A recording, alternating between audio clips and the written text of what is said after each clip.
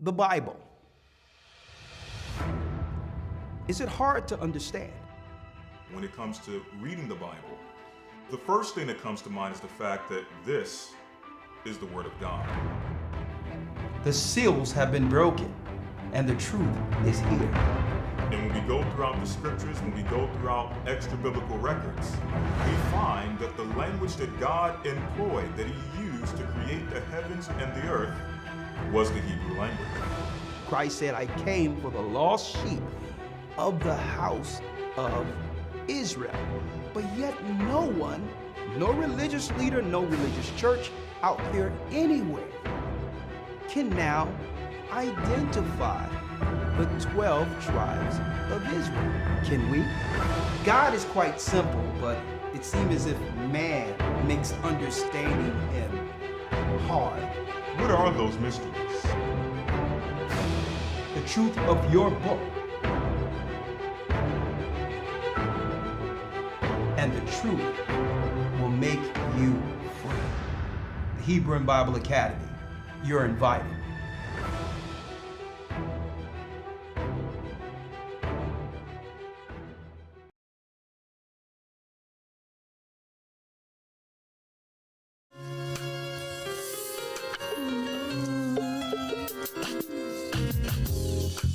The East is where we're from. Come on in. The 12 tribes of Israel. Shalom, shalom, shalom. Hit the like button. 721 BC. The Assyrian king, he took us down, we fell. Blessings. With a great escape, we went through the Euphrates. The Lord held the water still. To a land where no mankind dwelt. To a land where no mankind dwelt. We went. The 12 tribes of Israel. That's who we be. Manasseh, the Cubans. Come on. From Puerto Rico. And Valley from the Isles of Hawaii. The Lord is calling back Israel. From Panama, the North American Indians, Simeon, the Dominicans, our highest gathering Israel. The Arabs and Africans told us at gunpoint to gather our wives and children, then sold us. Shalom, shalom, shalom to my brothers and sisters throughout the four corners of the earth. I'm Elder Rawchaa, the Gathering of Christ Church, here with our weekly broadcast, podcast, whatever you would like to call it. We've been doing this for a very long time. And the internet have gone through different metamorphoses, I believe, only to just catch up. Believe it or not, folks, when I come to think about this, on the back of our broadcast last Wednesday, when I brought in Elder Rawchaa, and I'm sure he's going to call in tonight. I remember a long time ago, I popped up at Peace FM in England, and it was just strictly radio, right? But what I did was just to add another dynamic, being overseas, in order to connect with my brothers and sisters who was all still here in the United States. I would have a camera connected to my computer. And even though we was dealing with a radio broadcast, I was dealing with the video simultaneously with the radio, okay? Which gave it a dynamic, and we would upload that every week, the Peace FM broadcast, where you had the dynamic of radio, but with a visualization during radio. Folks, this was before Breakfast Club. This was before a lot of dynamics out there. We were just using a camera from the guest side of the radio station and began to upload it. Now they have names for it now. I guess it's called podcast, right? But we were just doing it just to have a dynamic. I needed a way in which to connect to my brothers and sisters in the United States and show them the journey, which is spreading the gospel throughout the four corners of the earth. And here we are. Here we are. It seems like the rest of the world have eventually caught up, right? Someone says my volume is low. How is this? Is this a little better? Is this better? Just want to make sure this is better. All right. Make sure you hit the like button. Hit the like button for me, please. Now, I do have a gate on the microphone, so that might be the issue. So let me just make sure. All right. It's a little better. Someone says it sounds good. I just want to make sure it's fine for everyone. I have a gate on it. I have a gate on it. So if there's an issue, then I'll switch back to my other microphone. Okay, is it fine? Want to make sure it's better. All right. Want to make sure. Someone says mic is kind of muffled. So let me switch back to the other mic because I don't want no problems. One moment. I'm trying some new stuff, but I want to make sure it's okay. 1 second. One moment. Bear with me. We have a good broadcast for you this evening, so I don't want the microphone to be in the way. Our highest calling back Israel. Oh, our highest gathering Israel. The Arabs and Africans taught us. Hold on, folks. To gather our wives and children, then sold us. Come on. 1 second. Let me grab something here. How you gather us. Oh. Here you go. I'm going to come in from my trusty microphone. Don't worry about it. Oh. Ruben from Australia. Our highest calling back Israel. Oh. Hold on. Our highest gathering Israel. All right.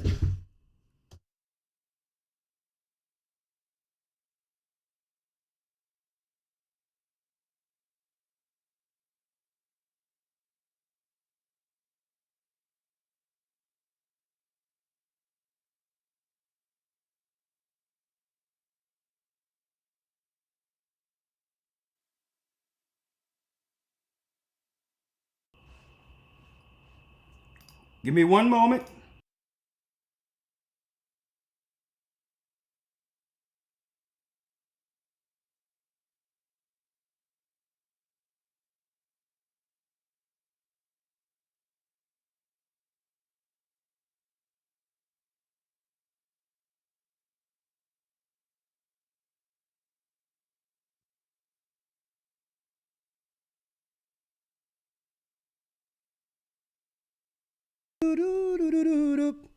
At gunpoint, how is this? Here we go. Sometimes we just have to stick with what works, okay? By the rivers of Babylon, we found our brothers here. Whoa. There it is. All right, I'm good. Blessings, brothers and sisters. My microphone is back. I'm Elder Rawchaa, the Gatherer of Christ Church, here with our weekly podcast, broadcast, whatever you would like to call it. The microphone is back. Let's jump right in. Hit the like button for me, please. Hit the like button. And I would like to say shalom to my brothers and sisters that is following us here on Rumble. Shalom. Now, of course, I had a different topic earlier. The satanic plan against man. That's what I was going to talk about this evening, but it was so detailed that I want to hold that until the Sabbath. So the satanic plan against man, you'll hear that particular lesson this coming Sabbath. But guess what? I believe this particular broadcast is right on time. Overcoming Psy-ops. A perfect lesson leading into our Academy's lesson, the final path to the mark. This class will lead right up to that particular class where we'll show you there's nothing new under the sun. We're living in the days of Noah. And the technology we have today is actually completing or finishing what the Most High thwarted 3 separate times. Once with a flood, another at the Tower of Babel, and another where? At Sodom and Gomorrah. 3 times Satan had a plan and almost accomplished these particular plans, but guess what? He's closer now in his plan against our God. He's closer now than he was back then. And I'm going to tell you what, if Christ doesn't deliver us, no flesh will be saved. The earth will not be spared. Satan will go at what? He would go at all lengths, great lengths, to finish what he promised to do from the beginning, and that's to go out into the cosmos. Well, this lesson today, all praises be to the Most High. Overcoming satanic Psy-ops. Why did I title that? Because in order for Satan to accomplish his plan, brothers and sisters, he had to deceive man, trick man into helping him fight against the heavenly realms.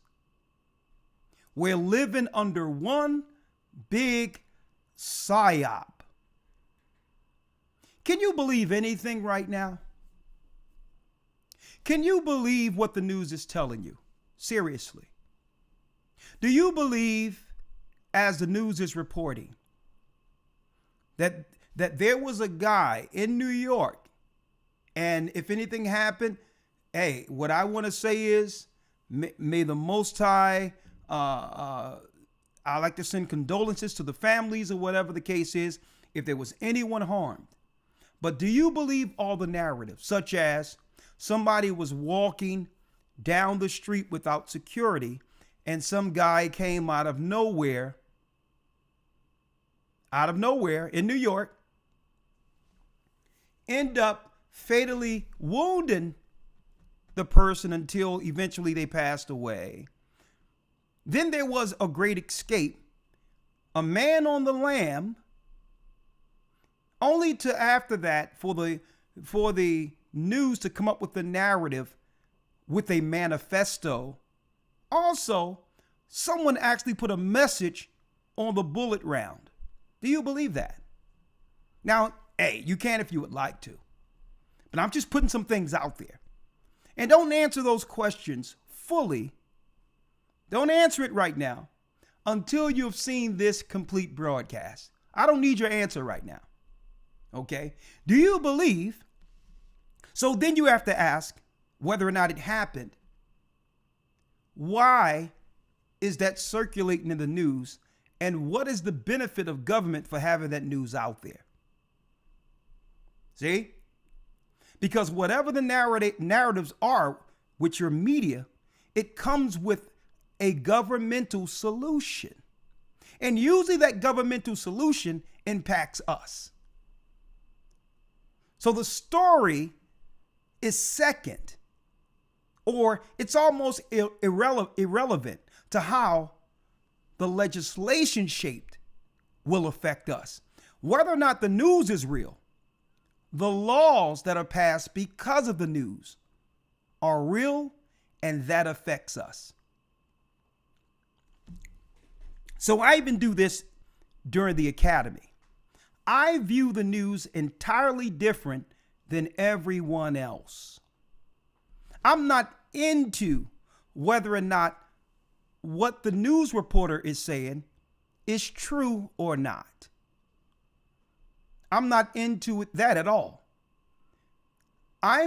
What I'm more so looking into, brothers and sisters, is why out of all the news going on in the earth, they chose to report these particular stories. How do they cherry pick what stories they feel are important for us? That's how I examine the news, because the news has what? It has a pertinent place in shaping reality and or legislation. So we'll be under some draconian laws well after we have forgotten about the story that led to the laws. And this how, brothers and sisters, you have to really examine things, because this is how Satan have always got the world, have coerced man into participating with him against our God. This is how we participate in our own demise. One big psy-op. Now, that's how Satan works. Now, Satan cannot work without ministers. Now, before I jump right in with the psy-ops and to explain what a psychological operation is, and what I'm going to do, brothers and sisters, I'm going to also bring in the Bible to resolve everything I'm dropping right now. Because if you believe the devil, you'll be doomed to suffer his judgment. And the devil's judgment is eternal death. See? So it's our position to have you resolve this world and understand its reality according to God's perspective.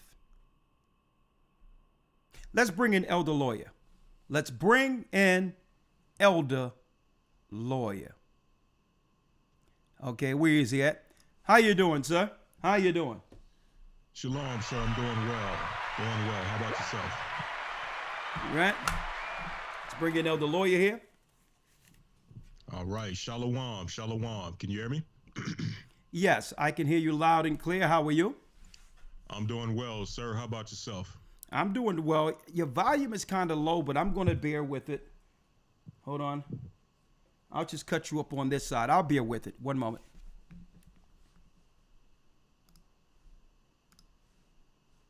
I'll bear with it. Don't worry about it.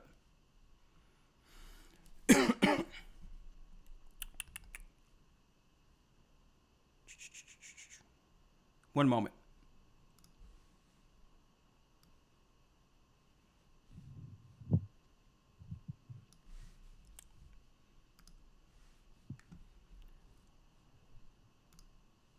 Oh, that's why. There you go. Elder Lawya. All right. Shalom. Shalom. How am I coming through now? Okay, you're fine, Elder Lawya. So what I'm going to drop down now today, brother, Elder Lawya, because what I hope to do with this particular lesson, this broadcast, this podcast, is I hope that brothers and sisters will be able to examine news through the proper lenses without allowing the news to affect their everyday life, the news to affect how they see the world, and filter the news through the power and through the knowledge and lens of God. Why? Because we said for a long time that the media is the devil's tongue. Now, I have coined that phrase. As a matter of fact, I may make a t-shirt out of that. The media is the devil's tongue, right? Now, the media is a very powerful tool. So we have to understand what a psychological operation is, right? And I'm going to give some examples tonight, if you can help me with this. And then we're going to go into, matter of fact, Elder Lawya, help me out with this. let's start with the Bible first. Yes, sir. Let's start with the Bible first. Let's go all the way back to the beginning. Okay, so we need to set the stage on how people are easily deceived, right? The devil has knowledge, and his knowledge is beyond this world. Why? He had insight of the heavens before he was forced down into the darkness, into this realm we call earth. So this knowledge he could use for what? He can use the knowledge to play on man's innocence or curiosity. Now, keep in mind, man was given dominion. Man was given dominion. Satan lost dominion. We were made to judge the fallen gods.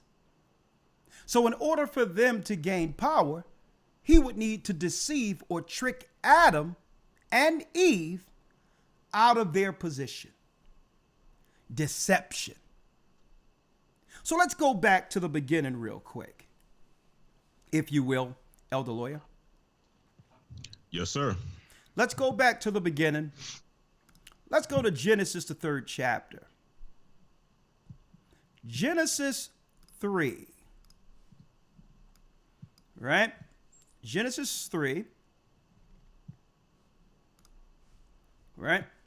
And let me make sure I have you here. All right. I'm going to even this up real quick here. All right. And anytime you're ready, God, you can come on in because I have some announcements to make on some future Patreons that God is going to help me with, right? So let's go back to the beginning, right? Now, if someone out there have fallen on this video who don't follow this particular channel, do us a favor. Even if you don't believe in the Bible, hear this out. Hear what we're about to bring out. Because unbelief in the word of God is also a demonic attack or agenda Satan has against people. And I'm going to show you how unbelief works in the Satanist favor. Okay? I'm going to show you how unbelief works in favor of Satanists. Elder Lawya, if you will, I have Genesis 3 up. Let's go into the serpent real quick. Right? Let's go into the serpent. Let's read that real quick. Genesis 3, verse 1. Yes, sir. Genesis 3 and 1. Now the serpent was more subtle than any beast of the field which the Lord God had made. Read it again. Now the serpent was more subtle than any beast of the field which the Lord God had made. Now, when people see serpent, brothers and sisters, they think of a snake. But this is way deeper than some snakes slithering around the garden. See, you have to go into the Hebrew and understand who was interacting with Adam and Eve. Before he fell, his name was Lucifer. I'm going to go there in a moment. But Elder Lawya, let's get it out of Isaiah about the seraph. Real quick. In the book of Isaiah, chapter and verse.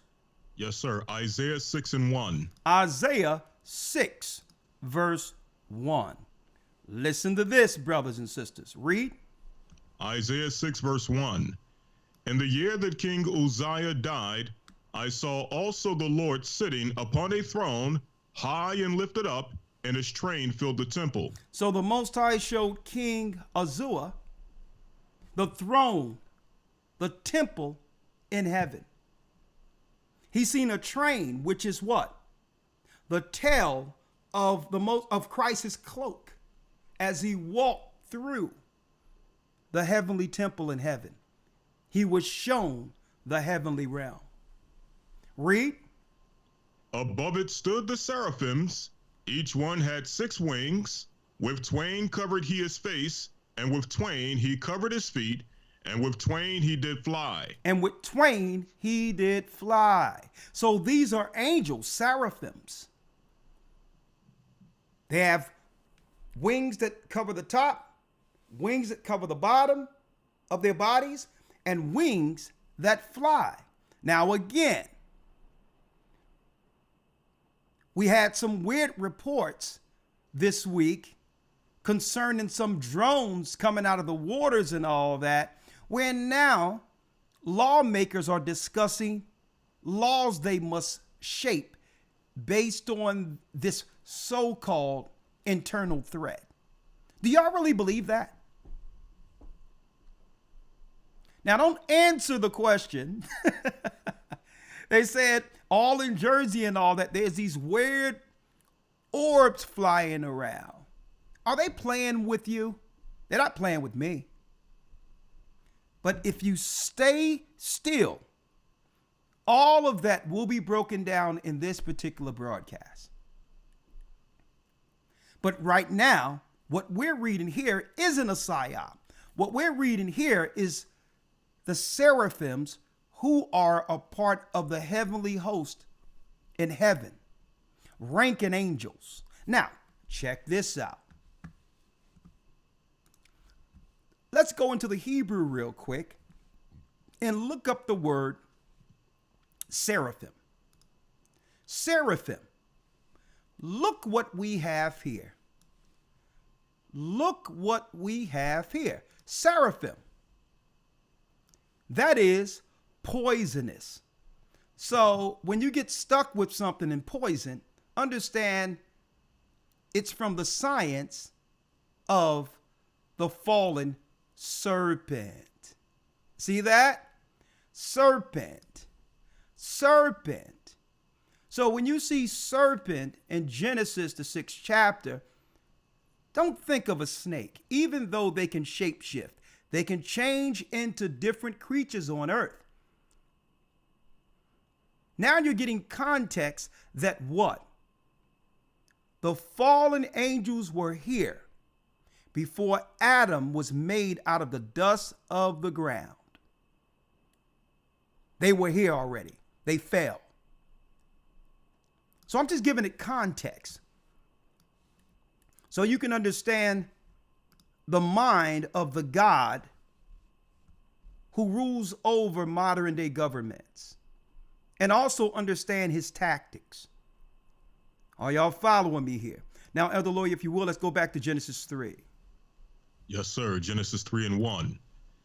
Now the serpent was more subtle than any beast of the field which the Lord God had made. And he said unto the woman, Yea, have God said ye shall not eat of every tree of the garden? Now, let's check this out. And you'll understand the mind of modern day media. Did the Most High tell Eve not to eat of the tree of good and evil? He told Adam. See? He told Adam. Adam told Eve, don't touch that tree in the midst of the garden. All of the trees the Most High created in Genesis 1 was good. But that tree over there, Samael, the fallen angel, the angels planted that poison. Don't touch it. So the serpent didn't go to the man. He went to the woman, playing on what? Her weakness, her naivety. See? So here's the trick questions, and this is how the media spin things. Have the Most High said, you shall not eat of every tree of the garden? Right? Because if you can convince her to do it, the man will fall like a domino. So you must aim towards instilling fear in the weaker vessel. Read. And the woman said unto the serpent, We may eat of the fruit of the tree of the garden, but of the fruit of the tree which is in the midst of the garden, God hath said, Ye shall not eat of it, neither shall ye touch it, lest ye die. Lest ye die. Right? Now, does Adam and Eve know what death is? No. But Samael, the serpent, Satan, he know what death is because his judgment was given him before earth. See? He know that at the end of the age, death is his judgment. And he deceived mankind into partaking. With the partaking of the fruit, he deceived mankind to fall to his curse. See? This curse of death was for them. And he tricked mankind into falling with him. Folks, what am I talking about? This is your first psychologist. Using trickery, psychology, dishonest conversation, knowing he came with an intended outcome. There was no honest interaction here, folks. Satan came with an outcome already thought out. They have dominion, and the dominion is given them through God. I cannot take this power unless they agree to relegate it. Because the God who have empowered this man and woman is greater than me. And I cannot touch these people. They're hedged. They're protected. But if only I can convince them to give up their dominion. See how it works?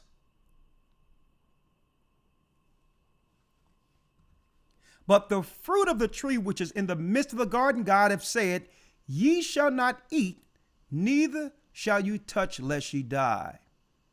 Read.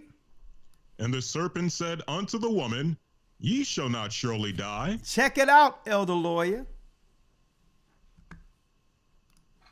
I need you to read that again. Yes, sir. And the serpent said unto the woman, Ye shall not surely die. You shall not surely die. It's safe and effective. Why?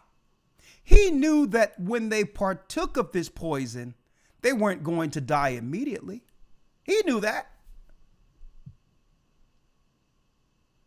See? He knew that it wouldn't be an immediate death, but the death is eventual.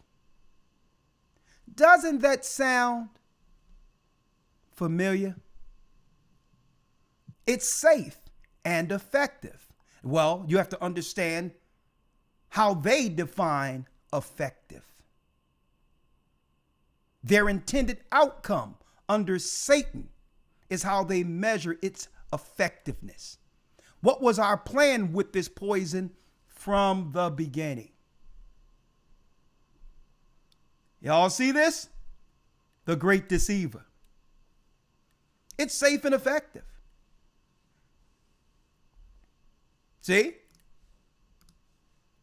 And the serpent said to the woman, Ye shall not surely die. Read.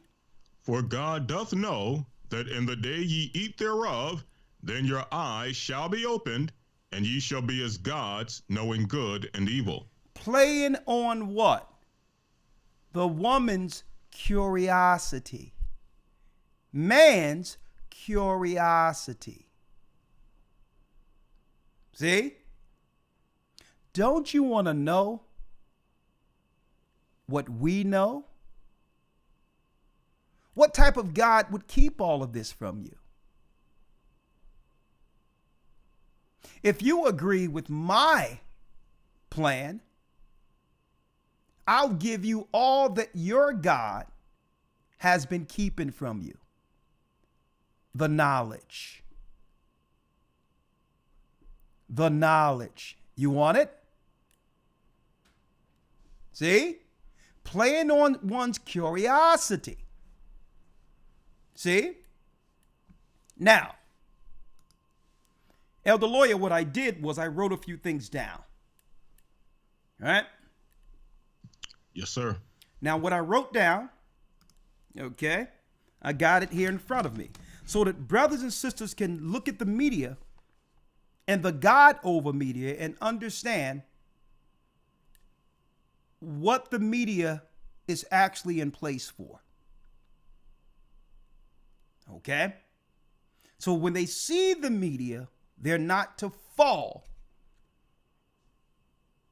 for the messages within it. Now, is the media important? If you're viewing it through the proper lenses, it's very important because you'll understand prophetically where we are and what the devil's plans are. Okay? Now, stick with me because through this broadcast, it's going to come crystal clear to those who may not understand this fully as of this moment. I wrote this down.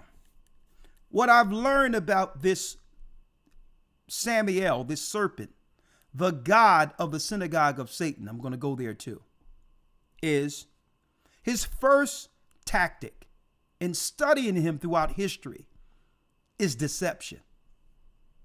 You shall not surely die. Now, was he telling the truth? Yes. She partook of the fruit. Adam and Eve, they both partook of it and they were still living. But the eternal outcome, the initial outcome, what they didn't know is that their body would eventually decay. See, it was safe and effective from its inception. But now, without the Garden of Eden, Adam and Eve's body would not be preserved. Why? Because they couldn't partake of the tree of life that would give them immortality. See? So Satan got them kicked out of the only thing that could have sustained them. Are y'all following me? So deception. Now the deception is one key because through the deception in our world, the deception Satan uses, it leads us to questioning God. And questioning God leads to unbelief. You go from deception to unbelief. You're not sure what the truth is, what path I should follow. You don't even know whether or not the Bible is right or what book is right. Now Satan has you, right? Deception, unbelief. Now what comes through unbelief? Well, through unbelief comes uncertainty. And through uncertainty comes fear. Right? Fear. So what happened when Adam and Eve knew that they did wrong? They tried to hide themselves. They lost that strength and power they had and that confidence they had with God before rebelling. So that leads to what? An inherent fear, an edge one would create, knowing that they're not under the grace and protection of their God. Exactly where Satan wants you. And then through fear, you're seeking security. And through that security, it leads to bondage. See? Because Satan comes with the solution, but that solution comes with an agreement that you must work for him. Now you become a servant when you were born to rule. See this? Now, if only Elder Lawya, they could package this in order to broadcast it throughout the earth to keep man under bondage. And you know what that would be today, folks? That would be your current media. Here are the stages. He'll deceive you and have you question God, knowing that it leads to unbelief. The unbelief leads to fear. The fear leads to bondage. And now he has you. Let me give you some examples now, Elder Lawya, if you will. So why do Satan need servants? Well, Elder Lawya, if you will, let's go to Isaiah, the 14th chapter. Yes, sir. Isaiah 14. And Elder Lawya, man, I'll show that this coming Sunday. I found a university document, right? And it goes into eschatology and different different eschatologies of what you would call the Sumerian doctrine, right? The doctrine of the gods who were worshipped in ancient Samaria. And then in this document, Elder, matter of fact, I'll probably pull it up. Remind me, I'll probably grab it if I can find it on this computer real quick. It shows that Halal, or Lucifer, is synonymous with Enlil, the Sumerian god. Speaking of the gods over Nimrod. In Sumerian myth, there's a god by the name of Enlil. And they paralleled Enlil's history after the flood. And it's synonymous with Lucifer, or Halal, we read of in Isaiah, the 14th chapter, the fallen one. Elder Lawya, if you will, let's go to Isaiah 14. And let's go how art thou fallen, the 12th verse. Yes, sir. Isaiah 14 and 12. Let's do it.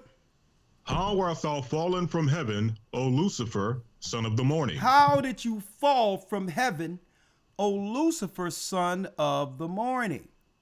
Satan was one of the morning stars who sung in heaven. That was one of his many functions amongst the heavenly realm. And yes, here's another thing. Thank you, guys. I'm going to bring you in a moment. On top of that, Enlil, I got the document, Enlil is also the Canaanite god Yahweh.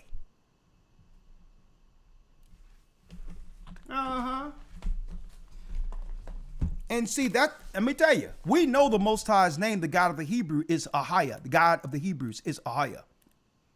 Yahweh is not the name of God. A matter of fact, Jewish people who deal with Kabbalah knows this. Yahweh is fourth in line under the pantheon of gods worshipped and invoked through Jewish mysticism. They know Yahweh is the god of the Shashu. The Shashu is the Egyptian name of the Edomites, or the modern day European so-called white man. He's the God Esau found in Mount Seir, who would give him knowledge to defy his younger brother Jacob. That's right, folks. Yahweh is the God of Esau. He's a serpent. Y'all better get some books out there. Gods, goddesses, and the images of God. And it goes into what? How ancient Israel went off worshiping Yahweh. Okay? Because guess what, folks? The Most High didn't reveal his name to anyone until Moses. Anyone. He was called God Almighty, the highest God above all gods during the time of Abraham. And Yahweh, the God Yahweh, was being worshiped by the Canaanites even before Moses was born. So the tetragrammaton is Satan. He's a serpent. And when Moses came before that burning bush, he asked, well, who can I say is the God that sent, that would free Israel? Now, why would Moses pose that particular question? Because he was raised in Egypt, and the Egyptians worshiped many gods, including Yah, one of the gods worshipped in Egypt. Yah only denotes a god or a power, and it doesn't distinguish between whether or not that God is a good angel, or a fallen one. So he revealed his name. He says, tell the people I am have sent me unto you. I am that I am. Ahaya, Ashah, Ahaya. And guess what? That name cannot be disputed. Read. The God of the six-pointed star of Moloch and the people who worship Moloch is the tetragrammaton. Let's go back, Elder Lawya, to Isaiah. Yes, sir. Isaiah 14, verse number 12. Yes, sir. How art thou fallen from heaven, O Lucifer, son of the morning? How art thou cut down to the ground, which didst weaken the nations? So here's another clue on Satan's deception, which did weaken the nations. How does he weaken the nations? Deception.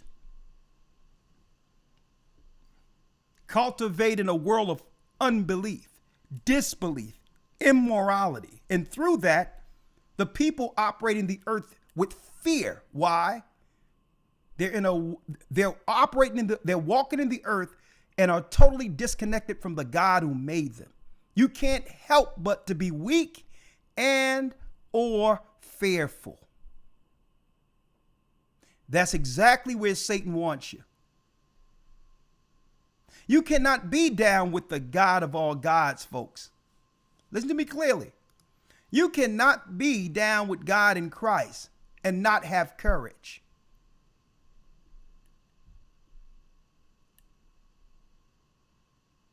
And have courage beyond the fear of death. It's impossible for you to be down with God and fear death. Only those who have no idea what death is and how it came into the earth is afraid of it. Only those who don't know exactly what happens after here are afraid. Right? So I say be very careful when someone is scaring you into a decision. Plan on your fears for their own outcome. Okay?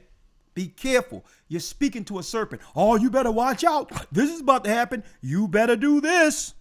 And usually when they say you do this, guess what happens? Their pockets are getting fatter. Okay? Send me something to quell your fears. That's the devil. Now, Elder Lawya, if you will, I'm going back here. I'm going here to show Lucifer in the Hebrew 1966, which is halal, the morning star. I don't think it's a coincidence that you have halal meat out there. for the people who worship Satan. Halal. And that also, when you look into the Sumerian text, is close to the god Enlil. Okay? So those Sumerian myths, what they call myths, folks, a lot of that is true. These are the gods on the other side who survived the flood. So another deception. It says right here,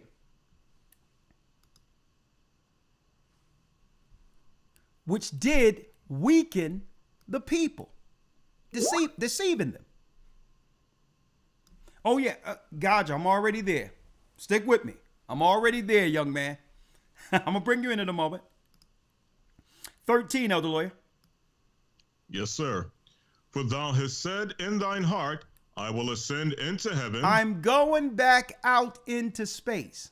And for all these people who are out there claiming with false doctrine that heaven and hell is a condition on earth, and that Lucifer is the white man, whoever's teaching that needs to shut down and learn again. They need to shut down and learn again. Okay? That wasn't the white man in the garden. That's some stupid nonsense. That was the serpent, the fallen one. On top of that, Cain and Abel weren't the only people who came of Adam and Eve. Adam and Eve had many sons and daughters. And I can prove that in the Bible. Cain and Abel were the key characters based on the sons that would play out the prophecy after the curse. Through one bloodline, Abel, leading to Seth, eventually in its stead, would bring forth the righteous bloodline in the earth that would produce the Savior. And Cain would be the wicked one, banished into the land of Nod, used by the fallen ones to create the first cities to help Satan and his angels. That's why those two are recognized after Genesis 3, showing the two evil seeds that would be at battle until a judgment. I mean, I can't believe people believe this nonsense. There's no such thing as hell. That's a state of mind. Okay. I'm just going to throw something out there. Where was Samuel? Where was Samuel when you talk about there's no such thing as a place that holds spirits in the earth? Where was Samuel when the witch of Endor summoned him during the time of Saul? Samuel was already dead, right? And he was summoned during the time of Saul. Well, where was that spirit from? Where did the witch of Endor conjure or produce the craft to bring forth that spirit, because they had that power at that time? And where did she summon that spirit from if there's no place that holds souls in the earth? Now, you ask these people these questions who talk about there's no such thing as hell. There is a realm in the center of the earth. One for torment, and the other is the bosom of Abraham for the righteous. And these are the souls of the righteous are resurrected when Christ returns. That's the regeneration, where those same people who once lived live again and conquer the death that came through the curse. So if people question the place that the Most High made for judgment in the beginning, they'll begin to question everything concerning God. If you're going to question God's judgment.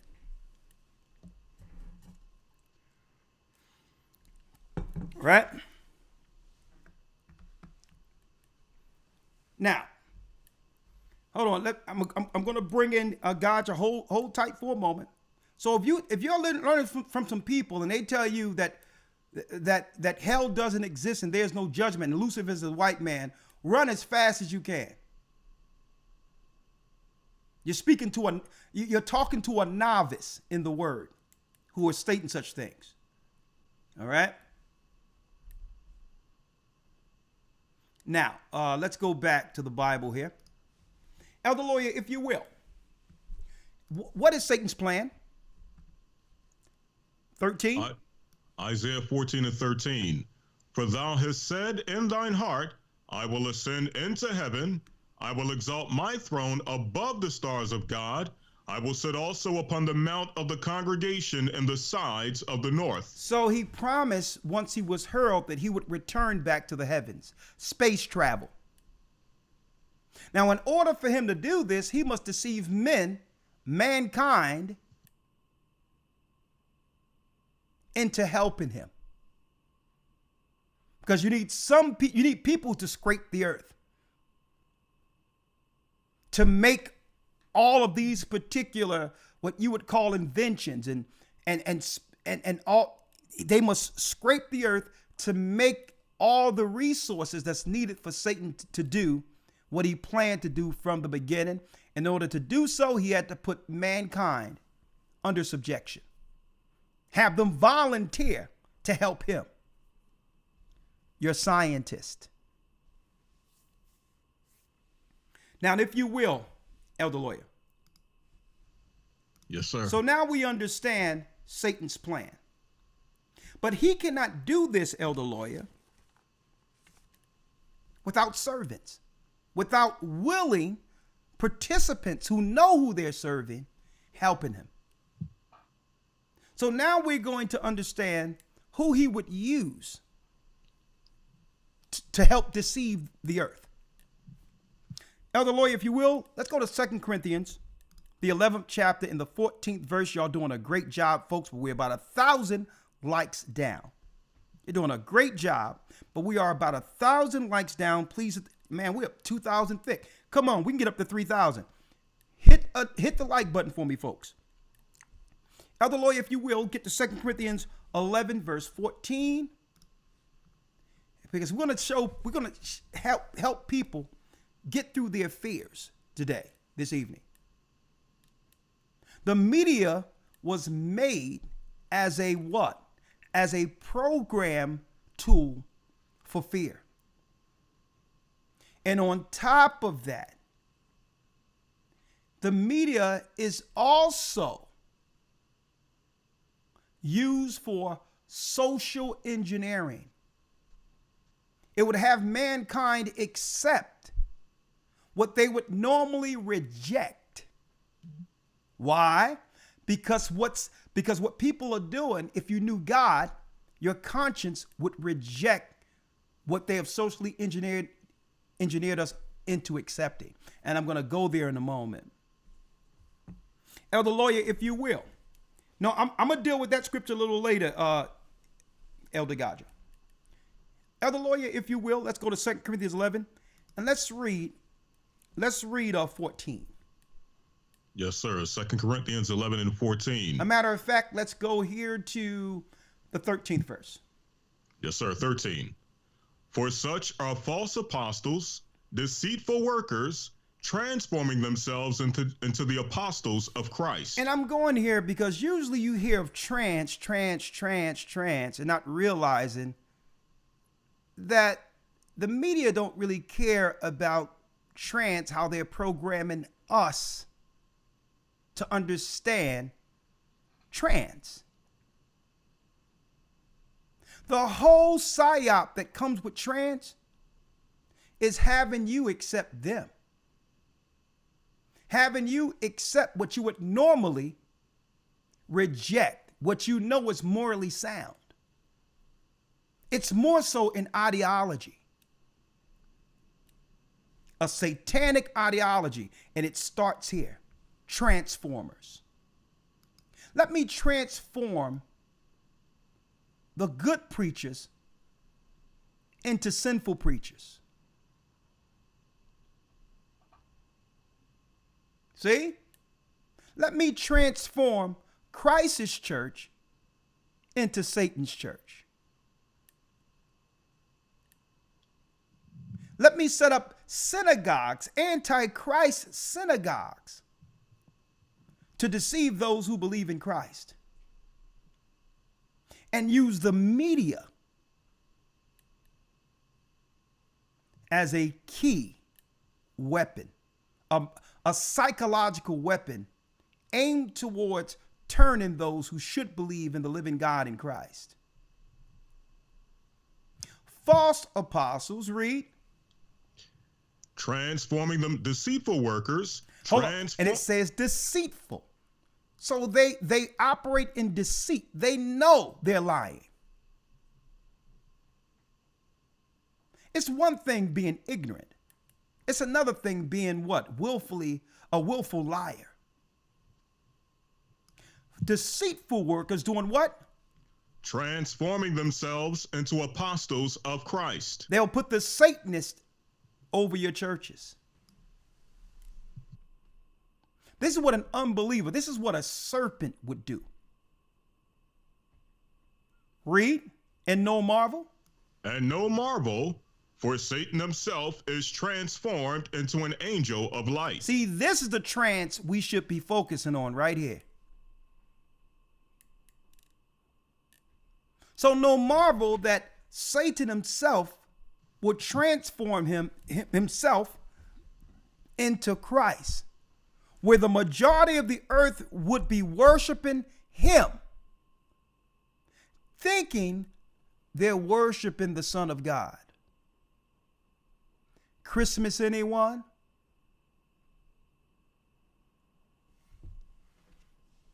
And if he is a transformer, he's going to initiate those who would join his plot against God. He would eventually initiate mankind into a satanic fraternity to work for his turn. 15, Elder Lawya. Therefore? Yes, sir. Therefore, it is no great thing if his ministers also be transformed as the ministers of righteousness. So they'll become, Satan's ministers will become the moral compass for the earth. They'll tell you what you should believe, what you shouldn't believe. They'll tell you what you should fear and should not fear. See? So he will put ministers, and this is where your media comes in at, to now socially engineer people psychologically into their own demise. This is their fraternities. Whose what? Whose end shall be according to their works. Whose end shall be according to their works. And the Bible lets us know that their works, the wages of sin, is death. So they will actually deal with the fate attached to the God they're serving. And this is why they're trying to help their God get off this plane, knowing what's coming here. So then you have to say, well, okay, who would have that power of Psy-ops? What tools would they use for psychological operations? Who are the people who are Satan's ministers? Then you would go to Revelations 2 and 9. Let's read that. Let's read it. This is Christ. Christ is piecing this all together for us, and hence the reason they don't want you reading the Bible. Without the Bible, you could never connect the dots. See? Revelations 2 and 9. Read that, Elder Lawya. I know thy works and tribulation and poverty, but thou art rich. So God know that his people are suffering in this earth. But we're really rich because what? The richness runs through our veins. The blood of our forefathers, Abraham, Isaac, Jacob, the blood of Christ. So even though we're poor and we appear poor before the world cannot take what's in us. And the world wish they had what's in us. We're poor and are still the trendsetters for the earth. Gifts that cannot be measured, the Most High bestowed upon his people. And also, guess what? You would have other nations pay to become with what we're gifted with naturally. See? So we're physically poor. Yeah, that's the curse. But Christ is saying, listen, there's a promise on the horizon for you. A world that the enemy cannot take away. And this is why, folks, the enemy pushes non-belief. Because if you believe, you will hope beyond this satanic world. And that's what they can't stand. Because now the enemy have no more power over you. You've overcome their psy-op. And the greatest psy-op is for the synagogue of Satan on their media to have everyone believe that their God, Satan, never existed.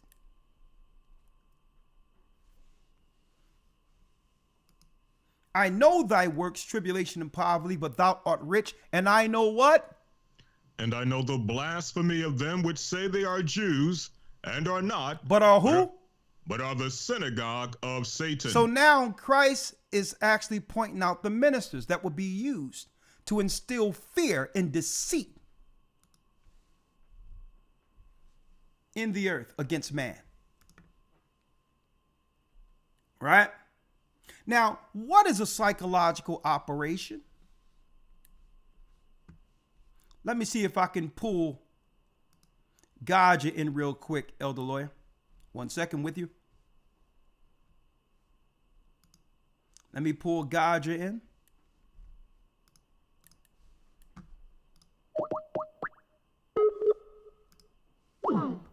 Hold on.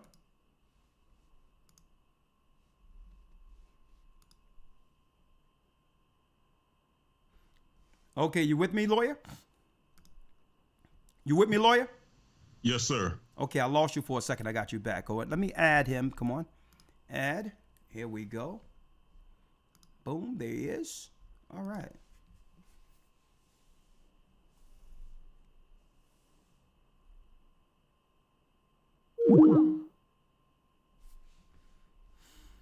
Okay, it shows he's unavailable.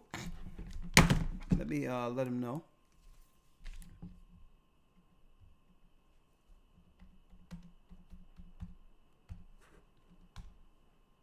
Sound check. Oh, there you go. Shalom, GOCC. Shalom, Elder. How you doing? You can see me? Oh yeah, you're loud and clear, my brother. You're loud and clear. Nice one. Okay, there you go. Yeah, you're looking good. Looking good. Want to make sure I see you there. How you doing? I'm good, man. Just here listening to the discussion, you know, and all right. Checking everything. You say so. Oh yeah, let's put that there. Sorry for interrupting. Oh no, that's good. Let's go. Okay, so our lesson tonight, brothers and sisters, we're quantifying the reason that media was created. For those who missed it, and please hit the like button. Satan tactics, deception. Through deception, it leads to man questioning God. Well, if you question God, that's the first stages or first steps towards unbelief. You're not sure what's the truth. And when you're there, you're exactly where Satan wants you. Because through unbelief, you have no hedge. With no hedge, it takes away your courage. You're scared. And when you're fearful, Satan can now come with solutions, but you must provide a service for his solutions, which means you're now in bondage to them. See how it works? Now, what is a psy-op? Well, let's talk about the Psy-ops real quick. What is a Psy-op? Okay. Let me make sure I have, there you go. I have both of you there. Psy-op. Psychological operations in the United States. What is a Psy-op? Well, let me read this. Psychological operations, Psy-op, are operations to convey selected information and indicators to audiences to influence their motives and objective reasoning, and ultimately the behavior of governments, organization groups, and large foreign powers. The purpose of the United States psychological operations, Psy-op, is to induce or reinforce behavior perceived to be favorable to the United States. Objectives. So we must convince the world's citizens that all of our actions are morally sound and are necessary. See? So normally when someone is killing people, destroying people, displacing people, the moral people of the earth will rally together against such evil. Well, not if someone played a psy-op on you and made you believe that killing people and destroying people is justified. Now, let's talk about psychological operations. I know Ramar would like to dive into this too. I may have to pull them in a little later. They are an important part of the range of diplomatic, informational, military, and economic activities available to the U.S. They can be utilized during both peacetime and conflict. There are three main types: strategic, operational, and tactical. Now let's talk about this. Strategic Psy-op includes informational activities conducted by the United States government agencies outside of the military arena. So Psy-ops happen even outside of the military operations, folks, amongst civilians. So how do you know when you're being Psy-oped? Well, stick with us here.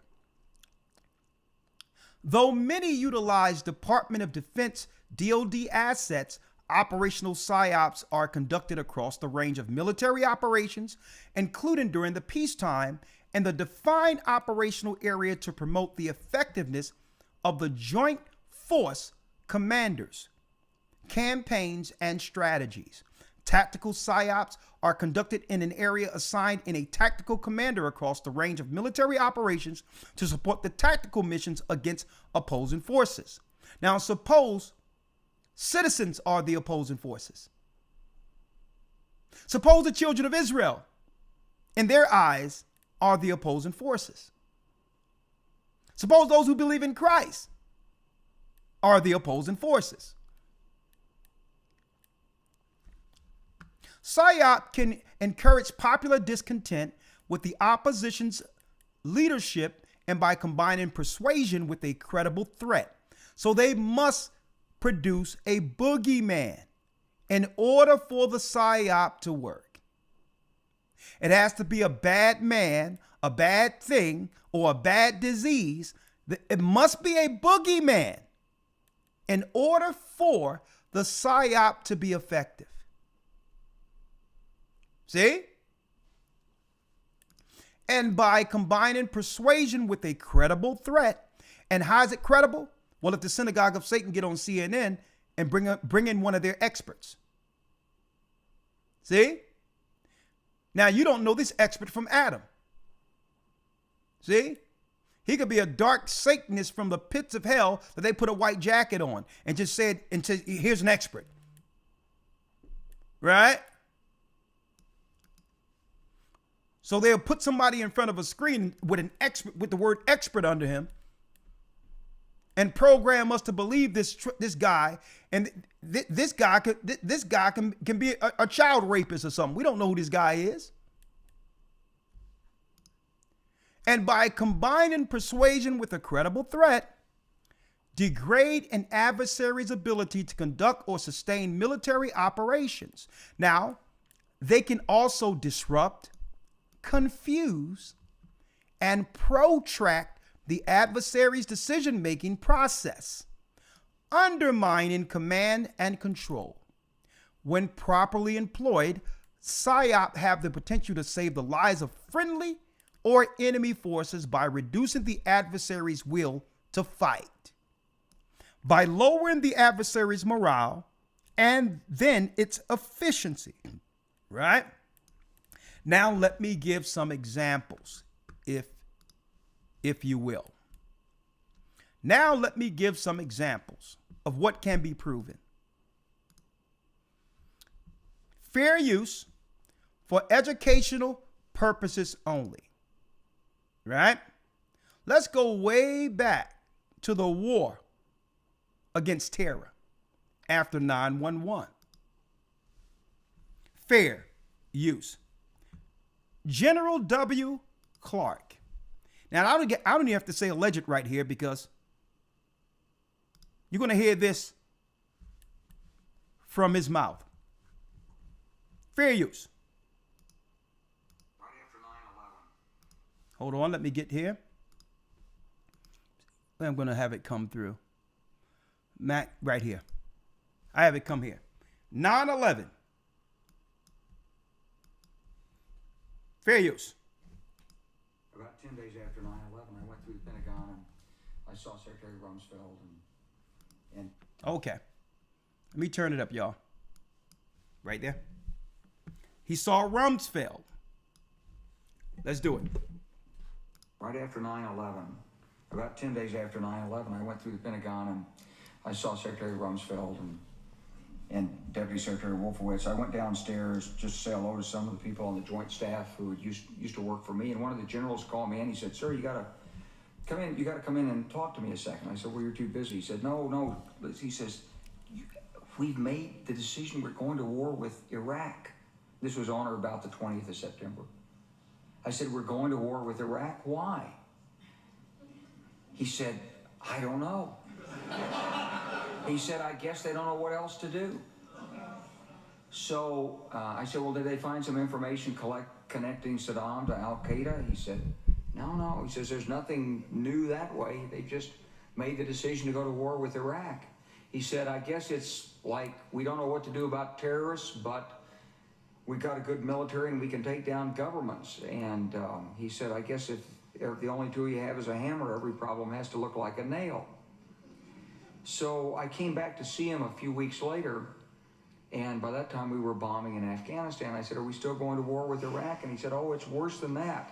He said, he reached over on his desk, he picked up a piece of paper. He said, I just got this down from upstairs, meaning the Secretary of Defense office today. And he said, "This is a memo that describes how we're going to take out 7 countries in 5 years, starting with Iraq and then Syria, Lebanon, Libya, Somalia, Sudan, and finishing off Iran." I said, "Is it classified?" He said, "Yes, sir." I said, "Well, don't." In the early 2000s, folks, right after September 11th, 2001. Now think about this. Listen to this in respect of what we're seeing right now with the regime change in Syria right now. Show it to me. And I saw him a year or so ago, and I said, "You remember that?" He said, "Sir, I didn't show you that memo. I didn't show it to you." I'm sorry, what did you say his name was?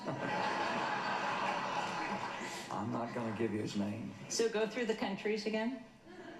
Well, starting with Iraq, then Syria and Lebanon, then Libya, then Somalia and Sudan, and then back to Iran. So when you look at Iran, you say, is it a replay? It's not exactly a replay, but here's the truth.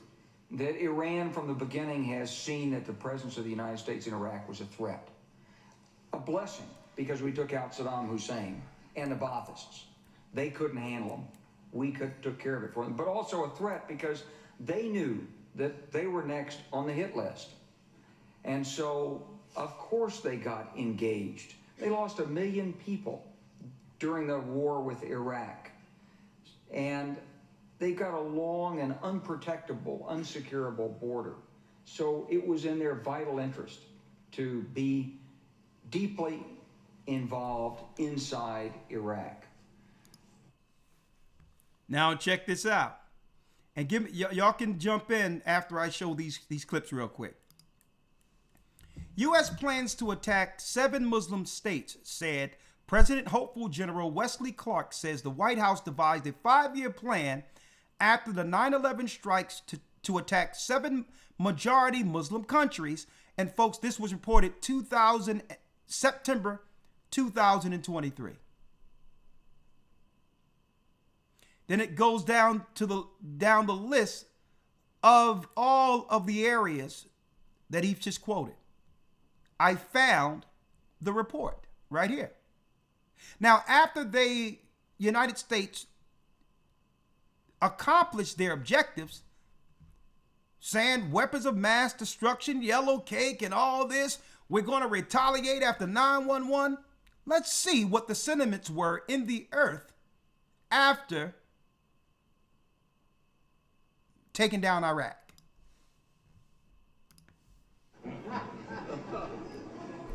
Those weapons of mass destruction got to be somewhere.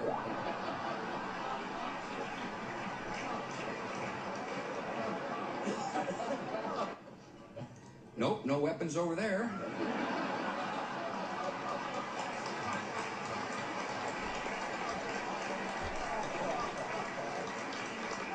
Maybe under here. Let's do that again, once more.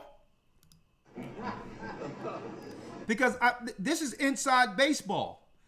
Because all those elites that are invited to this little gala here finds that millions of people dead in the Middle East. They find this entertaining, as if they do some inside baseball here. When were they going to let us in on the joke? And if they can do this and laugh afterwards, what else are they laughing about?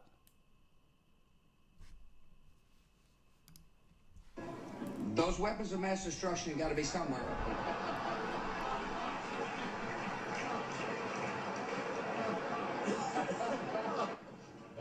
Nope, no weapons over there.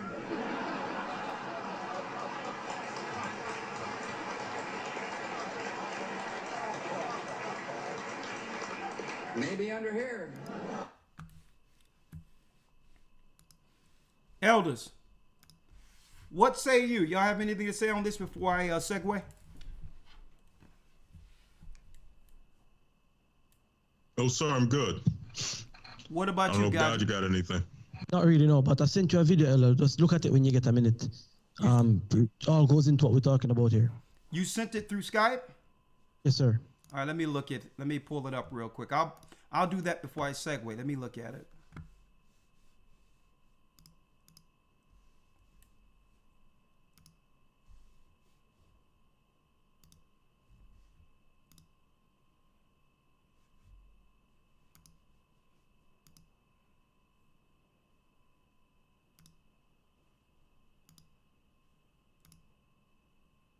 Okay, what I'll do is I'll pull it up and you can narrate it. Sure. Right? Okay. Okay, here's the video there. The 3 people on the left are Okay. Fair use. Fair use for educational purposes only. Definitely. Okay.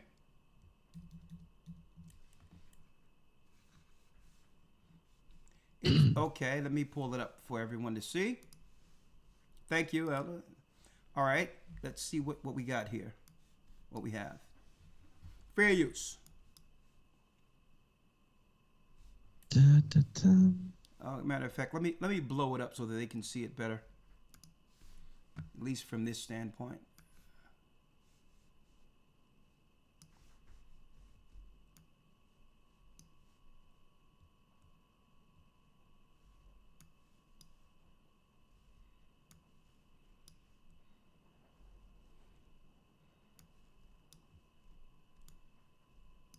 All right.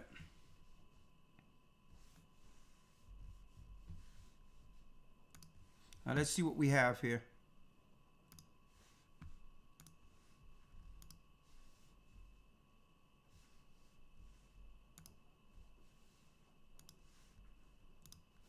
All right, let's go.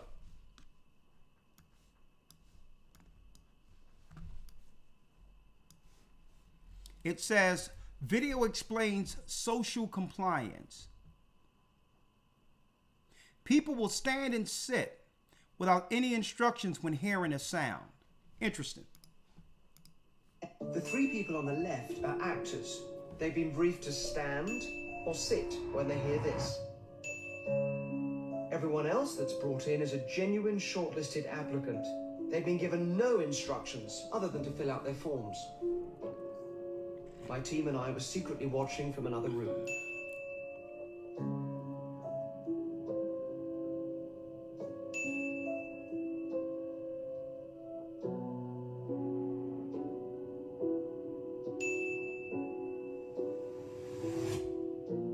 The more socially compliant a person is, the more they're likely to look to others for signs of how to behave. This is going to be your spot.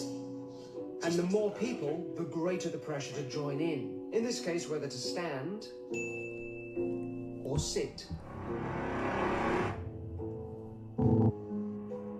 Those people that didn't follow the crowd were removed. I think we have to lose Amy, sadly. Amy, come with me. Once we had a full house, we got rid of the actors, leaving us with a room full of compliant people standing up and sitting down, even though nobody told them to do this. Oh my goodness. This is insane.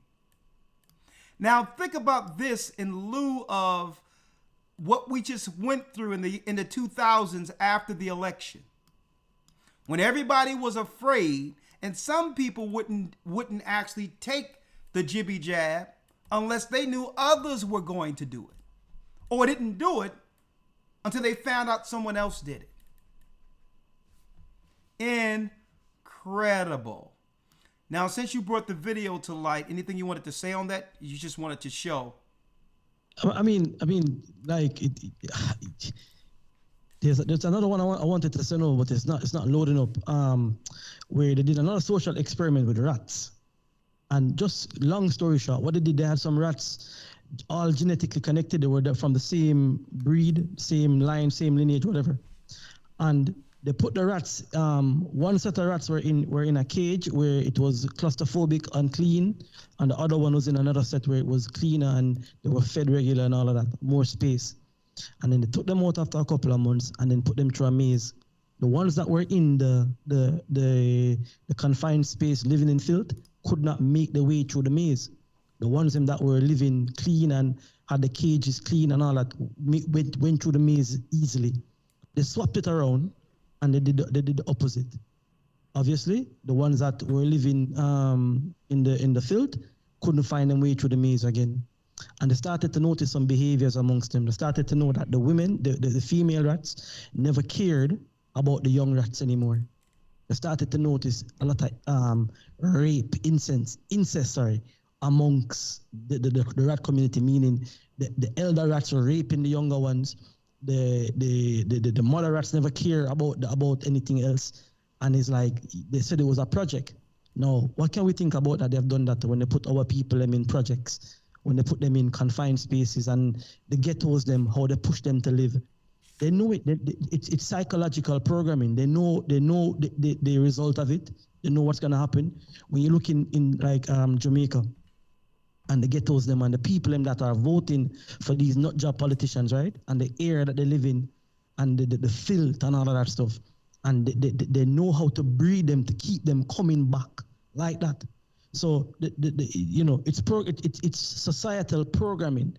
And if we had a conversation about this. If people don't know nothing, anything that they receive is law, is truth. It's something that they're going to bring it in and adapt it and then use it back in everyday society. So this is, it's a deep topic, this, that they can put these things out there in videos, doing social experiments, right? And people still don't care. People still gonna follow it. Like, I know a lot of people right now that took the vaccine. They don't care. They took it because the neighbor took it. Some people, yeah.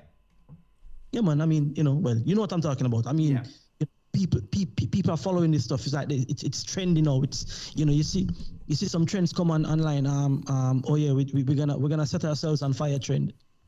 I'm doing that. It's okay. It's cool.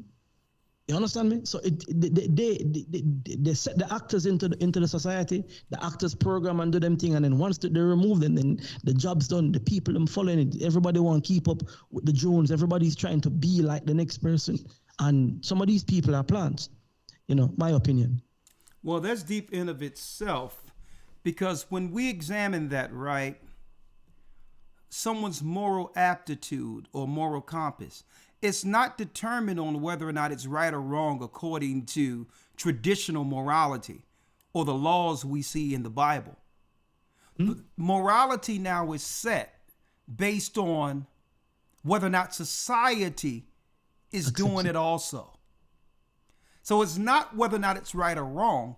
If it's socially accepted, automatically it's right. It's like music. There was a time gone where there were certain songs you couldn't sing them and get airplay, or people now, man, it's rubbish. But no, people are listening to nonsense and accepting it. It's cool. Like this, you understand me? Like, and I go back to Jamaica. There used to be a time when there were certain things you couldn't sing about. You have to keep that. You have to keep that in the deepest, darkest part of your brain. Yeah. But no, because society is accepting certain foolishness. It's coming out more. You understand me? It's as if the people are being transformed. Exactly. That's what they are. And I tell you what, right. Speaking of the Decepticons, right? I sent you something on WhatsApp earlier as well when you were talking about the gods, and one of the gods that promotes Decepticonism is a god called Ashtoreth. Now, back in the day, in Ashtoreth's temple, it was allowed to practice same relation. Yeah, homosexual activity. Yeah, it was allowed for men to dress like women as part of the in the temple of Ashtoreth. Yes, sir. A matter of fact, allegedly, amongst Freemasons, certain rites of Freemasons, they allegedly, this is a practice during a ceremony once a year. It's religion. Where the men must dress up as women. I forgot the name of that. I'm going to talk about that in the academy, but yeah, it's a ritual that once a year, allegedly, Freemasons, the men, certain rites, not all of them, certain rites must dress up like women to this tradition, this ancient tradition you were talking about. Allegedly. Yeah, man, it's a religion that they've been practicing. What we see going on right now, that is, the way they call the liberalism going on right now, is really an ancient religion that they've been practicing. It's them bringing their God to the front. It's them acting out what their God would have normally done in closed doors in temples. What they're doing it in the front, whether they know it or not. But they are paying homage to a deity, to an ancient deity that's been in this earth for a long time. Interesting. Well, check this out, because during that time of Al Qaeda and all that, and believe it or not, we had people there and all of that, as far as in different parts of the country during the Arab Spring. And it wasn't alleged. We knew that there were people who were being paid, bust into what they call that Tiananmen Square.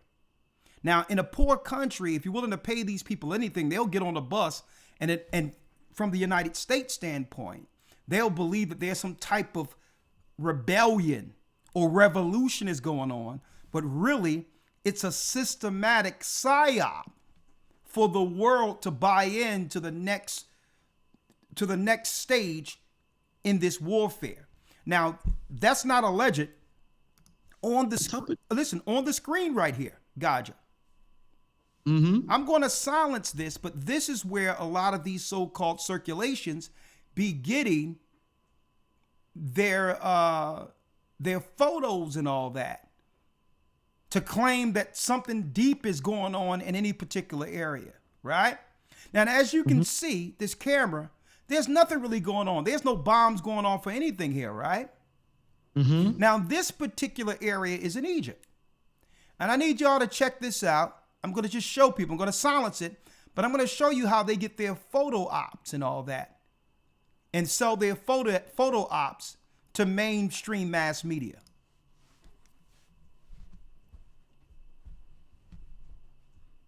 I silenced it because I hate that music that be playing in the background. Two cars drive up. Right? Now, no one was really shot. Right? But you got people with cameras around. See this guy?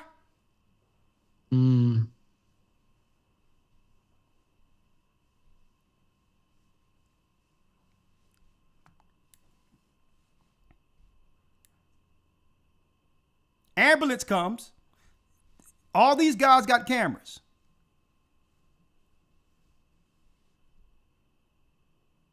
The guys here have cameras. Now look. Want me to come out of the car? Right? It seemed like a Hollywood production, right? Wow.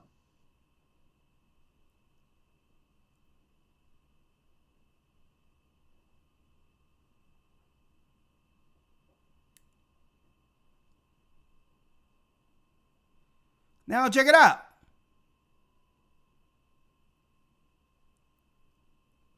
Yo, listen. That was an AK-47. AK-47 will rip through that. That's Hollywood, Elder. You get me? Hold on, check it out. Check it out. Look, I want you people to look. No holes in the car, no nothing. Look.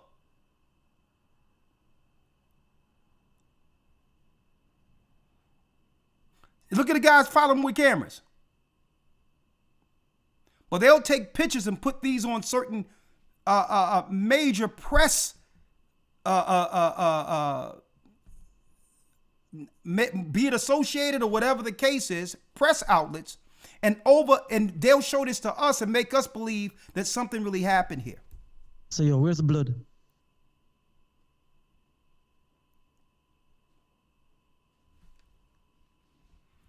Right? Where's the blood? Now, hold up. Now, there's more. Now, listen. Good. I'm not making no accusations. Maybe everything we're seeing here is absolutely what they're showing us. Maybe this is really a war going on here. Who knows? Right? Who knows? Maybe it's now check it out. Now, people can take pictures of this and put any headlines on it on this stock photo. Different angles and all that can be used for different stories as stock photo to be sold. This should be illegal, right?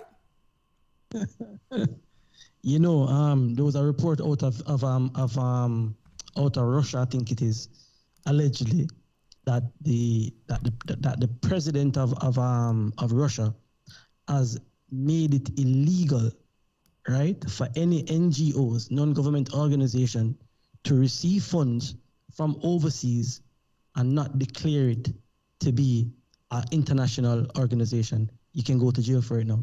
To stop things like this, because these guys go into the countries and they set up charities, NGOs, non-governmental organization, and somebody's funding them for this sort of propaganda and display to put information out to say that, you know, this is going on. I'll give you an example. Jamaica. They said a few weeks ago, about a month ago, that Jamaica was like one of the worst places to travel to. And this going on and that going on, but where? No one's seeing that. You understand? Yeah. And and they pay agents to come in and claim that, oh, I got robbed here, or they robbed me here and all that. Yo, man, nobody not robbing no tourists, man. You understand me? Nobody doing that. Nobody has robbed a tourist has not been robbed in Jamaica for I don't know, for the last 50 years, I don't know, or more. You understand me? Because the people understand that the tourism is a vital part of the country's the country's, you know. Yeah, as far as the GDP, as far as the profits that it's a tourist country. You cut off tourism from Jamaica, it's like strangling them economically. Exactly. So if just say if the diplomats or the president of Jamaica decided that he wanted to push back on something, then allegedly a story come out of nowhere that a girl got missing in Jamaica, and then the alert goes up in travel, and somebody who's about to book a ticket will say, well, listen, I'm going to wait till things calm down there. They're kidnapping people there. Exactly. They're doing this, they're doing that. And they know indirectly through the media, it'll put a stranglehold on the only economy Jamaica has. Exactly. Right. This is why a lot of these traveling reports, I'll be dealing with it with a grain of salt.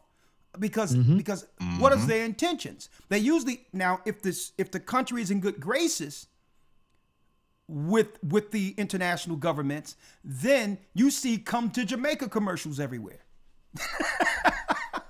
Right? Right. So check this out though. Let's talk about Syria real quick. Bringing it up to today in lieu of what I was talking about today. Now we know Al-Qaeda was the bad guys they claim was behind 911 and all that. Al-Qaeda was the bad guys. Well, look at this. And usually you have to go to other places to get news, being that things are so filtered here in the United States. Well, let's check this out, because Al-Qaeda, we were told, were the bad guys, right?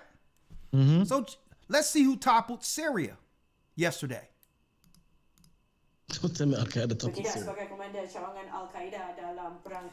A guy that was known from Al-Qaeda, for those who can understand her. Saudara Syria Abu Muhammad Al-Galoni atau dikenali sebagai Muhammad Al-Jawlani merupakan anggota pimpinan misteri dan mengelak daripada menjadi perhatian meskipun kumpulannya bertanggungjawab dalam perjuangan menggulingkan kepimpinan Bashar al-Assad. Ketika ini beliau merupakan pemimpin paling dikenali di kalangan kumpulan penentang Syria. Beliau muncul selepas memutuskan hubungan dengan Al-Qaeda pada tahun 2016. So, not too long ago, this same guy was wanted for $10 million. Muhammad Al-Jawlani. There was a $10 million reward for him. But yet he was the guy that was utilized, that's now in good graces after helping to topple Syria. So I need to question, what is this guy's true religion? But I'm going to leave that there. And just adding on to that, Elder, you remember Muammar Gaddafi? Yeah. Muammar Gaddafi was friends with Britain and America, everybody, until one day he just became the bad guy. Yeah. That's how it is. Yeah, he's a good guy today. He was in the UK. He was at the UN giving speeches. You understand? I mean, if they wanted to arrest him, he was in the UN. He was at the UN at the UN conference. You understand? And we see this over and over. We saw this with the Venezuelan president at the time, Hugo Chavez. Hugo Chavez came to the. If you get a chance, you should look at that video when he goes to the UN and he says, it's the American imperialists. This is just cracking me up, because under the United States Department of State not too long ago, this same guy, Elder, there was a $10 million bounty out on him as an Al-Qaeda as an Al-Qaeda leader. But all of a sudden he's working in the interest of the West, toppling Syria, which led to a pretext of the Syrian president fleeing into Russia. So is Al-Qaeda good or bad? Now I'm just dealing with this so that people can actually examine what they're being told and not fall for everything. Right? Now, let's talk about this. Reuters. FDA must disclose more COVID-19 vaccine records, according to Reuters. U.S. judge rules 5 days ago that more information must be divulged. That's Reuters, mainstream, right? Now, let's talk about this for a moment. Let's examine this for one moment, right? Unraveling the narratives. Was around 71% and had been like that for a long time. And physicians used to be very trusted members in society. That trust has now plummeted to 40%. That means 60% of American citizens do not trust their doctor or what they say. And to what you just said, I think the average doctor, and they might be waking up now, is unaware of how much the science and recommendations and guidelines that they're fed, that they're really not based on science. They're based on manipulated and curated science. And so they end up pushing products and treatments that they're told are gold standard or first line. And this is now that's all I'm going to examine this. This will be part of what we'll talk about the first 30 minutes of Patreon. So I'm going to leave that there for a moment. I don't want to go too far into this for that, right? But now there's a serious mistrust in the, for doctors and the healthcare professionals now after what just happened. More people are becoming hesitant for whatever reason. And maybe when people call in, they can tell me why that trust have went down 20 to 30% from the time there was almost an 80% trust for our doctors before the pandemic, and now it's down to a 35 to 40% trust ratio. That's drastic. Half of the people aren't trusting like they used to. So that's deep, right? Now let's check that sent you if you can. Huh? Check that video I sent you. It's the new appointed under the president-elect's. I think this is his new medical guy. I just sent you a video with him. Okay, right I'm gonna go there, but before I do that, one other thing I have to show, real quick. Hold on. One thing I had beforehand. Let me see if I have it. 1 second. Right here. All right, hold on. It's one thing I had right after this story. Let me type it in. Hold on. It's right here. Right here now. This is Fox News, mainstream, so nobody can't come down on me. I can't say alleged. This is what's being reported now, 3 minutes ago, updated.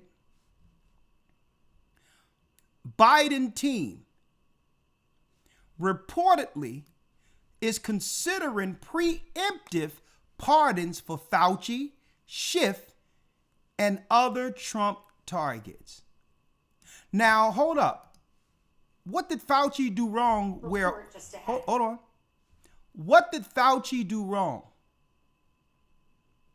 What did Fauci do wrong that would warrant him needing a pardon? Why should he? I'm going to leave that out there. Hey, but Elder, tell me something. Can somebody be pardoned without being charged? Is that even a thing? See, but that's why it said preemptive. Maybe what they know, and I don't know, maybe they know charges are coming. Only a criminal can be pardoned. Interesting, isn't it? Very interesting. Only a criminal can be pardoned. And it says here on Fox, not me.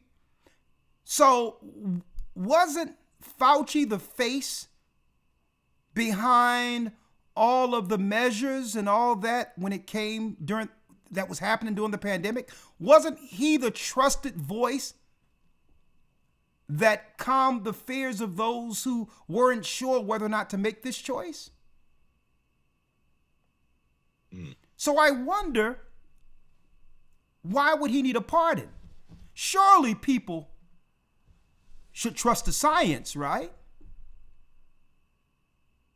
Now, I'm going to leave it there, because more people can say things on this platform concerning this particular thing more than others, right? But it comes down to how much can you really trust what they tell you? And should we be more skeptical and not feed into the fears of media? That's just a question. Now, right? Check this out. You sent me something, Gouger? I can't hear you. Yes, sir, I did. I just sent you another video again, all related to what we're talking about right now. Okay. And check this. Now, based on what I'm saying, because sometimes I keep things for Patreon, we'll still have a channel after I show this, right? Yes, sir. This is something that's out there on mainstream. Mainstream. Okay, yes. Great. Because I'm just asking questions.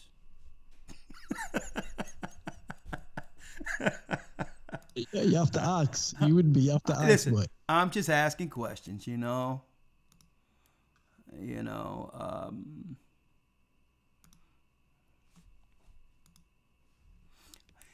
And who this? This is Robert Kennedy. Yeah, that's Robert Kennedy, and I think the latter video, the one I sent last, that one will more speak to why the preempting criminal charges. Pardon you with me, because it's crazy. And you want to be a good parent, you need. Okay, well, listen. This is fair use. I'm just playing what you sent me. Now, is this YouTube? Can we find this on YouTube or from some alternative source? Where? These are podcasts I'm seeing on Instagram. I don't know if it's on YouTube. You know what? I'm going to save some of these things for Patreon, because this can get every AI bot in the world,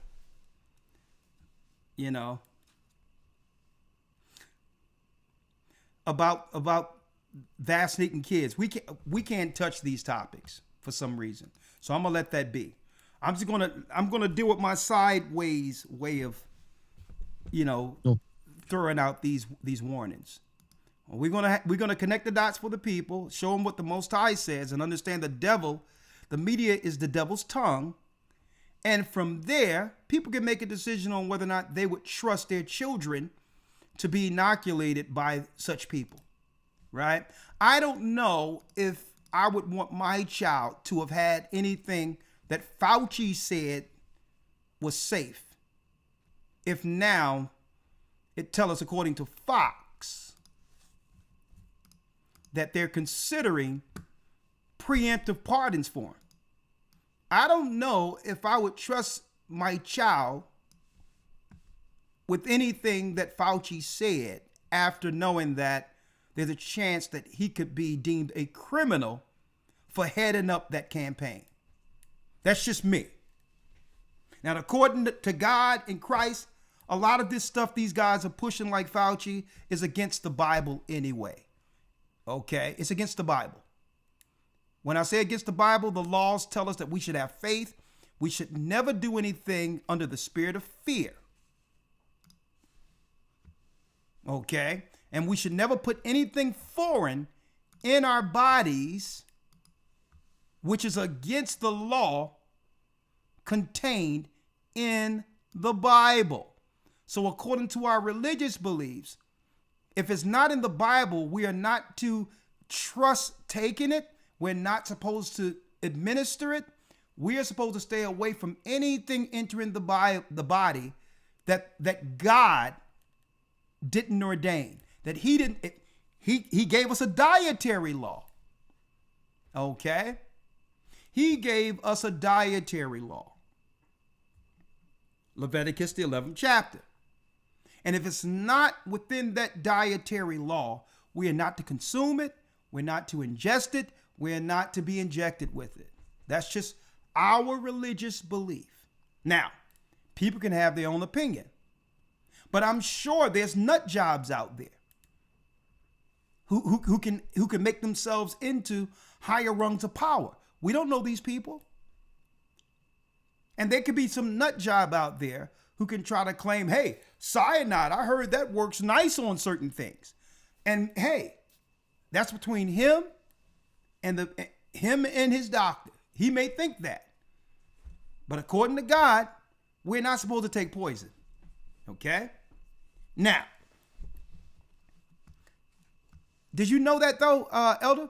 Gaja, did you know that Biden team, according to Fox News, no, this is MSN. Now, this is deep. Because main MSN is liberal news. It's not even Fox. This is MSN. This is liberal news. This is crazed Joy Reid and the like. It's crazed people like Joy Reid and these progressive satanic liberals.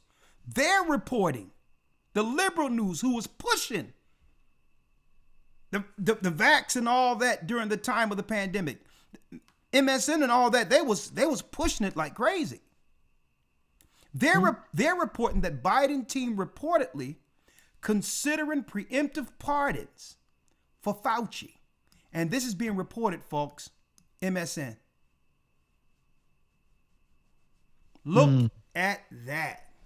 Now, real quick before I open it up with some phone calls and I want a few things I wanted to talk about. Lately, in the news, there have been reports of orbs flying around in New Jersey. Now, don't forget we were talking about in the Bible where it states that Satan is seeking to set his nest among the stars, that he's seeking to go out to the throne of God eventually, right? So lately we've been hearing, now we already see that Al-Qaeda is in good graces, obviously.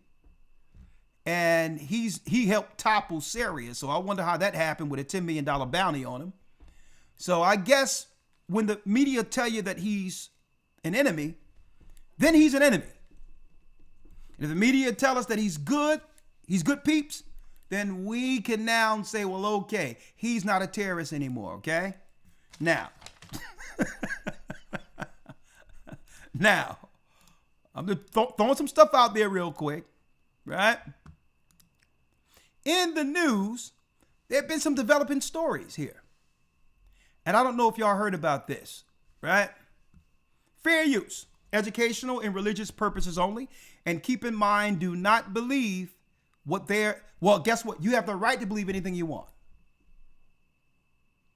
But understand, Satan's greatest tool is misdirection and deception. Fair use. There's been even more in South Jersey, but we still don't know where they're coming from.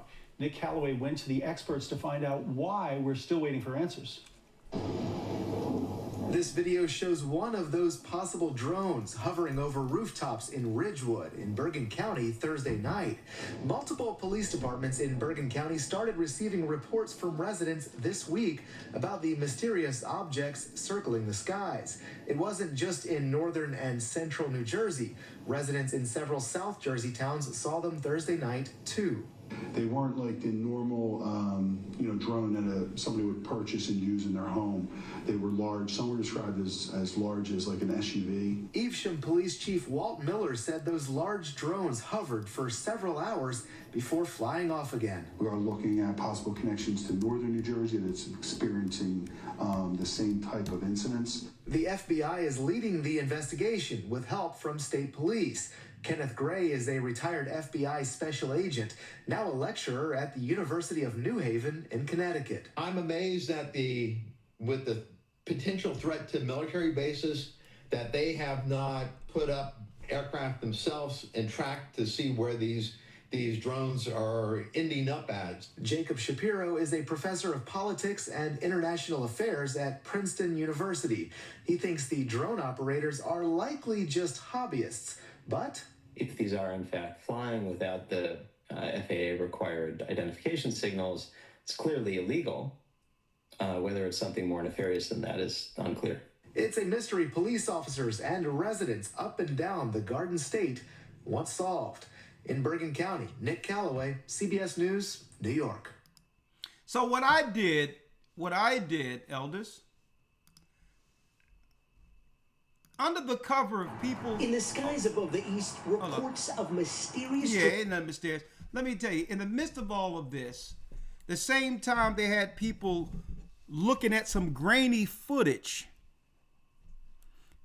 claiming that someone was on the lam after the CEO of United Healthcare was allegedly, assassinated. While everyone was looking at that, they were having hearings on these so-called drones. Now, I noticed when you type in Project Bluebeam, Google has a long list of fact checks. Project Bluebeam, why Project Bluebeam conspiracy is so dangerous. Usually when something is fact checked, when you research it, it leads people who are skeptical to really look into why they're going through so much trouble to put a modifier on hot button topics, to have you question what people are actually saying. Because who are the fact checkers? Okay. Could the fact checkers be liars? What would make us trust these so-called fact checkers? But then I looked into Project Bluebeam. I'm not going to make no conspiracy theory or have an opinion on it, because I know if the media, which is Satan's tongue, is saying it, then there's something behind it. Which at the end of the day, it's not going to be about lights in the sky. So what did I do, elders? You know what I do. This morning, I was, sitting there. I'm like, hold up. They're trying to scare people again. Right? Usually when they're trying to scare people, some legislation is on the table that people would normally push back against if it wasn't for the boogeyman. Right?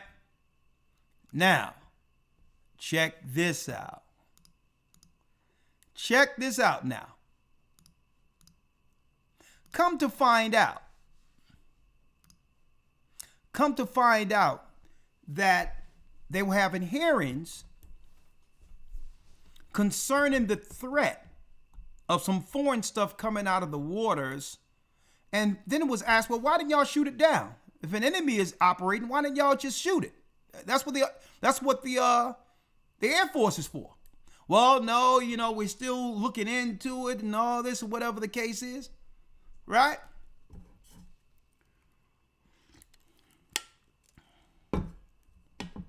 Hold up. You got some foreign objects operating and you are afraid to shoot it down? But yet, if George Floyd is outside of the corner store selling Lucy's, right? Him being choked out is justified. But yet, but something that threatens the security of America is ignored, right? And on that report that you just played, Elder, they asked a question and it was like, well, okay, if it's a threat, why the military that launched on it? You with me? A fighter jet can get there in minutes, scramble there in a matter of minutes. If this is a problem, they just asked us on that report that you just played just then. Yeah, exactly. But I'm asking you, right? I'm not even going to guess because I've seen the hearings.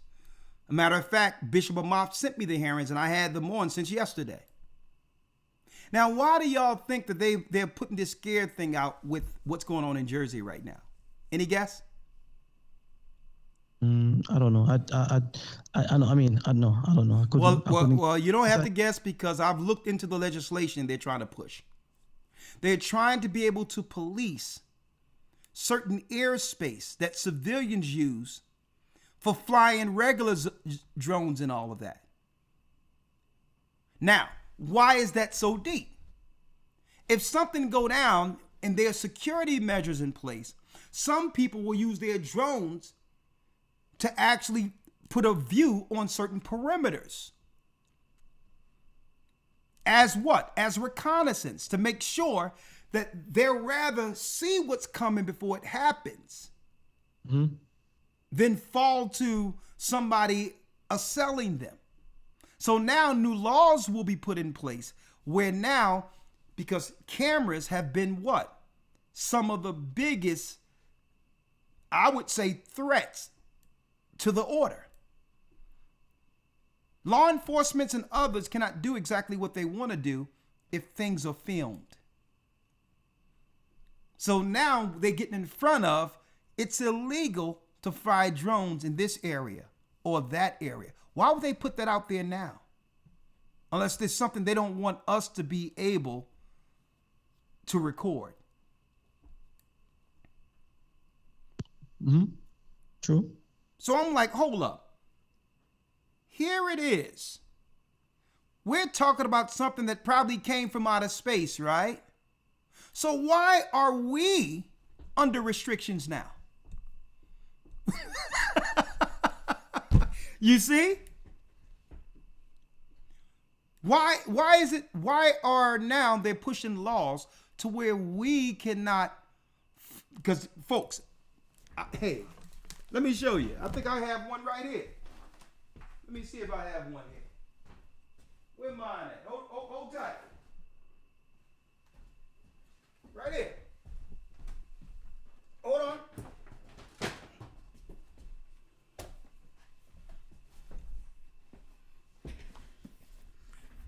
This bad boy here. This bad boy here. Let me tell you. I got this years ago. But you can fly this and it can give you better than 4K generation of a picture, probably almost a half a mile to a mile away from the person. And I get this can give you a Gotcha went out.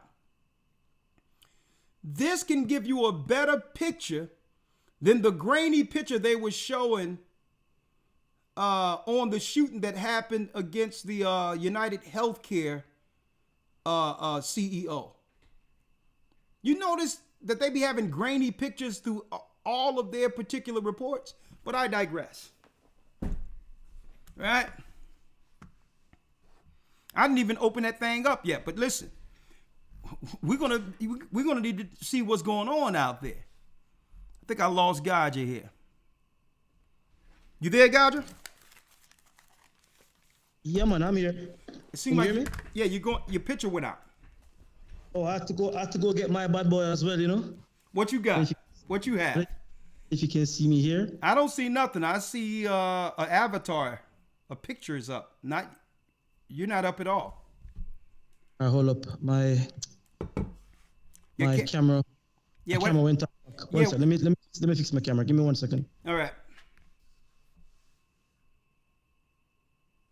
But yeah, so now they're talking about restricting people from being able to use drones in certain areas based on this so-called mysterious orbs in New Jersey.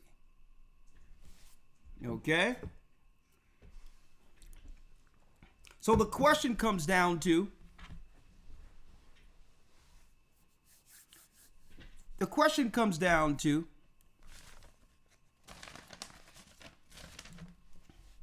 how long are we going to continue to believe there's Psy-ops?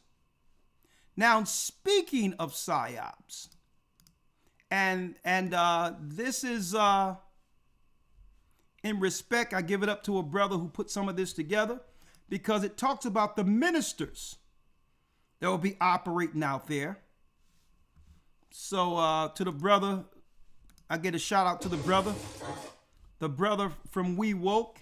He be dropping a lot of good information, historical information.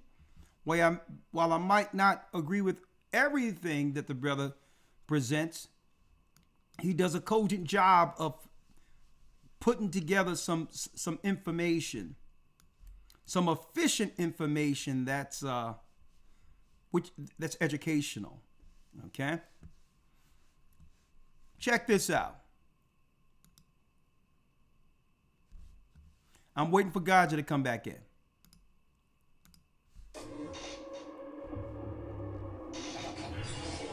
Fair use. Fair use.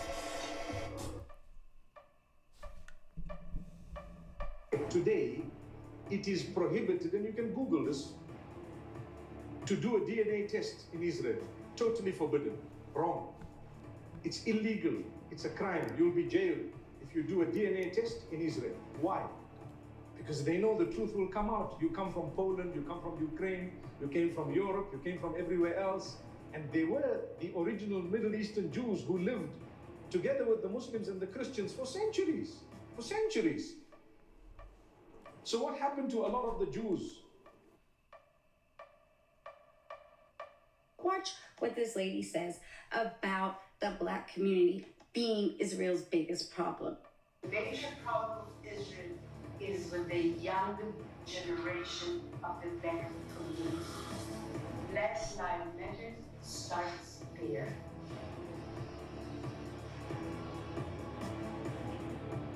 I had last week dinner, sit-down dinner in my house with some people which are considered the leadership of the black community.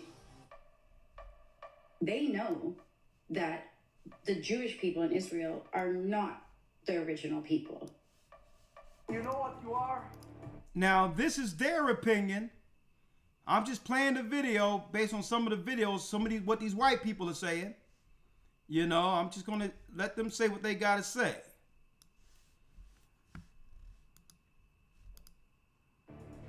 You're an ancient Israelite. Ancient Israelite, that's who you are. Give me time. Give me time. How old are you? No, we don't have so many years. I know. Look at this. This is pages and pages of notes. And I promise we'll give more teaching. But here is my challenge to you. All right. I'm hearing some of your traditions. It's like Fair the use. of the Bible. Do you want to remain ancient Israelites, or you want to be Jews? Stranger danger! Stranger danger!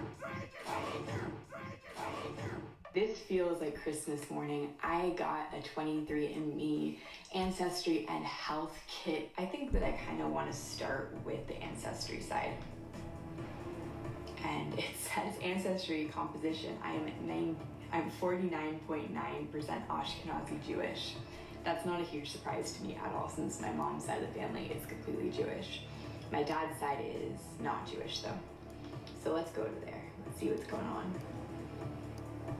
This is like, I feel really like on the spot. Okay, so I'm 100% European, which again is not a huge surprise to me, but it's just funny seeing it like that. I'm 49% Ashkenazi Jew, totally. British and Irish and German and French, a little bit Scandinavian, Northeastern European. Yeah, it's not super exciting, but I kind of know all of that information. I didn't realize how much my family was from Germany. I'm white. Unseasoned. Caucasian. I'm about to show you something extremely controversial. It's even illegal in the state of Israel to obtain this. And if you do obtain it, it's illegal to show it and or talk about it. Ladies and gentlemen, my DNA. Now, I bet you thought it was going to be a lot crazier than that, right? Now, you might ask yourself, why is it illegal to obtain this in the state of Israel? Because it proves through your DNA that Jews around the world have no ancestral ties to the land of Israel. Does having Jewish DNA determine your Jewish status? Great question. The answer is your Judaism is determined by your mother. If your mom's Jewish, you're Jewish according to traditional Judaism.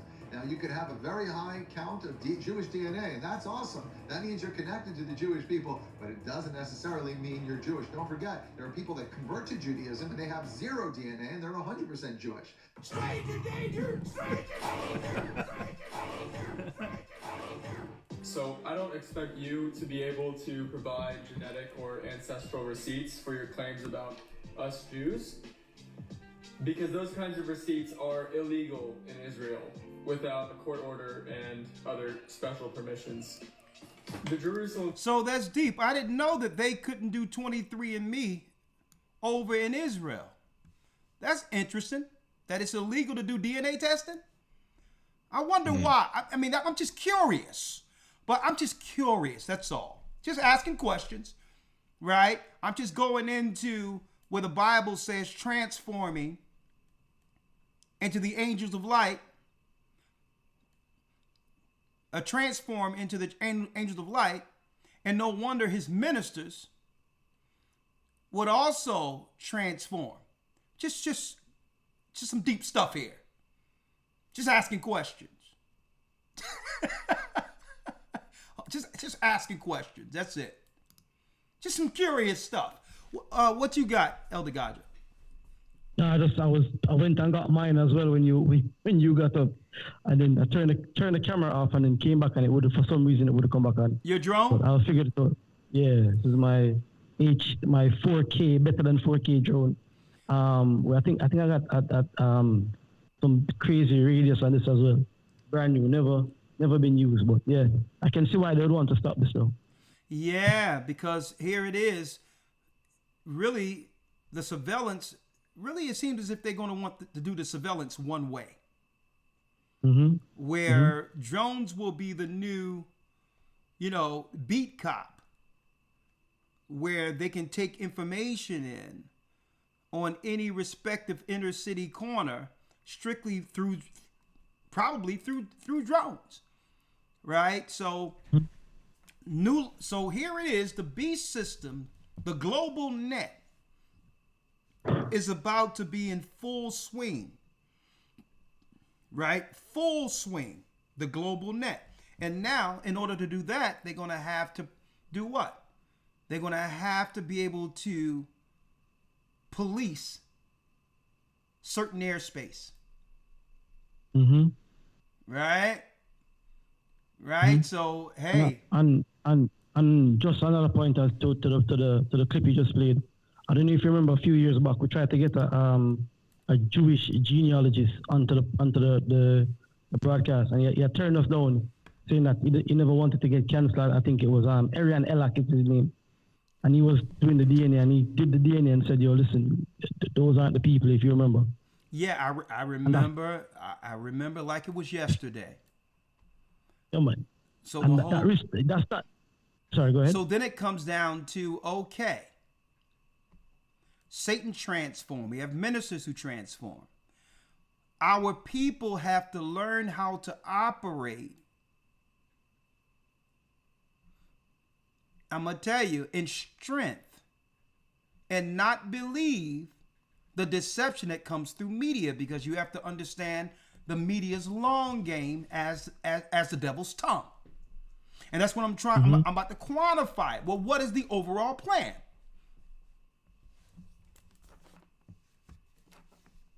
And this leads to our lesson this coming Sunday.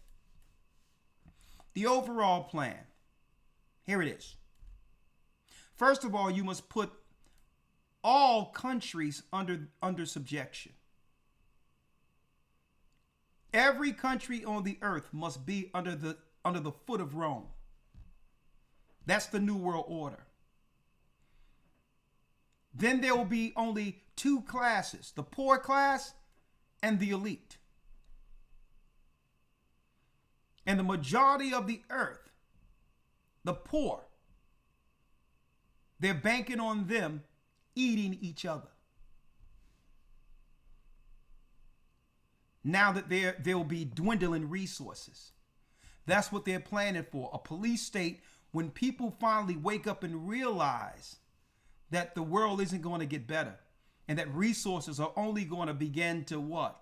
Become more and more scarce. And that's what they're planning for. It's not going back. Now, through this, it'd be simple for people to fall for the fear, because what? On the other, the solutions for the fear will end with people being in a pond box.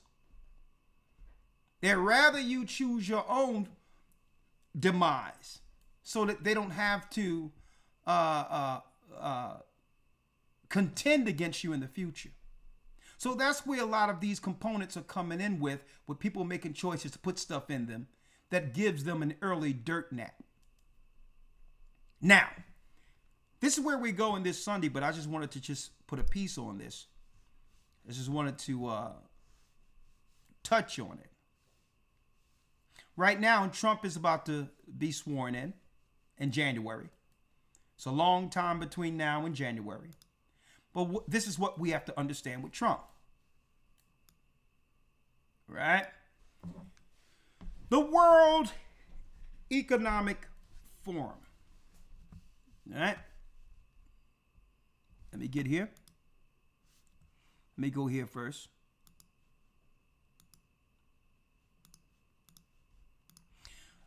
The World Economic Forum. As you can see, Klaus Schwab, who's over, Jewish man, who's over the World Economic Forum. Donald Trump turns to charm to push his American First message at Davos. This was 2018. When Trump was aligned with my man here, Klaus. Now going into the days of Noah, you have to understand who this guy is and what they're seeking to implement when it comes to transforming the world. All right? Now understand that this is a religious objective, more so than anything, no matter what they tell you. The war is what? The serpent seed against the chosen seed of Israel. So let's talk about this for one moment. Show you where I'm going. When you look at Schwab,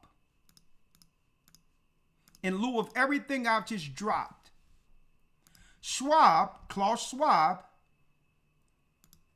is about to introduce the fourth industrial revolution. This is a world we've been invited into after the pandemic, after the so-called pandemic. This is the world we've been invited into, where the infrastructure have been in place since then. The infrastructure for the fourth industrial revolution, and it's going to happen whether people resist or not. And there's nothing that a president or anyone else can do about it.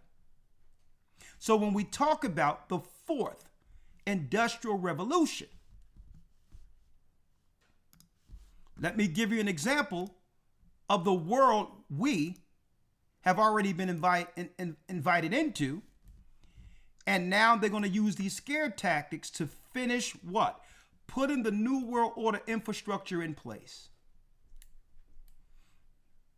Stuff flying around and, oh my God, we got to sit down and talk about this existential threat. And now let's put something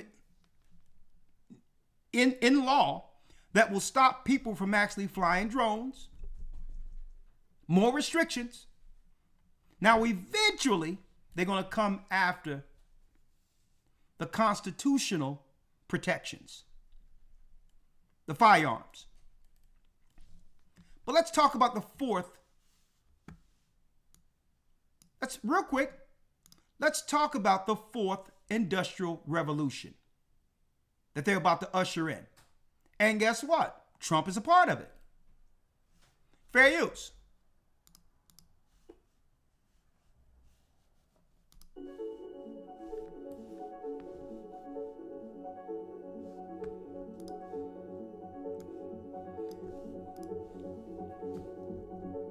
Okay, I'm going to pause each part.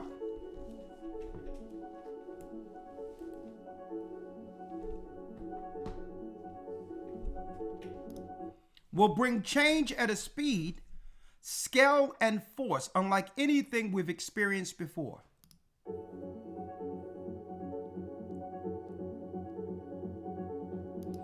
It will affect the very essence of our human experience.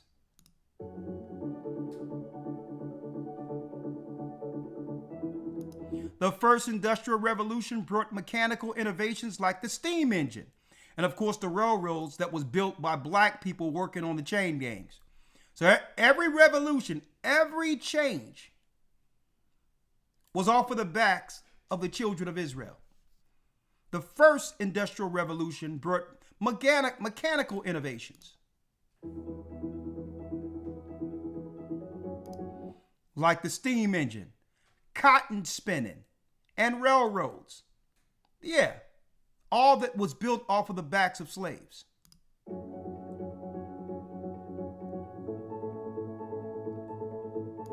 The second industrial revolution brought mass production through assembly lines and electrification. And don't forget that led to Ford Motors and others, where we were in Detroit and all that, working on the assembly lines, making cars and all of that, right? Gave us an opportunity to move into the middle class, retirement plans and whatsoever. Another thing, there's no such thing as retirement plans anymore. Retirement plans are done for the generation coming up under us. There'll be no retirement plans. You work till you die. All right? The third industrial revolution brought mainframe computers, personal computing, and the internet.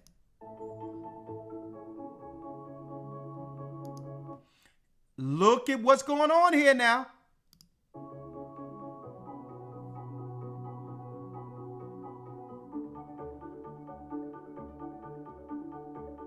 Hold up now.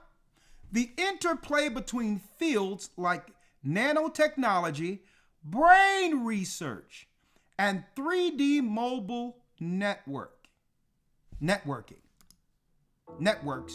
and computing would create realities that were previously unthinkable. Don't forget the study of the brain.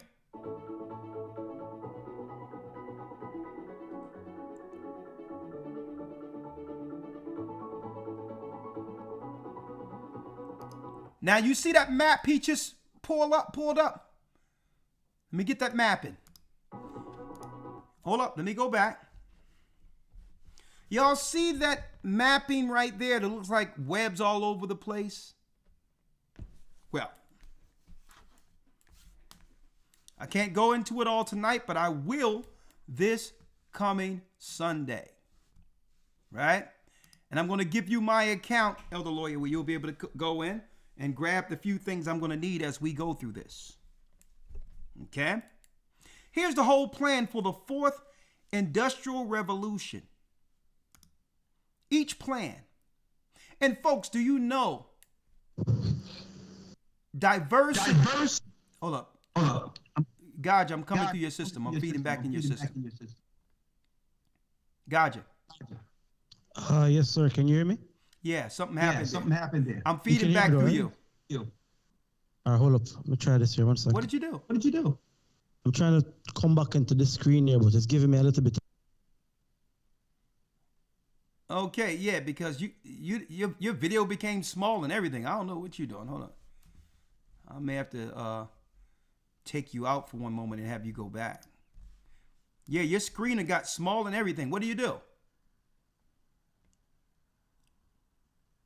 All right, you better now. Yeah. All right, thank you. All right. So, going back to this. So what I did, I'm like, what does the fourth industrial revolution looks like? It have all of these particular components that's needed for the new citizens of the world. And come to find out, In Davos years ago, there was a discussion about more diversity, which would lead to what? A world without borders, immigration.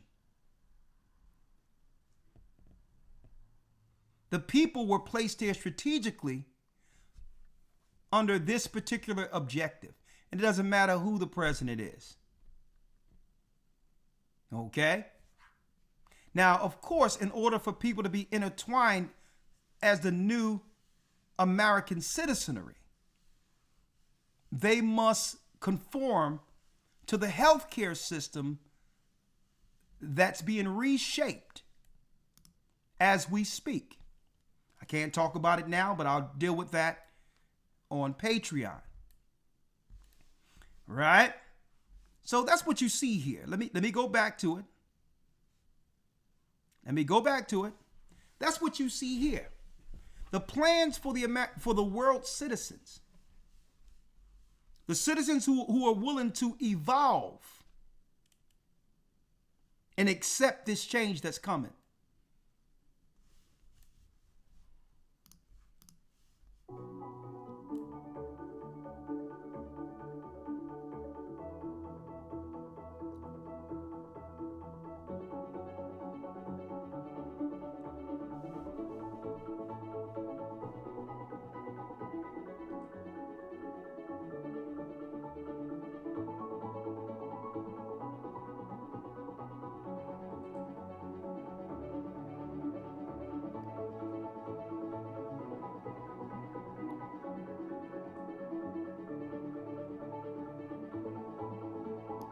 How do we avoid a world of joblessness, low productivity, and inequality? How do we avoid this world?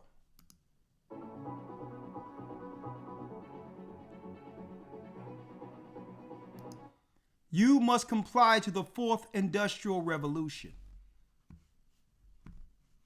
which leads to the mark of the beast. Now, I can't play these real quick, but I want to show one other thing. One other thing here.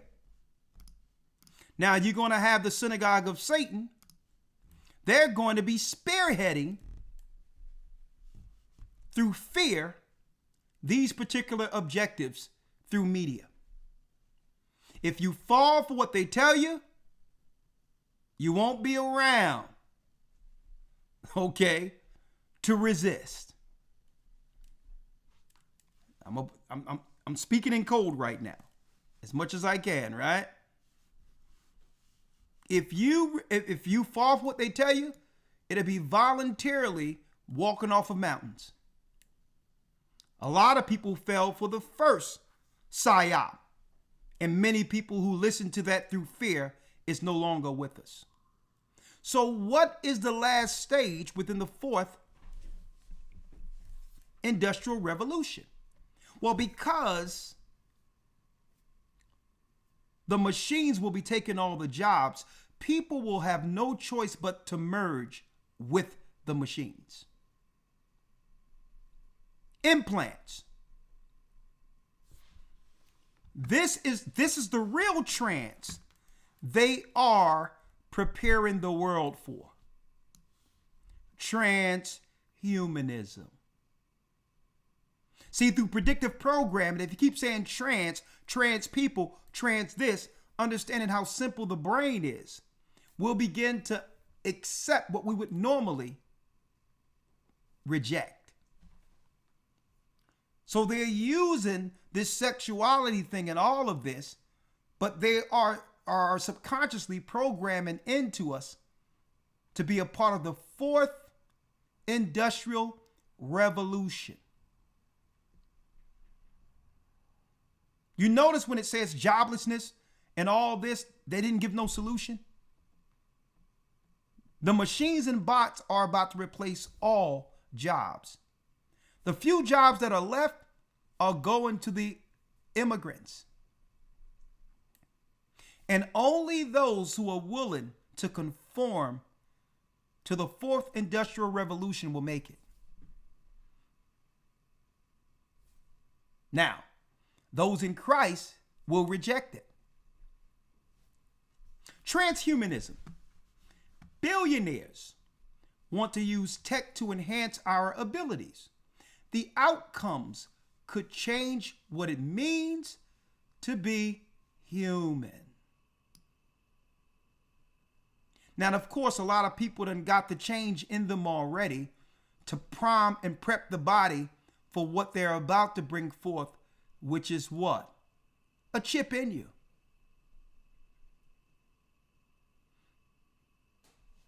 Now, more prominent people in the tech industry have talked about the increasing convergence between humans. Hold on, let me get it back. Between humans and machines. In coming decades, for example, Elon Musk has reportedly said he wants humans to merge with AI. So you think it's a surprise that Elon Musk is in Trump's cabinet? For example, Elon Musk has reportedly said, this is his quote, not alleged, he wants humans to merge with AI to achieve a symbiosis with artificial intelligence. Look at this. His company Neuralink aims to facilitate the convergence so that humans won't be left behind. See how they want to just make sure that you can conform into the next phase, which is the fourth revolution. See, if you don't know the Bible, folks, you don't understand how deep this is and how close we are. And they would have never been able to accomplish any of this. They would have never been able to go this far, brothers and sisters, if the media didn't have the power of Psy-ops over the people. Because what? Just like I showed you in the beginning, folks, Satan didn't force Adam and Eve to do anything.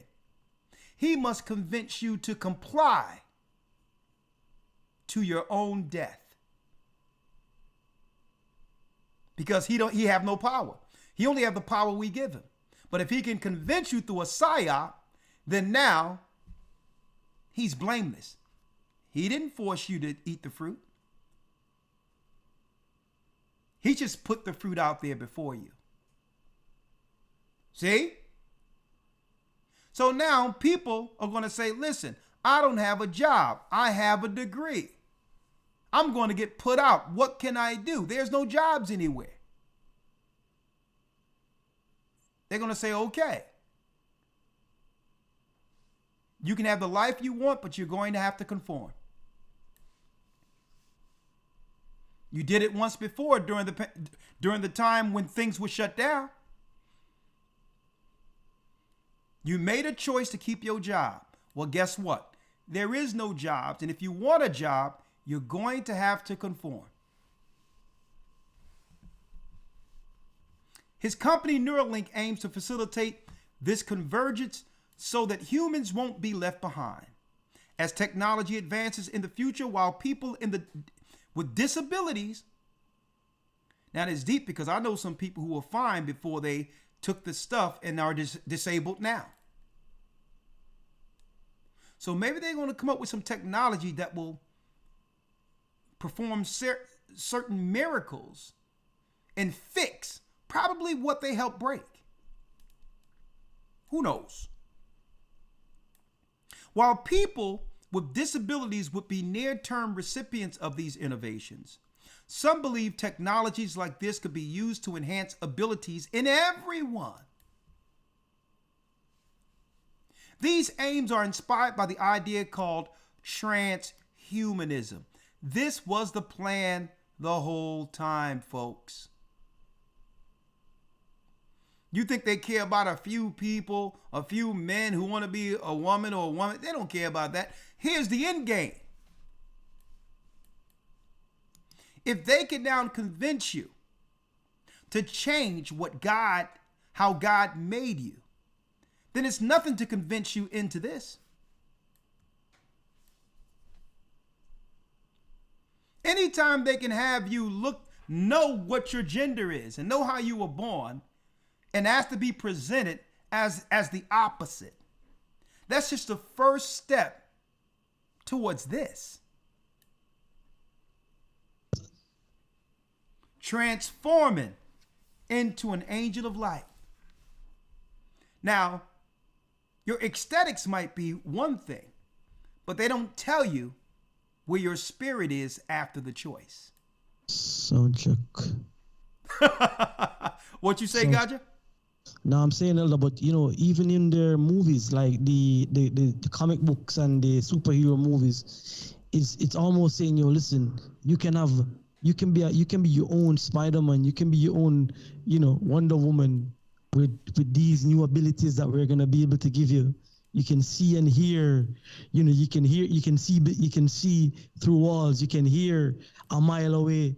If you take this, if you come into this, it's like I can see a lot of people going for it, like taking it, thinking nothing of it. With me, as in the days of Noah. This is like space age Jetson technology that they're talking about here. Gotcha. We're here now. Yep. The only issue they have right now, when you look at the economic forum, and they got another one coming up in 2025. The only issue they have right now is what to do with so many people. That's the problem. The problem here is that the new fourth revolution isn't the infrastructure that they're thinking about cannot be sufficient or could not actually sustain billions of people. It's an impossibility. And your medical expert, Kill Gates, came up with a solution for that. He spoke about it. He said the population ended up to the... Sorry? No, go on. He said the population was going up to 9 billion, and with the right vaccines and the right... Well, listen, look, I got to be careful here because we can't say what other people say. But let me just say this. I'm sorry. I understand. You have to realize they strike us for just breathing here, okay? Because they know we tie 2 and 2 together here. Mm-hmm. Right? So you're absolutely right.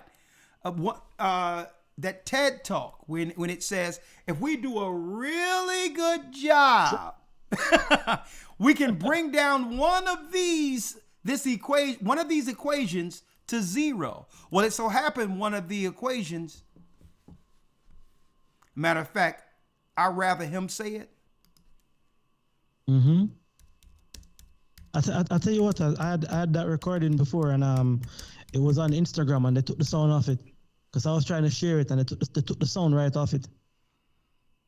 Huh? They took what? They took the sound that really good job. They took the sound from it on Instagram. I was trying to share it. I was trying to download it actually, and when it came in with no sound. Well, listen, I don't like to put words in people's mouths, because I love people to be able to speak for themselves. Okay? True. So I'm just going to show the equation. All due respect, Bill Gates, I heard he's a great guy. I mean, it's not my opinion, I heard that, he tried his best for humanity. That's what I heard, But anyway, here's the formula. CO2 equals P. That's for people. This is people. All right.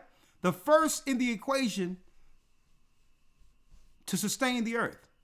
All right. I'm gonna just have him tell you. Fair use for educational and religious purposes. And like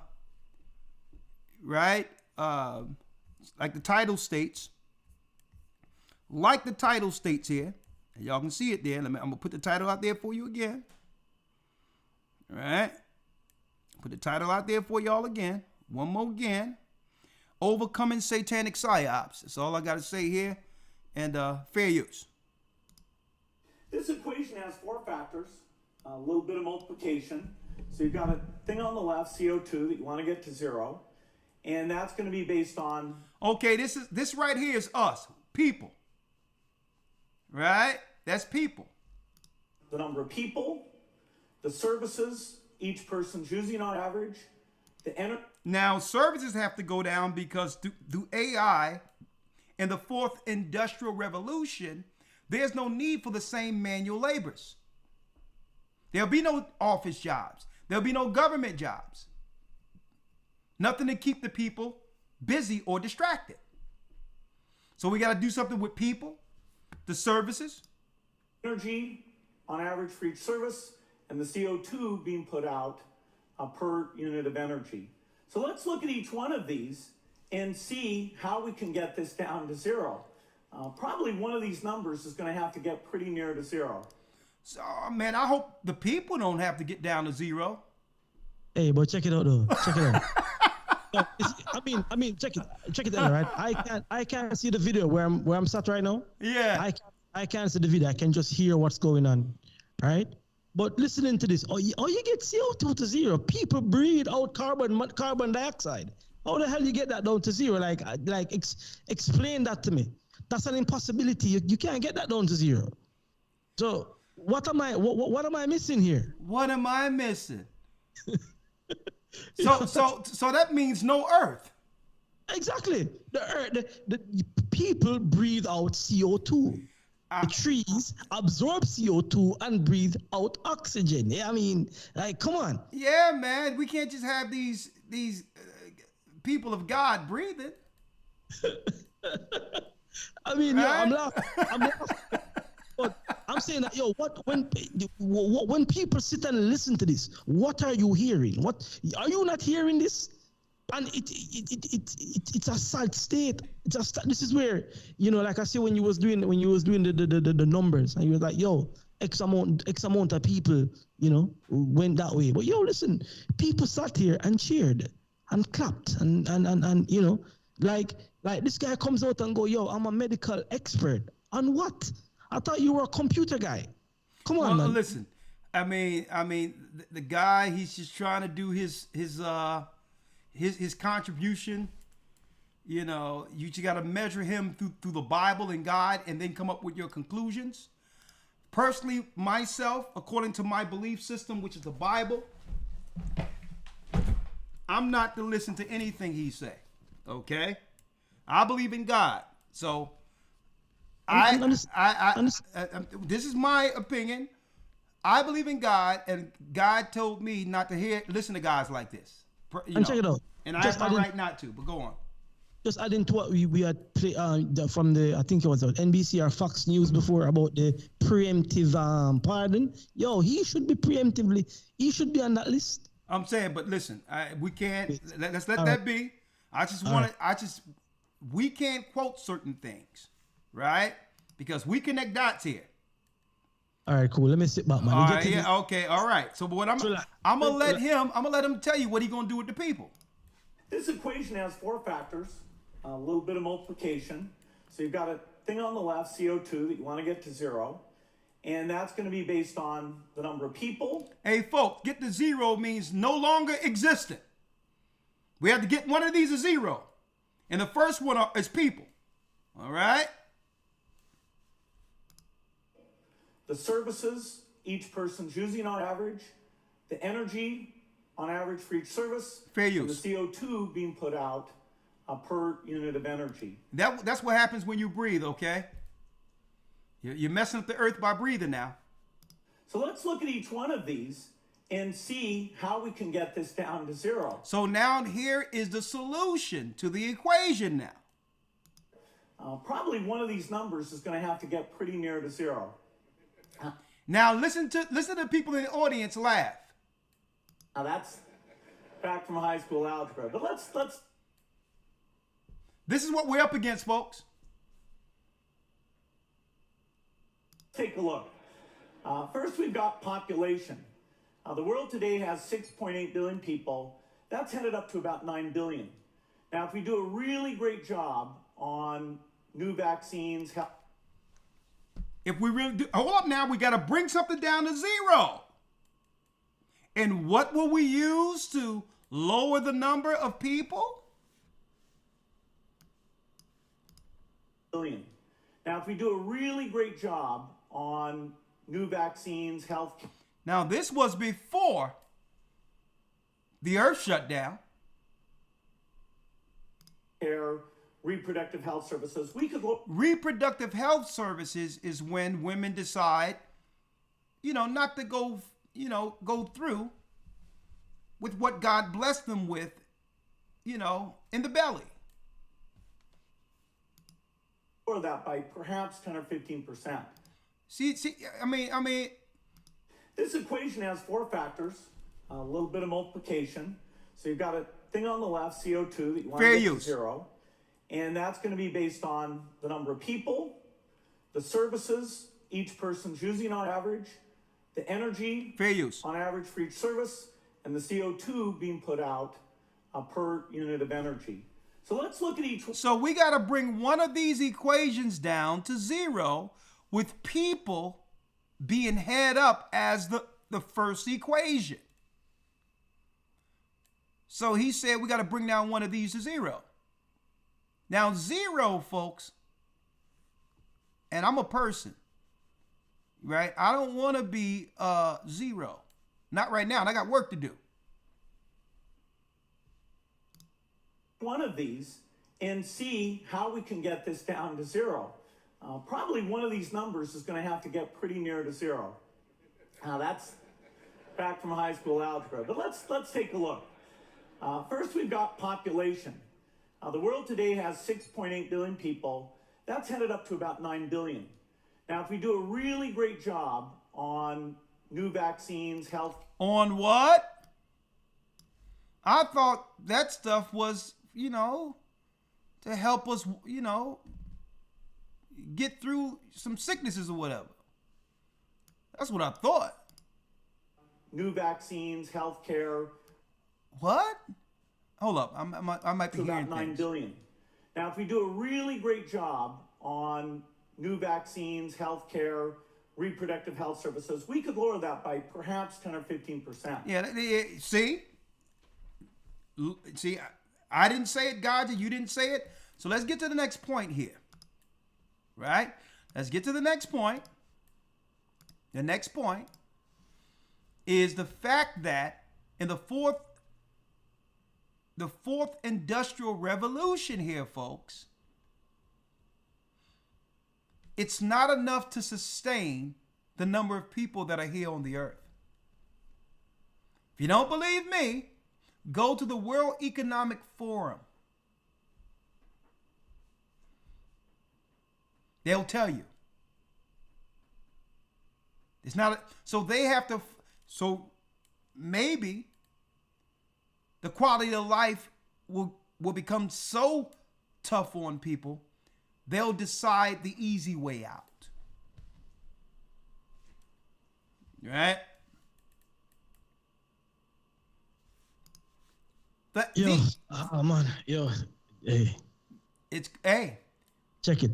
I've been noticing this year within the Caribbean, there's been a lot of rain at this time of the year when there's normally not normally the hurricane seasons finish from about September times, and I've noticed a lot of rain going on within the Caribbean. And what's going to happen coming next year is that there's going to be a shortage of food, because all the food that will be growing now that would have come out at springtime will not be there coming spring. So there's going to be a shortage of food within certain regions coming next year. I can see it happening right now, real time playing out.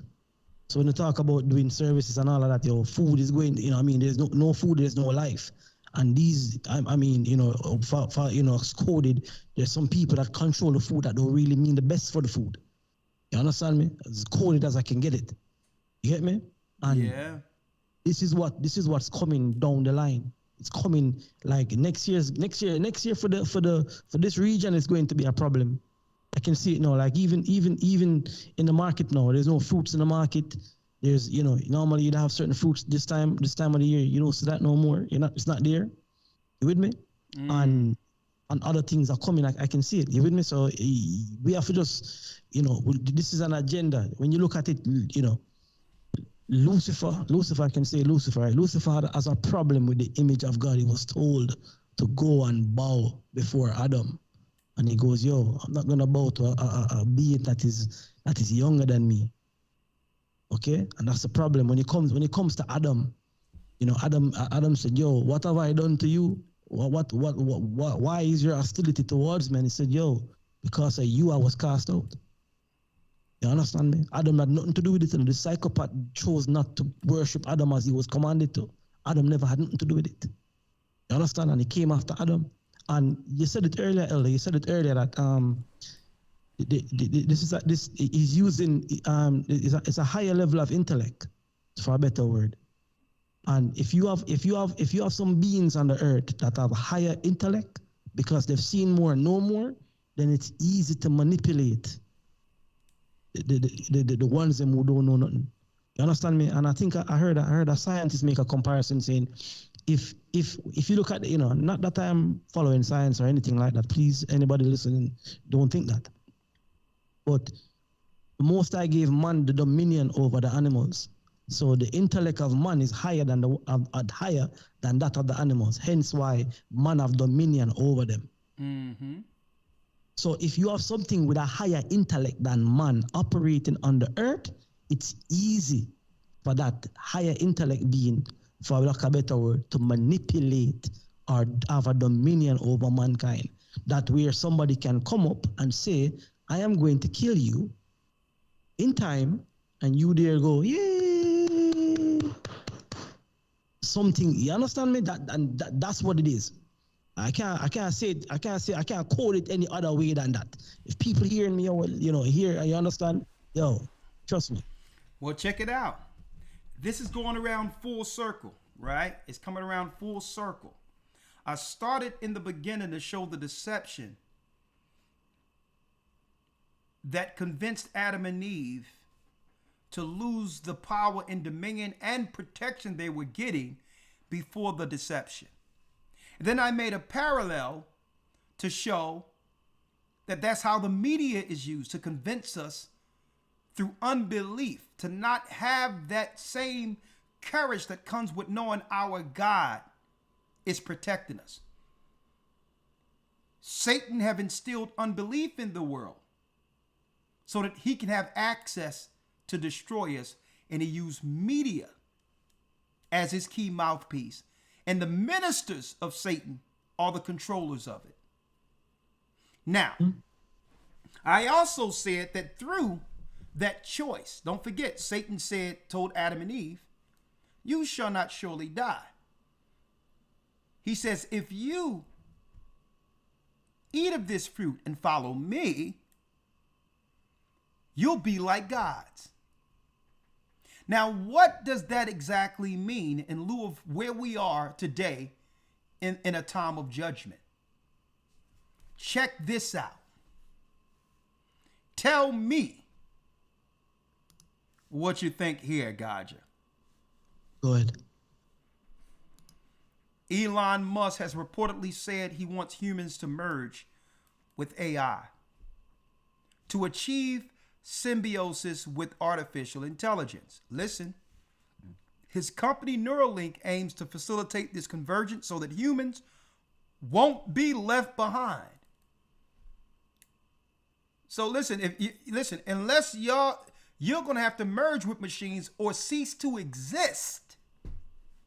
Now listen, as technology advances in the future, while people with disabilities would be near-term recipients of these innovations, some believe technologies like this could be used to enhance abilities in everyone.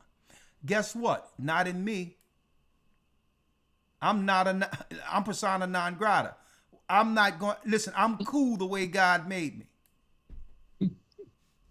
But listen to this. Most people are going to fall for this.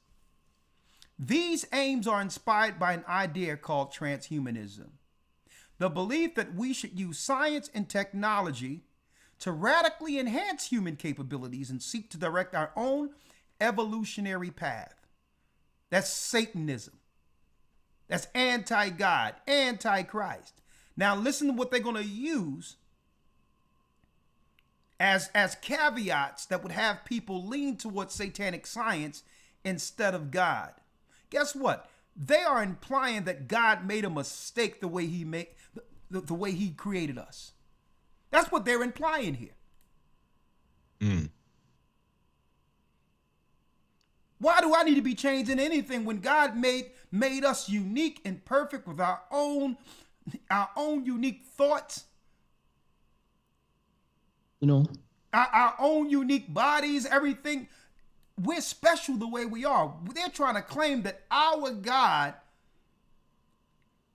wasn't right, or his creation, an image of God, isn't right. Now check this. Go ahead, God. Just as you're talking, man, it's coming to me, right? And sorry to cut in like this, but check this. You know, somebody born and can't see all them life, and they know they come in with some technology, some Neuralink things. Say, oh, we're gonna make this. We're gonna make person see. So you know all the miracles that the Bible talks in Revelation that the beast will do. Oh, he's never walked. We're gonna give him a chip and he'll be able to walk. He's never seen. He cannot see. He's never seen in all his life. He's never heard a voice. All of these things, they talk about the disabled. So people gonna come and go. So what's wrong with that? What's wrong with someone if they can't see? What's wrong with them using this technology? This is the thing. I said it and I see it coming. They're looking at ways right now of living longer, and they're gonna use these technology for it. They're gonna use it. Gaja, I would have thought that you read this already. That's how you know the Spirit is working. Listen to this off the back of what you just said, Gaja. Go on. You are 100% correct. These aims are inspired by an idea called transhumanism. The belief that we should use science and technology to radically enhance human capabilities and seek to direct our own evolutionary path. Disease, aging, and death are all realities transhumanists wish to end. Now, what was the curse that came with Adam and Eve eating the fruit or partaking in Satan's science? Death. And he's saying, listen, I've found the technology to keep you here, to undo the curse that I gave to your mother and father. But in order for you to overcome the death that I poisoned you with, you must change into my image.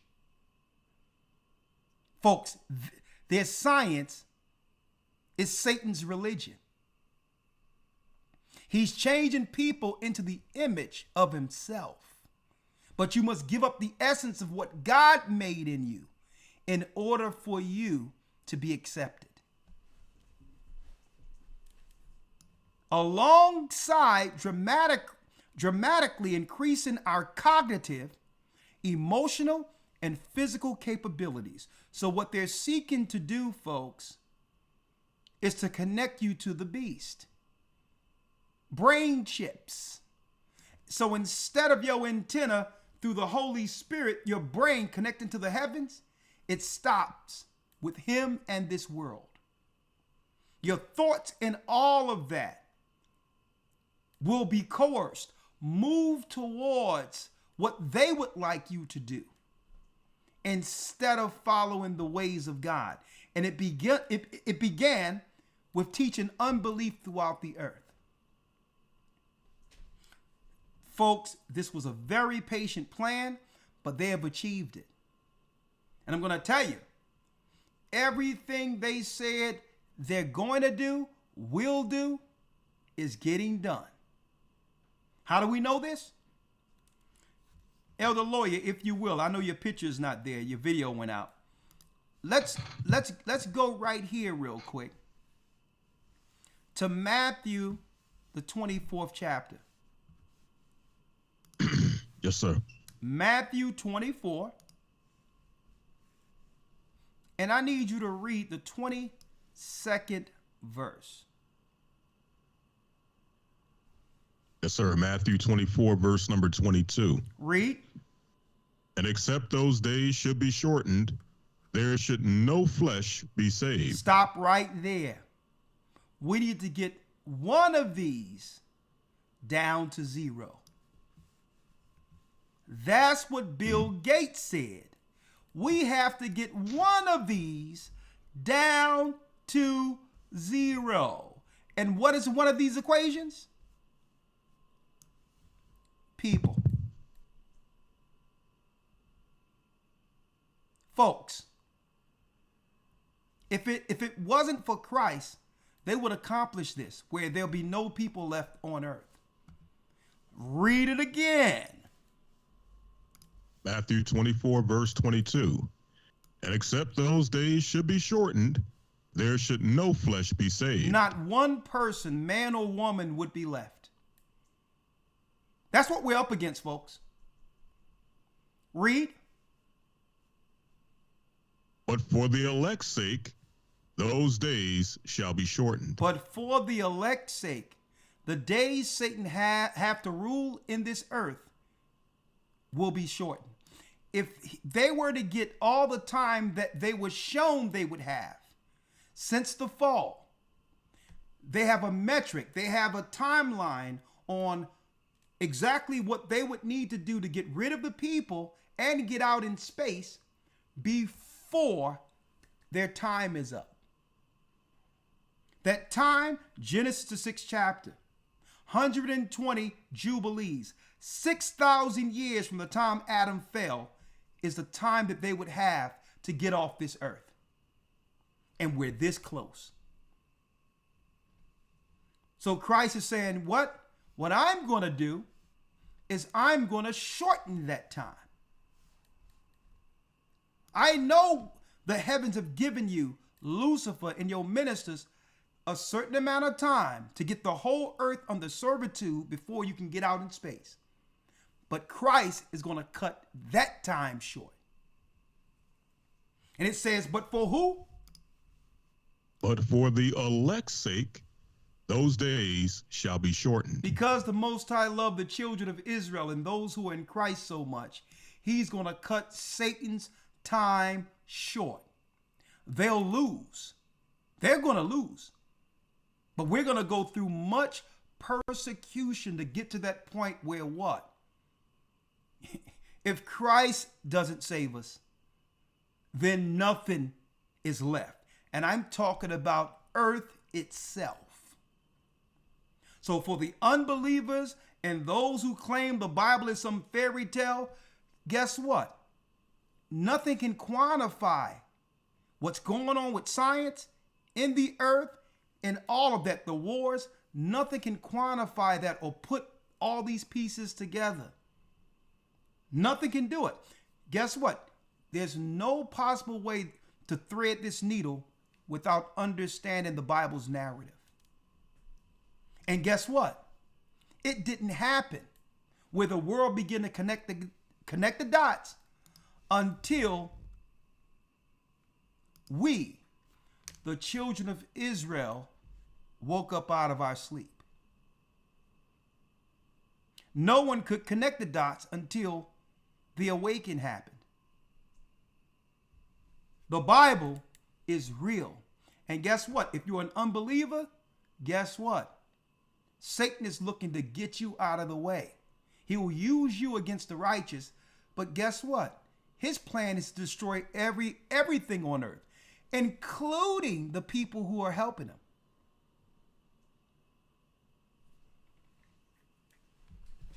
That's his plan. Transhumanism. That's the plan. And they could have not, brothers and sisters, they could have not have accomplished any of this if it wasn't for their Psy-ops. So the question is, the next time you see something on the news, are you going to believe what you're seeing? Or get to the bottom of why they're actually publishing that type of news? What is their angle behind the story they're pushing? That's how you have to look at it, because it's the media that convinces you to go along with Satan's program. It's the media, Satan's tongue. Now, there's more that I have, but I guess I can go into that. I will be here for Patreon, right? The fourth. Elder, like I'm for coming on a Patreon as well, because I got some stuff here I want to share as well, coming off of the back of this topic. Oh no, I'm pulling you in. It's going to be you and I. And Lawya can come in too for this Friday for the Patreon. Yeah, man. We're going into the fourth industrial revolution. It's here. They're telling us exactly what they're doing. They're not hiding it. But people don't read stuff like this. Okay? I've been looking at it. I'm like, you know what? They've already primed the pump. They've already, folks, conditioned people for the change. Okay? And eventually, I'm going to tell you, sooner or later, there will be no need for what we call modern medicine. Okay? People have become too non-trusting when it comes. People have become non-trusting concerning the healthcare system now, so they have to transition. Okay? Now, if I can say, Salakia, sir, which I think is purpose as well. What you say? Which I think is purpose as well, to instill the distrust of the current medical system, understanding that they have to switch things to a different grid anyway. Exactly. So instilling the mistrust, it'll have you run to the alternative, which they're going to claim is safer than modern medicine. But you have to give up your spirit to receive the next stage in your evolutionary change. Yo, listen, just jumping on that. My daughter, my 17-year-old, almost 18-year-old daughter, I remember when she was about 3 or 4 years old, I took her to the doctor. This is probably the last time she ever went to a conventional GP. And they were Googling symptoms. I'm like, okay, if you can look up symptoms, man, I can do it as well. You with me? And Elder, I'll speak to you as well. I'll remind me to share with you as well. I'm putting together some herbs, but I'll let you know about it soon as when I get a good substantial amount of it. I'm putting together like natural wild-crafted herbs for diabetes, cancers. You with me? And that blood pressure, all them stuff. Putting it together right now, as I'm speaking to you. I'll let you know about it when it's fully, and I'm gonna make it available for the earth. Most I will. Well, thank you, my brother. Well, look, hey, this is something that I'm sure people want. Redefining the boundaries of human capabilities require pioneers. Neuralink is currently seeking people with quadriplegia to participate in a groundbreaking investigational medical device clinical trial for our brain-computer interface. Don't you want that? If you have quadriplegia and want to explore new ways of controlling your computer, please consider joining our patient registry. See, hey, you might not be able to move around or whatever the case is, but you'll be able to think, right? And be able to control your computer. Isn't that nice? So visit our patient registry. See, our mission, let's create generalized brain interface to restore autonomy of those with unmet medical needs today and unlock human potential tomorrow. Another thing they'll be able to do. It doesn't matter what's going on in the earth. You can be just walking around smiling and happy without ever being agitated, without ever feeling any level of melancholy. Let's just imagine how whack that is with somebody walking around and here it is, the world is falling apart. They sitting there cheesing at, not blinking and smiling at you. That, I'm going to tell you, folks, that's where this is going. Okay, they're going to just give you a dose of happiness. There it is. Look at that implant. It's here. The mark of the beast is here. And guess what, folks?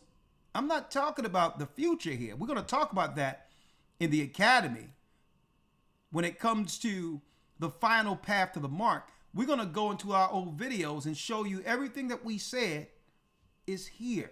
What was there before when we were teaching and the world we live in now in comparison to it. I'm going to tell you. Here we go. Brain implants. And this is nothing in the future, folks. Someone can go right now and register and get their, get their implant under a study right now.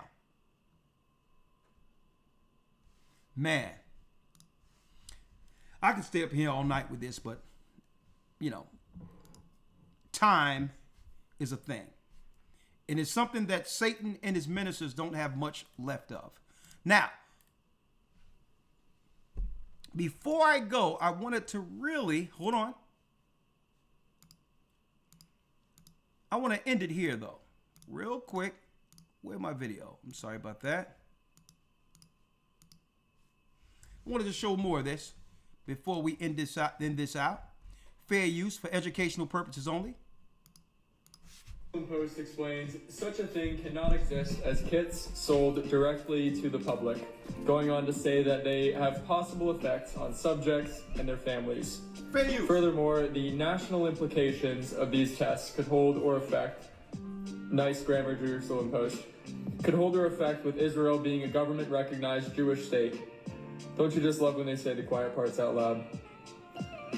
But since they won't let you get receipts for us Jews, I brought my own. Wow. So I, an Ashkenazi, have no genetic or ancestral ties to the region of historic Palestine. They know that the Jewish people in Israel are not the original people.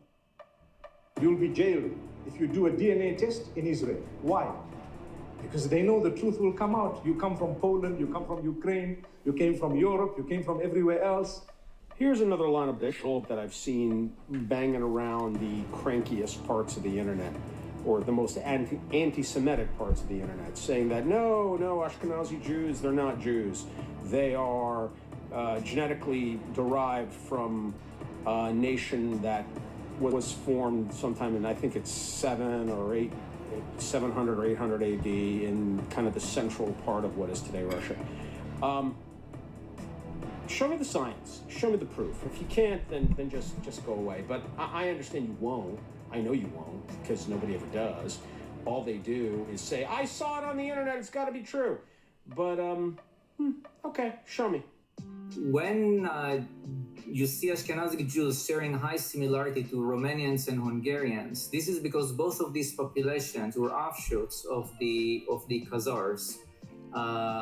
They were both founded by these members of the Caucasus who ruled this area of north of the Black Sea, where we have South Russia nowadays, between the 7th and 13th centuries. Very powerful empire. They converted to Judaism in the 8th century, and they sent offshoots to Eastern Europe. And we still some Ashkenazi Jews are mapped to this region of Ukraine. They're not all mapped to Ashkenaz. Most of them are, but some of them are mapped to Ukraine, and we can see very nicely some kind of migration route using GPS. So, a little over 1,000 years ago, as Jewish people scattered around the world had now emigrated in Europe and now were living in the Rhineland in Germany, Oh yeah, Professor Mike Brown. A lot of people don't know that there's a scandal out there with him. There's a scandal, and all of a sudden no one is talking about this. But you want to talk about P. Diddy and alleged and Jay-Z alleged.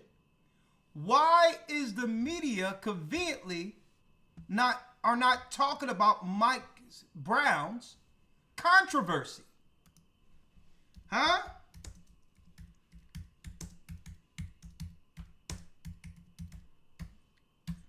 Why the apologetics ain't bringing this out?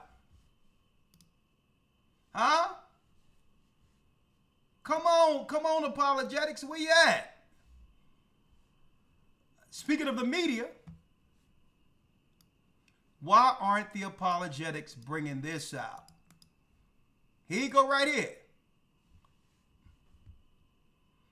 Mike Brown, Religion Unplugged, not alleged. Mike Brown faces sexual misconduct allegations. Minister hires investigator. Come on. Where's the special prosecutors? Where's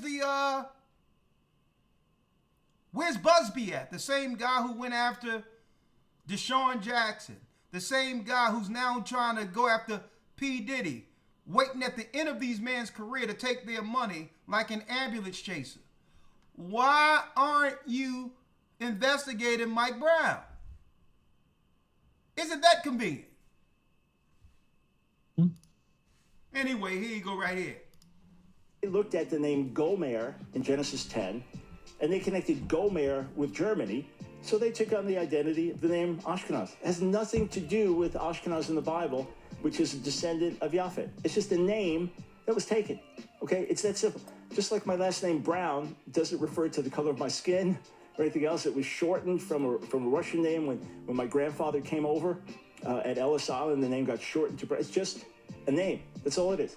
So the idea that Ashkenazi Jews are descended from Japhet is a myth, 100% false. Right. And he is right, because they're not Japheth. They're Edomites. They don't descend from Japheth. They're Edomites.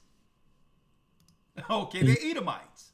You can't be Ashkenaz and a Jew at the same time. It's exactly.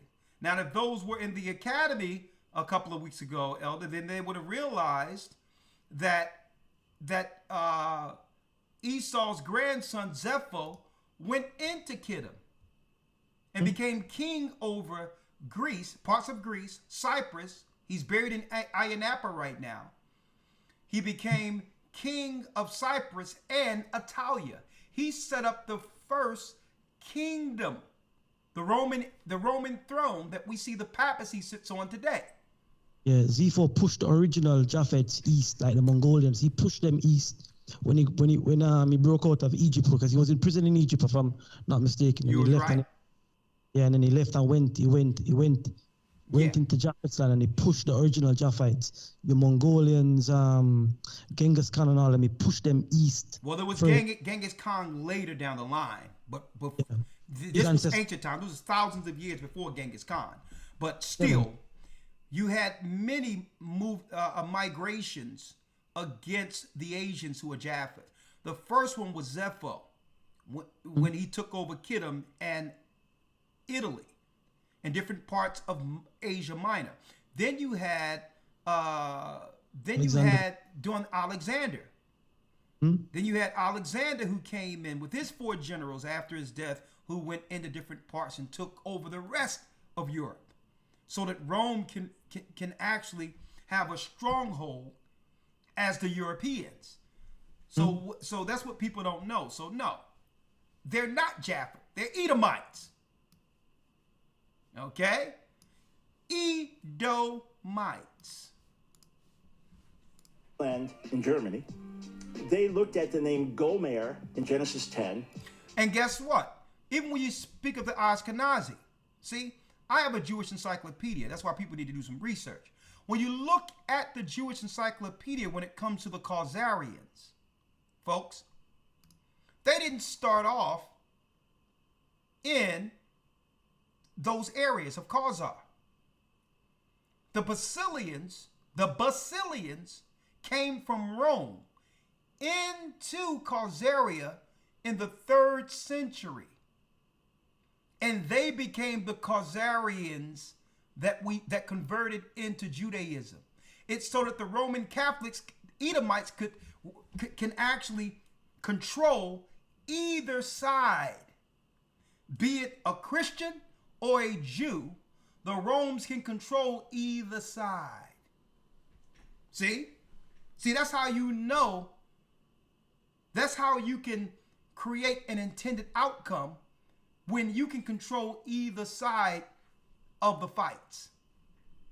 So those Khazarians who converted, they came into Khazaria as Romans, called the Basilians.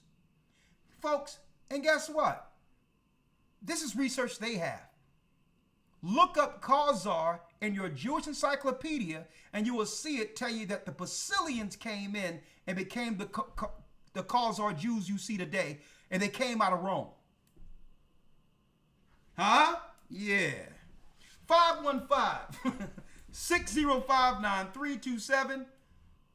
We only got about 20 minutes. Call in if you would like to talk. But hey, we have to talk about the Transformers. From the beginning all the way up into our current time, and we are not to believe anything they're telling us anymore. We are to believe the Most High, come back under his hedge, follow his law, receive the blood of Christ, and stand in full courage against the synagogue of Satan. It's one big Psy-ops.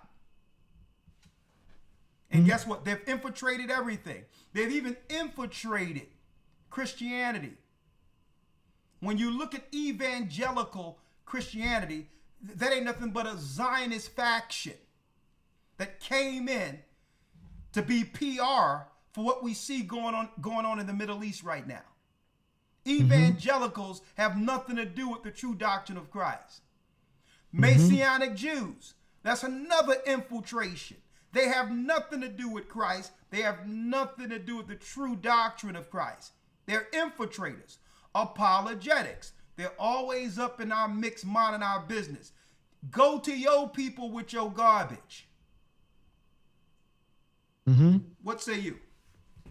And family man, I'm just looking at the video here. We're up to 1.9 likes. Just go ahead and like, share, subscribe, and spread the word right now. Let the people know that we're live right now on the broadcast.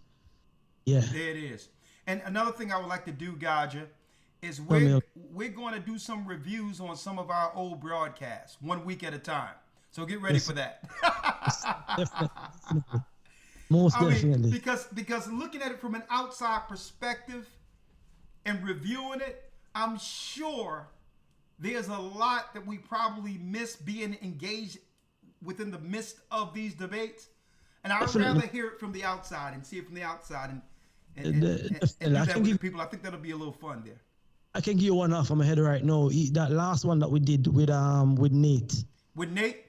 Yeah, one of the guys that was in the studio was one of the representative of the Jewish Defense League. He was in there whilst we were broadcasting. You can see the camera with him texting, walking out and making calls and saying, yo, tune into this, listen to this, listen to this. You with me? So lots of stuff was happening that like you said, that we weren't privy to, or we'd never notice it. You get me? But it was happening in live, real time. Like people come out and talk about podcasts. Nah, man, we were the original podcasters. I don't care what nobody say. We originated doing what you call it, unrehearsed, unscripted broadcast. We started. Yeah.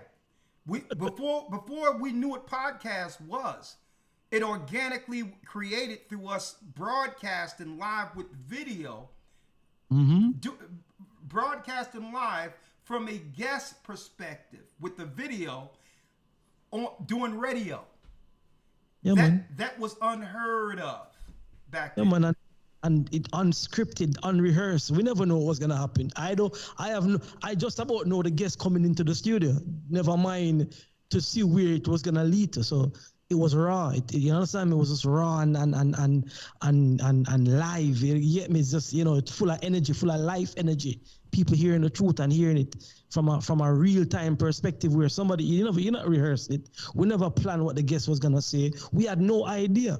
But once the broadcast started and it was live, it's like you're in a boxing ring. Them guys couldn't have left because the pride was at stake. Yeah. You understand me? They couldn't get up. It's like, they were engaged in it. That's why I miss live radio, live broadcast. Yeah. You understand? But I miss that. We got, I'm going to do this on Patreon because, this politically correct crap through YouTube won't allow you to have some real you know, unscripted, just straight telling it like it is, because what? It's about people's feelings now. It's about politically correctness and whether or not someone's feelings were hurt. Mm-hmm. You can't have real objective conversations no more. So I want to have some debates on Patreon. Definitely. You know what I mean? And you know, that's when you know you're losing though, right? You know you're losing when you're in the studio and you start calling people and say, look at this, and start snitching. So you, instead of you contending with the truth and proving us wrong, you would rather us be taken off of the air. Yo, listen, I had this conversation with Rawchaa today. That's a true loser, but go ahead. I had this conversation with Rawchaa today, and I said, yo, listen, Ak, I am open, and I mean that with all sincerity. I am open for all criticism that anybody would have of what I believe in, because the truth welcomes that. Yep. You with me? The truth welcomes to be criticized, to be scrutinized, to be looked at objectively, to ask me, to put me in an uncomfortable spot. I don't care. Yeah. Put me in. I'll answer it. You with me? The problem now is when you can't handle that now with your belief system, where you need now to run for shelter or call an organization to send 5,000 people to call to shut down, to protect what you're trying to bring. And that's why I'm saying, yo, listen, man, the truth stands undefeated. And even if you ask me a question that at that point in time, I may not know the answer for you best believe I'm going to get the answer for it. So don't think that you ask me a question and because I don't know the answer, like, oh, no, man, no, it's not like that. You with me? I remember, Elder, when I left you in the UK, when I was running from this thing, and I came to Jamaica as a refuge and started to just see the whole thing, because knowing the truth and coming into the Caribbean gives you a different insight just looking at the place. Okay. I can't explain that to anybody, but once you have the truth and you come into like the Caribbean in certain ways, and you see the ghettos and you see the structures and all that, everything started like, yo, but I never noticed this before. Yeah. And I remember going out there and talking to people, and they was saying, yo, Paul said this, and I was like, all right, cool. So I started to learn what Paul was saying. You get me? So that's part of my vocation, part of my training, coming in the battling. You with me? So not thinking that it was something that, it was incorrect because I never had the answer for it. No, man. That's what you learn. I learned like that. Yeah. And I said to you, Rawchaa today, listen, Ak, I welcome it. Bring it, come. Bring that challenge, come. Let me see it. Bring something I've never heard before. Let me go look into it. And that's why I love doing radio, because radio kept me sharp. Radio kept me going on the radio, going on the streets and encountering these lunatics. It kept me sharp. But I tell you what, though, listen, I welcome dissenting views. If someone believes that what we're teaching isn't true, listen, as long as we don't interrupt each other, I'm willing to be corrected. Bring forth your strong reasoning. Okay? Bring it forth. We're open for it. Okay? Open for it, man, 100%. That's why this truth stands, this truth resonates. Because this isn't something that, I need to go back and no, man, this is no shaky soldiers around here. You get me? That's the confidence that comes with holding the gospel, the true gospel. That's right. Right. So, I don't have to go picking fights, but I tell you what, we're not backing down from one. Exactly. 515-605-9327. Let's go.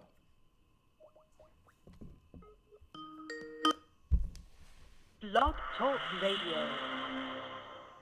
Welcome to Blog Talk Radio. Please hold and you will be able to listen to the show. Okay. Thank you, Ramar. 515-605-9327. And if you would like to support the work, our weekly broadcast, it's $GOCC report through Cash App. $GOCC report. And I thank all those who continually support the work. If you don't have Cash App, it's okay. Go to gatheringofchrist.org under donate. And I'm sure one of those options is there if you would like to support this work. And this way we can set up and set up a church near you and finish the work against these deceivers. And that's another thing. Let me ask you, Gaja, before I bring in the calls. Tell me. You said there was a guy in the audience at that last broadcast from the Jewish Defense League. Did you know he was from the Jewish Defense League when he came? No, we didn't know. We had no idea. He came in with he was the one that we met, and then he recommended Nate as the mouthpiece. So he was well connected within that community. So it's during the broadcast and after we found out that he was there calling and making all the calls to the people around about. We found that out after the fact. And then come to find out, Nate wasn't even from there. He had a full American accent, and then he admitted that he was a convert. Talking about, don't talk about my people. I'm like, man, listen, there's no difference between you and someone who would have been a part of Hitler's army. Okay, the only difference is the religion you choose to follow now. But I'm like, but when it comes to ethnicity, one can't change their belief and become a Jew, right? A white man that's an Edomite can come into the truth, but he cannot be from the bloodline of Judah. That's the difference. That's the difference, and I put that out as well. I reiterate that everybody within this church who are from different nationalities identify and know that they are from whatever nationality they come from. And it's okay. Yeah, no problem with that. It's okay, but what I don't like is on the other side, which is almost a gang type mentality. You have people converting into Judaism, and they'll become a part of that particular religion and align themselves with an allegiance, even if it's against what their core family believe, simply through conversion. Have you ever seen them black guys that study Kung Fu and become Chinese? Yeah, I mean, listen, I studied martial arts coming up. Do I look like Jet Li? So just because someone learns something, it doesn't change their ethnicity. I tell you what, though, man, and just jogging my memory here. The first rabbi discussion that we had, right? I remember in the studio, man, when Rabbi Jacob said, "Yo, listen, I'm cool accepting you guys as Jews. The problem is you accepting me, and that resonates with me up to today, because check it, he knew the fact, he knew what time of day it was, but just never wanted to admit it. Yeah, you know it. The only people known here that don't know the truth as to the identities, the people that lost it, is our people. Yeah, our people. We lost the identity. We lost who we lost it through the different captivities coming up. You with me? We lost it, and not only that, the Bible said that we would lose it. So here we are. Yeah. But he was, listen, I can accept you, brothers, as Jews. he even said, hey, gosh, you would be a good Jew. Like, huh? Let me tell you, man, they got full reports, yearly reports reporting on the number of black people in America who announced they can claim to be from the lost tribes of Israel. Why would they keep that metric? Why would they care? Mm-hmm. Like I'm not here. I don't have a graph monitoring white people or Jewish people each year to find out how many have converted to Judaism. Why are they so concerned with what we believe? Let me read something here for you real quick, Elder. Yeah. I'm in the book of Acts, all right? In the book of Acts, I'm at the 18th chapter. I'm at the first verse. Acts what? 18, Acts 18 and 1. Okay, let me pull it up. Acts 18 and 1. Go ahead. And it says here, and after these things, Paul departed from Athens and came to Corinth, and found a certain Jew named Aquila, born in Pontus, lately come from Italy with his wife Priscilla, because that Claudius had commanded that all the Jews to depart from Rome and came unto them.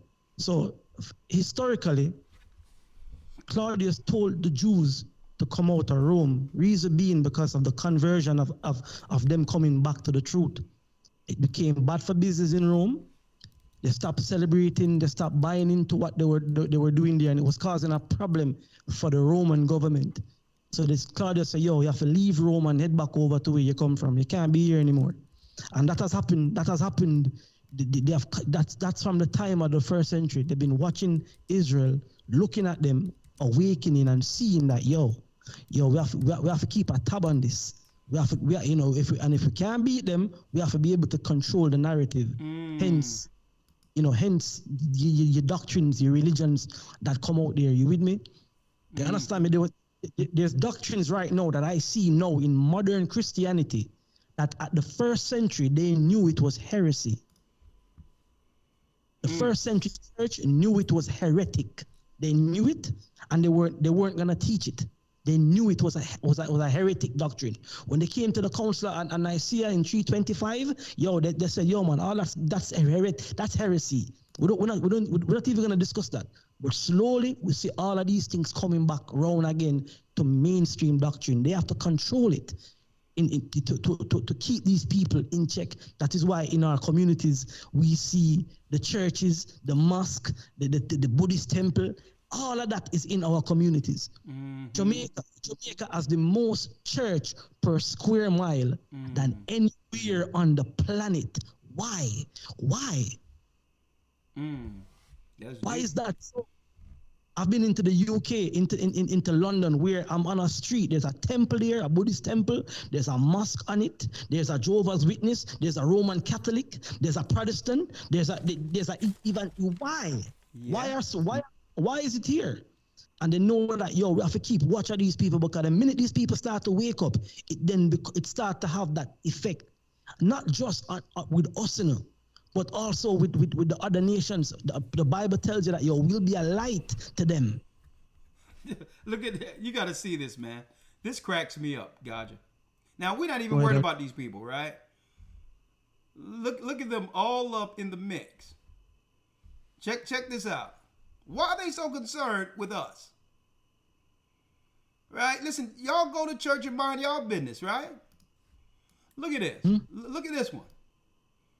A whole report. How many are the black Hebrew Israelites? Is that the one that you sent me? No, this is a different one. I sent you one to Cambridge, but this is by Charles Fane Layman from the Manhattan Institute. Oh my goodness. They want to know, since 2023, how many are the black Hebrew? Give us a number. Right?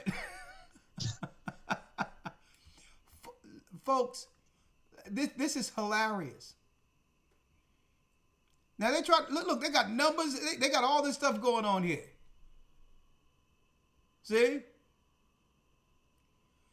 Estimating the black Hebrew Israelite population. Look, they got graphs. Oh my goodness. They got graphs. Listen, we just want to serve our God on Sabbath. Why are you all up in our business? Look at this.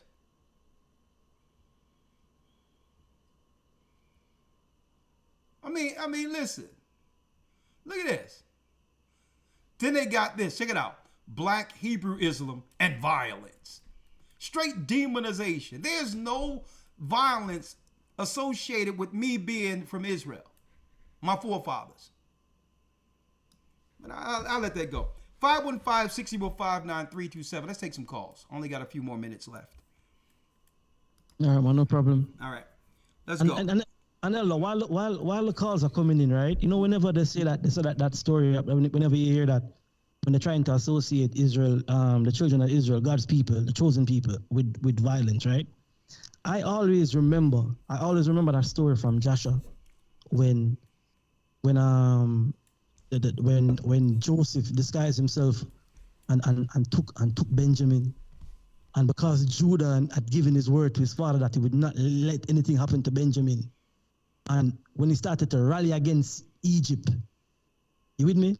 Now, the image I always have of this scenario here, right, is when you read Joshua and the description of it, and it tells you, listen, you know, the sons of Jacob stood up and said, listen, we're not leaving. If Judah went, if I pull my sword out, I'm gonna start with you, and then I'm gonna finish with you. You with me? Yeah. And then even Pharaoh came out and go, yo, listen, yo, what you doing? Yo, give them things if I'm gonna kick you out. Yeah. You understand? Another story again from it's like all right, so just say you're listening to this for the first time in your life. You never heard this before. Picture, if you can, picture this, you know, picture the people right now who are claiming to be Israel. Just picture them in a line in a row, stand up with the little curly locks to the side. Can I say that? With the black hat. Whatever. Yeah, go on. I'm with you. Just picture that. Now, is that frightening to anybody? Seeing that? See, but let's just deal with it from this standpoint, though. Here is the pot calling the kettle black, right? Here's a study where they're trying to figure out what's going on. How many are there of black people who know that they're Israelites, because that's who we are now. And then they're going to try to claim and try to relate through demonization with these bogus papers, violence for those of our people who actually was brought here through violence. True. I'm just saying. So, like, what's up with that? True. Yeah, answer that. That's a good one. That's a good one. You answer that. You with me? And I've been to Ghana and seen the evidence of that, of the violence that it took them. They're going to try to, and then guess what? They got to cobble together stories to try to demonize the awakening. Because believe me, if they had some real proof that us knowing we are Israelites from the, according to the Bible, led to some criminality, believe me, there would have been a lot of people locked up already. Mm-hmm. It's a bunch of bogus crap, you know, but good. At first, they tried to dismiss us because they had a stronghold on the Christian church. Oh, don't worry about those few guys on the block. They're crazy. But when dismissal, when they can't dismiss you, then they do what? The next stage in their deeds is demonize you, discredit you. And then at the very end, when that doesn't work, they must seek to destroy you. That's where we're at now. Yeah, 515-605-9327. I believe they need to go about their business. I believe the evangelicals, the apologetics, and the Messianic Jews should all go into a circle and teach each other. Get out of our mix. 515-605-9327. 765. Todd, you have a comment? Yes. How you doing? I'm doing well. Comment / question. I was wondering if Elder Rawchaa was remembered. Well, he mentioned about superheroes and this stuff that's going on now. I used to watch his TV show Flash a couple years ago, and he got hit with some dark matter. And I remember you bringing up dark matter earlier in the year about them looking into dark matter on the TV show.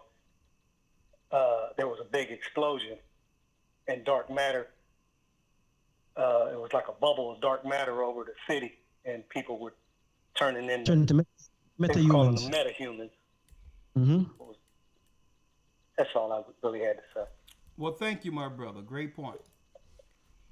Now, another thing. I've been watching show. I've been listening, following for about 12 years now. I'm in the Indiana area. Hey, you should have been in this work. You should be ready by now, right? Yes, sir. Let's do it. All right, shalom. Yeah, man. The science fiction as well. I mean, the dark matter has been a thing that run from the first time I saw it was looking into like the Star Treks and all of that. When they talk about dark matter, I think the SS whatever it called is run by dark matter, and they're bringing it into the comic books, and the transhumanism, the meta-humans, they're pushing it. That's a superhero thing. So when you were saying it earlier, Elder, with this Neuralink and what they're saying on it, it's all comic book. It's what they're pushing in the TV shows. So you have a generation right now, people right now looking at that, thinking that, yo, this is a cool thing. But anyway, yeah. So hold on, let me do this real quick so that they can hear you through the system also. Studio display. I no longer need this. All right, say something now, Gaja. Yeah, man, you hear me? Yeah, you're fine. All right. Oh yeah, another thing when it talks about, I wanted to correct that last week when that guy came with the phone call, speaking about when it says tarry. When people thought it was speaking about John, that was actually speaking in the scriptures when you do the precepts, that actually precepts to Lazarus. That's about Lazarus. It had nothing to do with John when you do the precepts. But I'll talk to you about that another time. Right? Real quick, let's go through the calls. Officer Aria. Shalom. Hey, shalom, elders. Double honors. Good evening. How are we doing this evening, sir? Blessings. I'm blessed by the best, and his name is Ahia. Talk to us. God. You got a quick comment, too, just listening into the broadcast. Yeah. And you hit on some key points. And one of the main things that I noticed, especially when I came up here into Babylon, in Guyana and in the Caribbean, we learned about biology. And I noticed when I came here, after so long, they didn't teach that no more. Thus, the things that you were bringing out in the video about stopping the CO2, stopping people from breathing, that was lost in education. Because people don't realize, according to biology, what is going on with those plans. And another thing, it's in one of the X-Men movies. I can't remember the title of this one, but in there they had the character Azazel. And I'm paraphrasing, but he had made a statement. It was a discourse going on. And he basically was saying it like this, that if they provoke mankind enough to go to nuclear war, they destroy the Earth bio, which we need to survive, the trees and the ecosystem, but it creates the perfect scenario for the mutants to thrive, i.e. the fallen. And I thought that was real profound when I seen that. Yeah. But, Elder, I would definitely like to get a call from you. I'm getting ready to go down to South America in the next month. But I've been reaching out to you. When you get a chance, if you could give me a call, I really appreciate it. Okay. Let me say, I'll call you tomorrow, Aria. That's no problem. What, you going down there to visit? What? Yes, going down there to visit. Yeah, go visit my mom and take care of some stuff. Okay, I'll call you up tomorrow. The water. And again, double honors to you and the elders. Keep up the great job, man. This work is profound. All right. All praises. Thank you. Shalom. Oh, Aria, he been a soldier in this a long time. All praises. Jaron has a question. Yes, Jaron. Hello? Yes, you have a question? Yes. Okay, what's your question, Jaron? Where you from?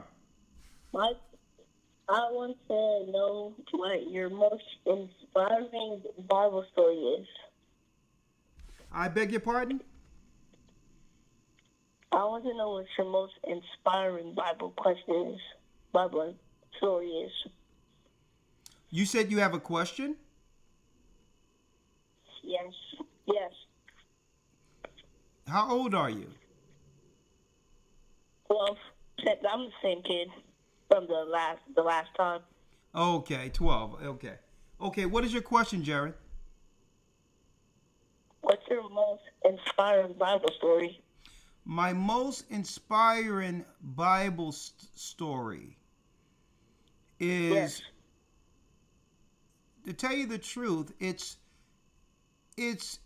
starting from Christ's Last Supper, right before his Last Supper. And I'm going to tell you why. Because usually when we look at Bible stories, we look for usually a feel-good story, something that gives us hope, like Moses parting the Red Sea and walking in through the water and all that. But I'm going to tell you why Christ's story of the resurrection, I mean, the death to his resurrection, was really a resounding, I would say, epic story, and had so much impact on this ministry. It gives you all the dynamics of what we have to experience to actually make it to the kingdom. And it also gives you the mindset of other people on the outside of you. You really don't know what they're thinking until they do it. Like Christ sat amongst the table, knew he had to die for everyone at that table, young man. Even the guy who would betray him. So there was so many dynamics in that story, because think about, you know, young man, that someone is seeking to give you up and destroy you. But you sit at meat with that person and love them anyway. That would be pretty hard for you to do, right? Knowing that someone is trying to harm you? Yes. But Christ did it. And it also it gave me insight to, somebody may have good intentions, and I always see everyone with the same intentions. I'm never skeptical of other people. I give everybody a fair shot, because I never want to think that a person has evil intentions. Right? But the reality is, somebody could be sitting at your table, drinking your bread, drinking your wine, eating your bread, and hate you. That's the reality of doing the work, even if you have good intentions. And then an innocent man, because people began to put out negative on him, it rallied other people against Christ who was innocent. Right? Yes. But through that, the false accusations, the hatred, he forgave them all and still shed his blood for the nation, as was prophesied he would. He's the example we all hope to be. This is why I can't hold no grudges.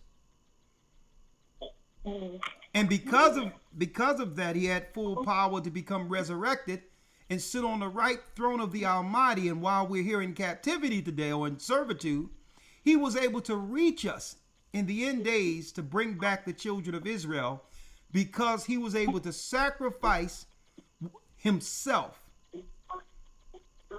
He was able to do something, young man, that most of us probably would not have done. To sit at a table with a person who betrayed them and who will betray him and still forgive that person. You got it? Yes. So Christ's death and resurrection is the most resounding, epic story that stood out throughout anything in comparison to any great story I've read in the Bible. Christ, him at that Passover table, was everything. You got it? Great question. All right. See you. Bye. So. I'm sorry, Jeremy. What you say? Shalom. Shalom, young man. And. Hold up. Did somebody, that mama? Who that? I'm sorry. I'll bring you in a second.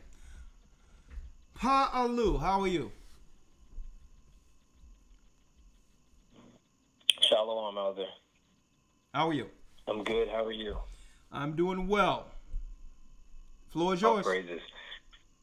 All praises. So, I actually just wanted to pose like a statement, but then get your thoughts on it, to see if you had any insight on it. But I feel like, with what you were sharing about like the way that they've been probing us towards the mark of the beast and the transformation and all of that. Yeah. After 2020, after the cough, it almost seemed like it had people cleaving to this like false hope of normalcy. Like, oh, and when are we going to get back to normal, right? Wearing people down to the point where it's like they took any chance at liberation from restraint or any kind of constraint, if you will, or quarantine. And like rebellious against structure and addicted to predictability, because I think after 2020, it was like an induced trauma on the world, and it led to two things, right? Like one side of us were like, oh, okay, now we really seeing how the world powers are moving, where people are like side-eyeing and actually doing the real fact-checking, if you will. But then another side of people who are just, laying down with, all right, we'll do whatever you guys tell us. So I feel like now they're like turning up the pressure again with all these crazy headlines and just, inundating us to the point where it's like when you try to have a real conversation with someone, even if you're not bringing up the Bible per se, like just using wisdom, because sometimes people, when they hear the Bible right away, they're like, oh, I'm not trying to have a religious conversation, even though, as you guys beautifully bring out, the world is religious versus the scriptures. But they'll just chalk it up to, oh, yeah, this world is crazy, but, I'm optimistic, you got to be positive, and, et cetera, versus getting into actual solutions. So I wanted to ask you this, man, if Elder, if you believe that I know we talked about the indoctrination of like go to school, get good grades, get a good job, etc. So when it comes to like even 9-to-5s, for instance, right? You can be at a job and be working there with people. For instance, I've been in scenarios where it's like I'm working with people who are literally complaining about their job. And then when it comes to talking about solutions and opportunity, they just kind of default the same to, yeah, but I'm grateful that I have a job, et cetera, et cetera. So do you believe that maybe is part of the plan to where even though this world is clearly going to hell in a handbasket, instead of hearing people like yourself and the other elders bringing out the truth and solutions, they just kind of default to, well, things are going to get better eventually. And then that better is seen as the MOB, right? The mark of the beast, where they jump at that. And this comes from a podcast I was watching. There's a gentleman named Mike Rashid, and then there's another named 19 Keys. Now, these guys are into, like, wild stuff. Like, they talk about personal growth and development, but then they start getting into Egyptology, and I'm like, all right, let me clock out. But they were mentioning the mark of the beast, and they phrase it in their mind as, yeah, some people they're, all in the Bible and super religious, and they talk about the mark of the beast as a bad thing.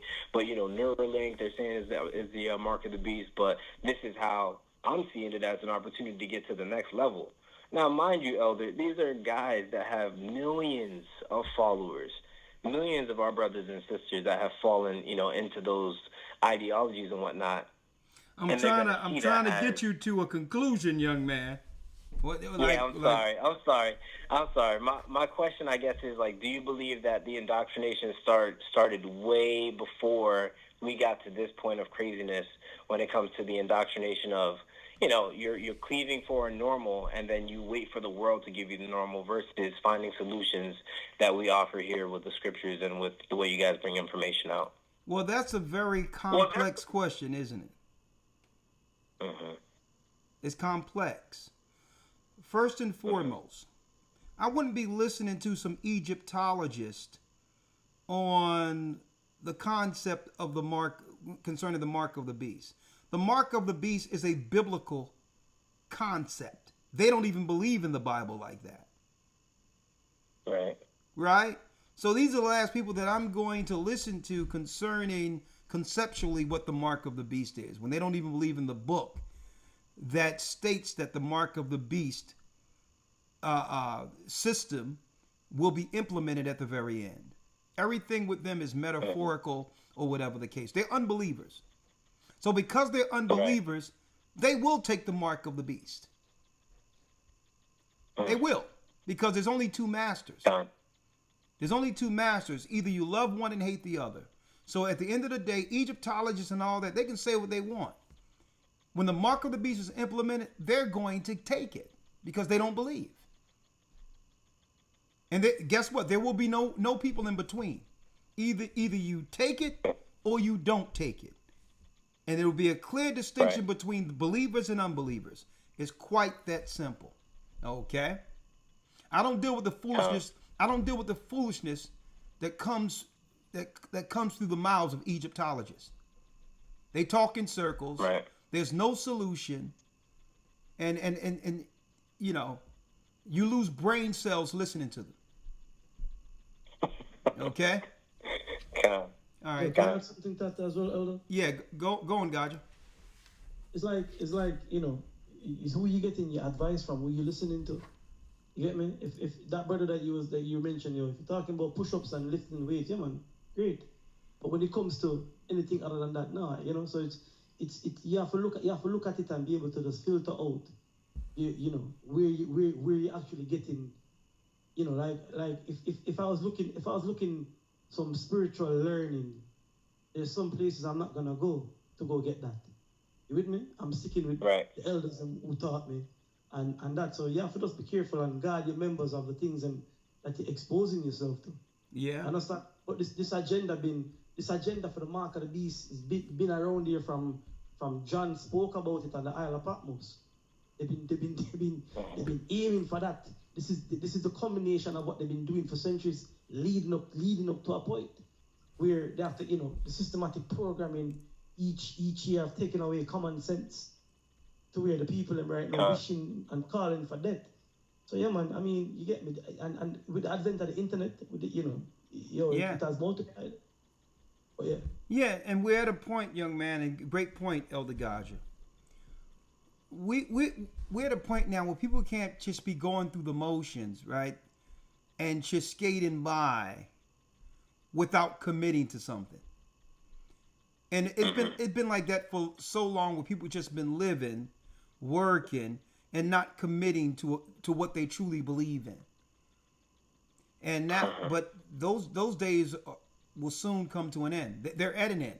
You're gonna have to choose a side. You can't fake it as some type of spiritualist and say, well, I believe in the universe, but I still have questions concerning God. No, you are a Satanist. We're not going to play those games anymore. I don't believe in the Bible. Okay, I believe in science. You are a Satanist. Satan is your Lord and your God. So people have been playing the middle for a long time. And it's to a point where even the Satanists are saying, well, listen, we need y'all Christians to stop faking the funk. All of you been worshiping Christmas, which you know is pagan. You've been worshiping Sunday that goes back to Babylon. You've been worshiping our God, but yet you're giving shade to our God. You're worshiping Satan, but then you're trying to say that you're trying to overcome him. So you can't fake the funk anymore. And it's going to come down to the bottom line, your money. You're going to have to take the mark of the God you've been serving for Christmas and Easter and all that, or I'm going to throw you with the believers. And if you try to stay in the middle, Christ stated, you will be spewed out, because the Satanists can't trust you, and those who believe can't trust you. So we're living at a time where people just can't be walking through callously, staking some type of spirituality without actually pronouncing to the world what God you truly serve. And I believe we're here. The water, young man. Con, Elder. If I could share one more thing. That one more thing gotta be that gotta be swift. Well, go on. Yeah, to be to the point. I'm gonna land the plane. In regards to what Elder Gaja brought up, the craziest part is that, of course, like, I stick 10 toes with what you guys teach, right? That video was actually like the title was like personal growth. It was around doers versus complainers or something, and they just slipped that in there, which is the craziest part because that's a big thing that we talk about, you know? So, big seed that was planted. But yeah, I appreciate you guys. Lawya. A Satanist cannot tell me how to personally grow. Yeah, man, that's it. I was just about to say that. I was just and you know, so it comes down to this. It was Satan who came to Adam and Eve and said, "You shall not surely die. If you partake of this, you will be like gods, and you'll understand everything." So they always come with some bogus insight. Yo, my thing is, my thing is like the podcast that he was listening to, these guys work out, they lift weights. How did we reach to that point? And this is the thing, man. These people put their agenda in almost any and everything that they are part of. You see these vegan, vegetarians out there, these are Satanists. Of course. Let me tell you. Go ahead, Gaj. I'm sorry, go ahead. Yeah, no. They come with this thing and they come, oh yeah, I'm going to help you and show you what's healthy. Nah, man, the Most High told us what to eat. Already, what you talking about? Yeah. It's not you can bring right now that's going to supersede what the Most High did. And here some of them come, oh, well, the body wasn't made. No, bro, you didn't make the body. Okay, the Most High did. And prescribe what it is that for the body. Come on. You get me? It's like, yo, it's crazy. It is crazy. And I said this to you, my brother, right? Just be careful of the things that you allow yourself to watch, listen to. I mean, you're a big man. You can do what you want to do. Yeah. But let me tell you, follow the Bible, young man, and follow the wisdom in it. Don't be listening to these nut jobs out there talking about how to better your life and all that. Nah. I'm good. Okay? Listen, if a vegan want to show me how to grow carrots, I'm down with that. But you ain't going to tell me nothing about the Bible. All right? Shalom. All praises. Bless y'all. All right. Love y'all. Bless Thank you. Bless you. All right. All right, Sunshine, what you got? Old Sunshine sent me some music tracks. She's getting it in too. Hey, how you doing? You got some talent, Sunshine. Hi. Shalom. Hi. Where you been hiding, girl? Shalom. Working. Hello, Elder. Hi. You been working. Where you work at? Oh, well, I work with kids and also the music, Elder. Yeah. Okay, I see you getting it in. You doing that music. Oh, I'm gonna play some of that stuff sooner or later. But go on. What say you? The floor is yours. Okay, so now, elders, wow, we can clearly see the constant flip-flopping and shifting to conveniently distract the population and also attack the poor. All at the same time, the media machine has us like turning our heads one way while the sleight of hand is used to destroy us in other ways. They have done this for years and continue to do this tactic to us this very day. And we have been deceived in all areas of our life, from being moved to operate under the multiple liberal categories as born woman versus trans woman, LGBTQ versus so-called normies, feminine versus so-called toxic masculinity, they say, Republican versus Democrats, sociocrats, or Marxists, and all of this division only to finally divide the people into the compliant transhumanists versus the non-compliant rebellious. But no matter what people decide to attach themselves to or convert themselves into, even if DNA defies personal conversions, the brass tacks final note remains the same. Satan will aim to deceive the whole world as small and great, rich and bond. You know, everyone he would try to give that to receive the mark of the beast, and those in the middle, like you were saying, and the Judases will be spewed out. Yet we know the righteous and very elect by their fruits, and all that they do will not follow or coddle the specters and chittim and any kind of evil. So with all the fruitless work that they put into against Christ, it's in trying to destroy God's chosen people and the true children of Israel, and their obsessive focus on us, and even their desire to do all the wickedness that they have done against us, while choosing get onto the highway to hell, their efforts, will not prevail and signify nothing while they receive their judgment. For those who do as the Pharisees do, but not do as the Pharisees say, but not as they do, in multiple hypocrisies, and choose Christ and walk in fruits of the Spirit, as our Christ did, despite all the false bearings and all the other things that are coming about, they will not satisfy the lusts of the flesh, but will, through grace of Christ, who is bringing the sword and not peace on earth, will be as prophesied and will prevail as the prophecies themselves. And none of the righteous and those that are operating as the innocent will fail through the power of a higher. And that's all I wanted to say, Elder. All right. Go on, girl. We speak to you soon. Bless you. Shalom. Go on. You something else, boy. I tell you. All right. Sunshine. I tell you, Lord, have mercy. There it is. Last call for tonight. Brother Kayem has a comment. Shalom. Shalom, Elder. All praise the higher. How you doing, young man? Yes, sir. Pretty good, Elder. Oh, man. Big sunshine. Oh, boy. And double honors to you, sir. Double honors to Elder Rawchaa, double honors to Lawya, and double honors to Ramondale, Hannah, all the elders, and all the deacons. And praises. In the beginning, you were talking about Revelation 2 and 9. And I've been having a talk with a brother at work.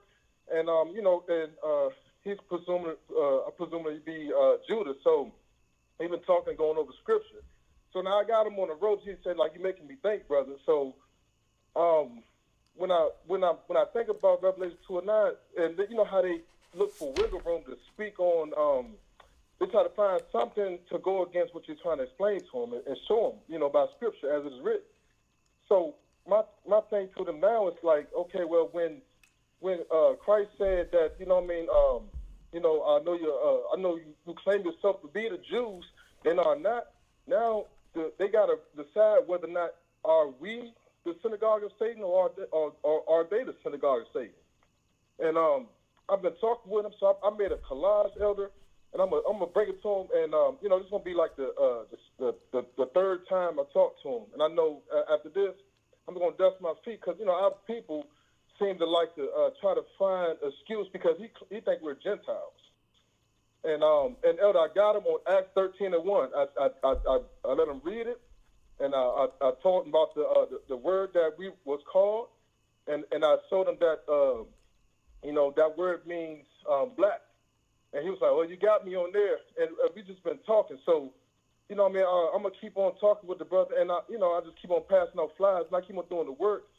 So it's just a beautiful thing that these truths are just coming out in these videos, and I can clip them. And I can show it to him because he want to see. I think our people want to see somebody else say it, even though it's like It kind of give us a type of feel like, okay, well, I'm saying it to you, brother, but sometimes our people want to hear somebody else say it. Yeah. But also, yeah, yes, sir. And So also you said the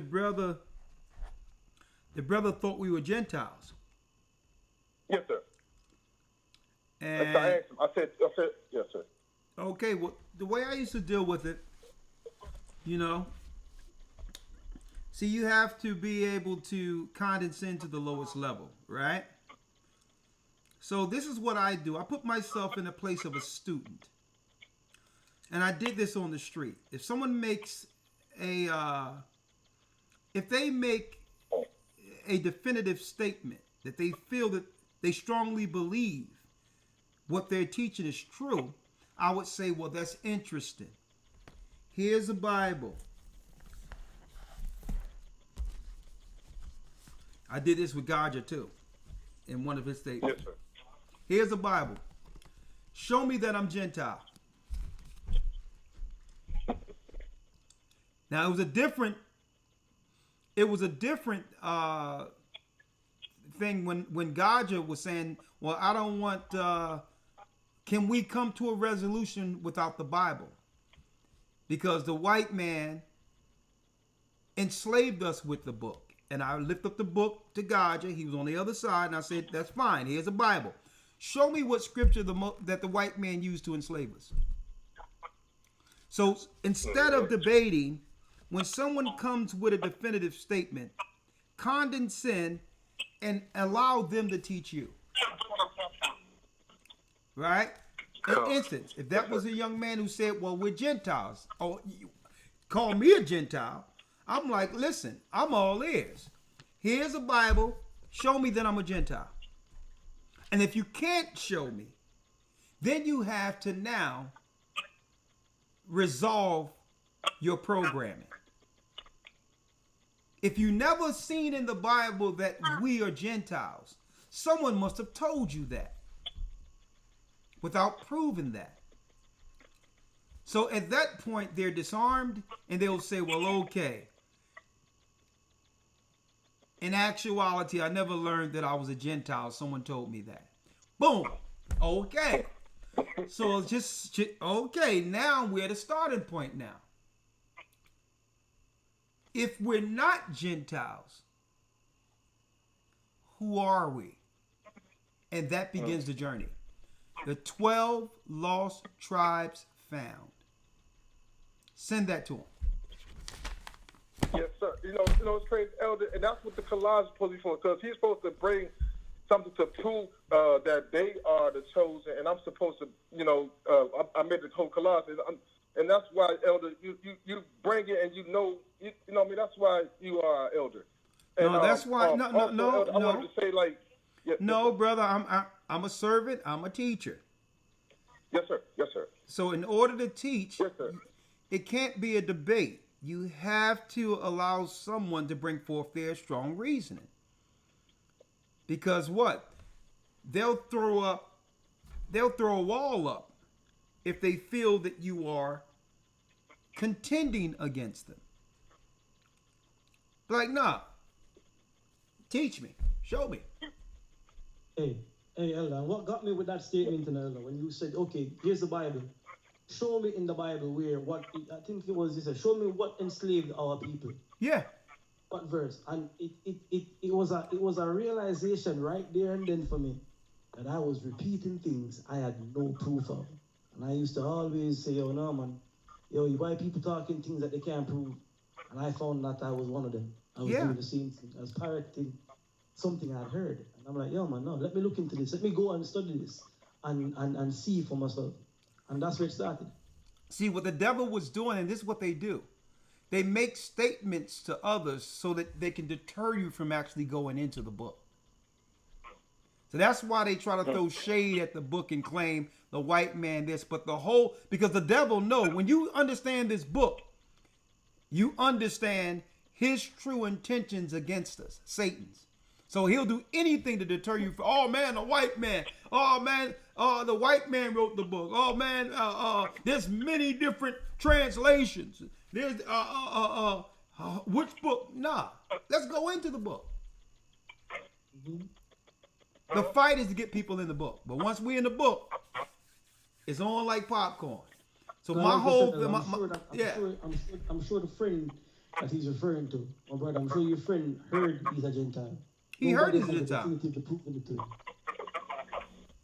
Yeah, I mean, I had a preacher tell me, my friend, I'm a Gentile, and I'm gonna die a Gentile. I'm like, listen, bro. Listen, bro. I believe that you're from the children of Israel, but if you're that convinced, there's no.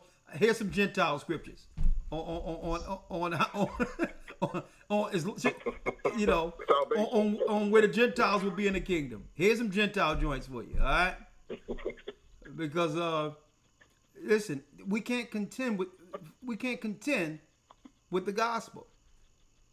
You understand? We have to be at the condescend to the lowest level, be all things to all men that we should gain a few. So that means meeting people where they are and building them up from that point. Right? So, all right. Just giving you a few tactics there. That's all. All right. Shalom, young man. One thing too. Go ahead.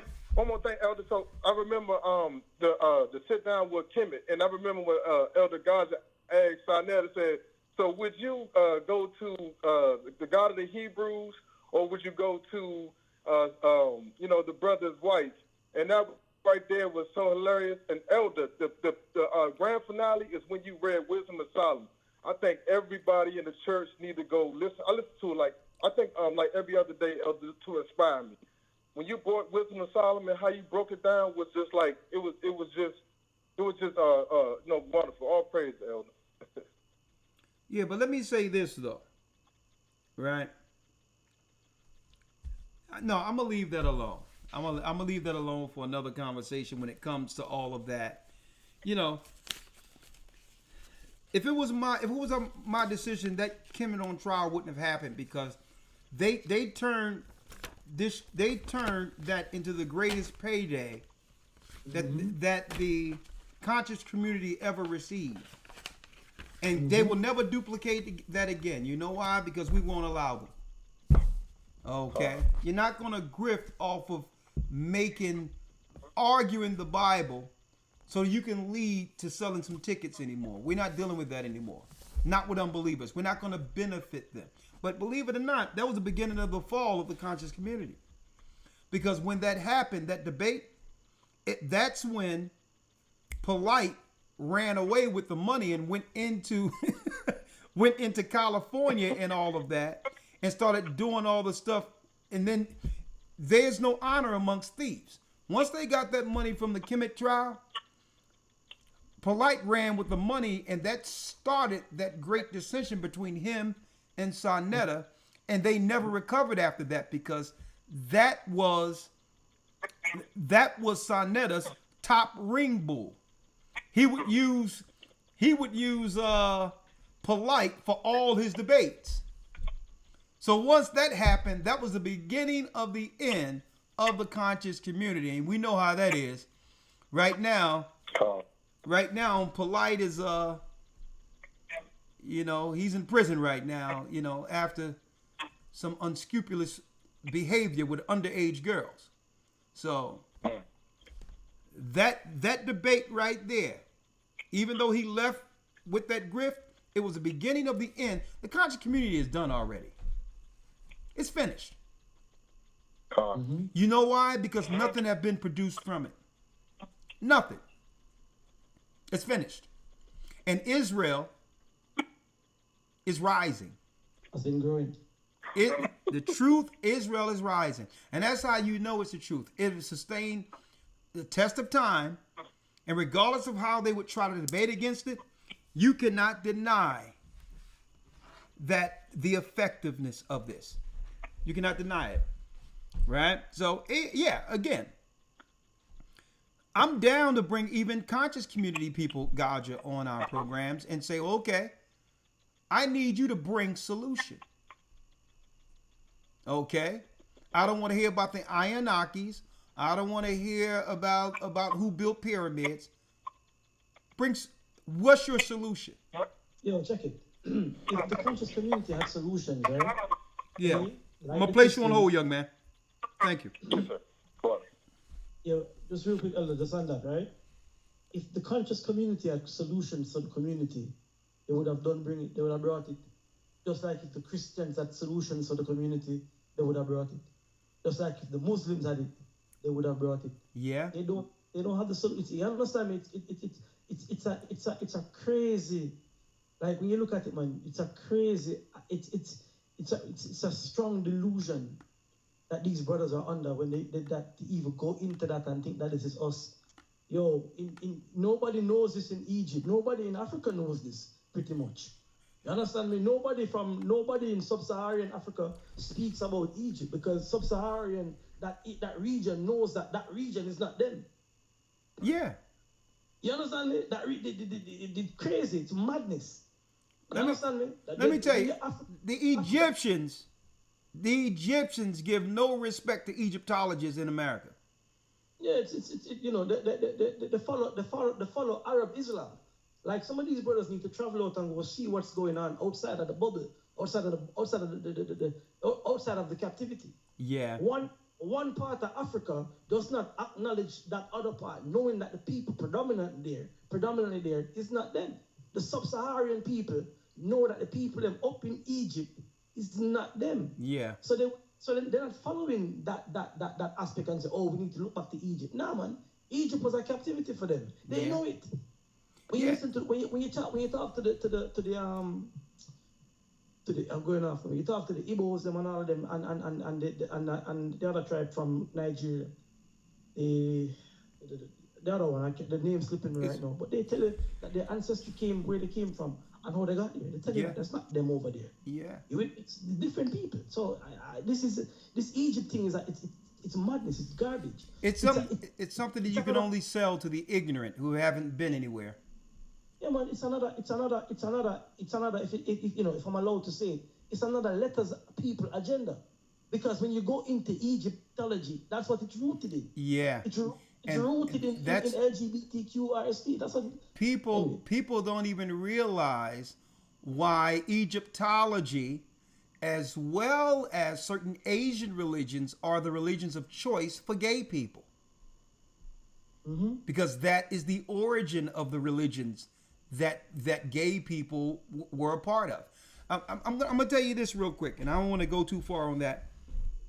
And I can prove Egyptology was a straight LGBTQ, ancient ritualistic religion when it came to that.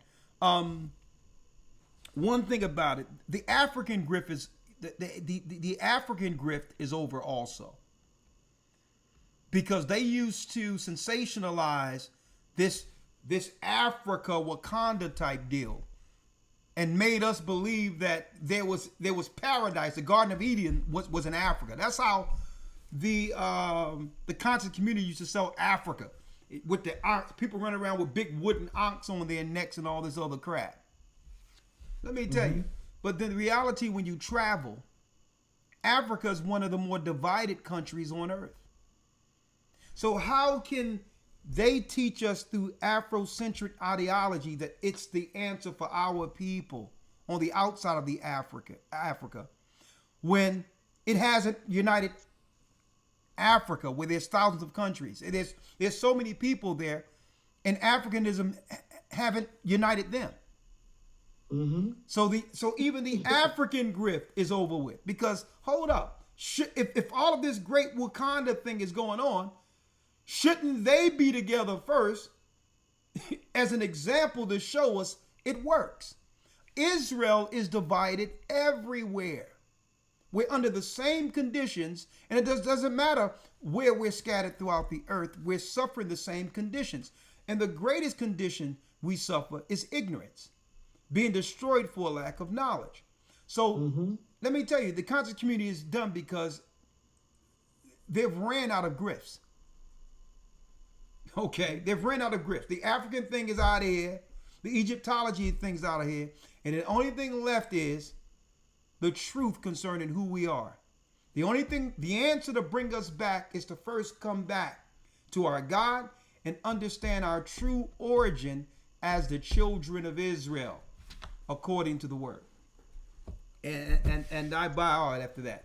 I'll let you have the last word on that, Gaja. Isaiah 49, 5 and 6. Again.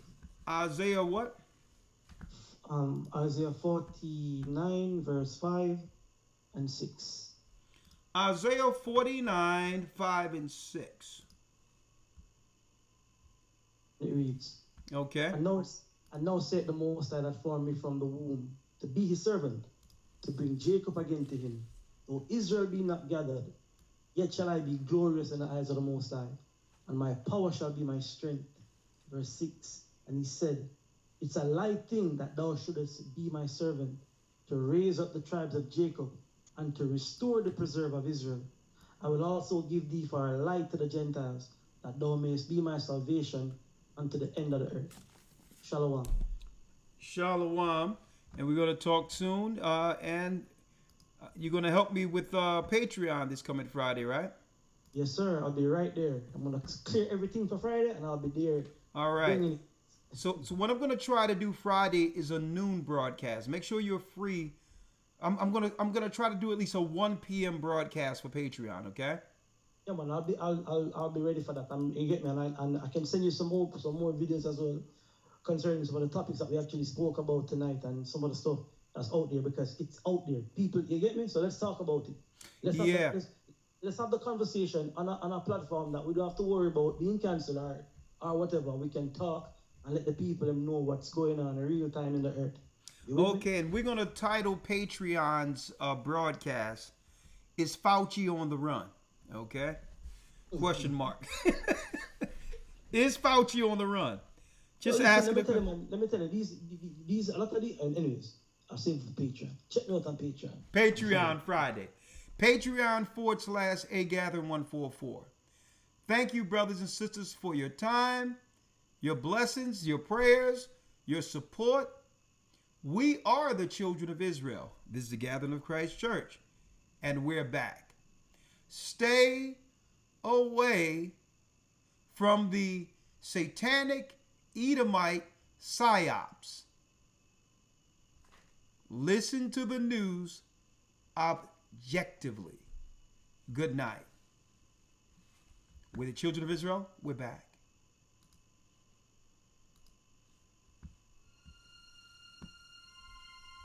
Oh, not that. I like that, but we going with Ahayah's calling back Israel. Oh, oh, Ahayah's gathering Israel. The Shalom. Shalom. Good night, Lawya.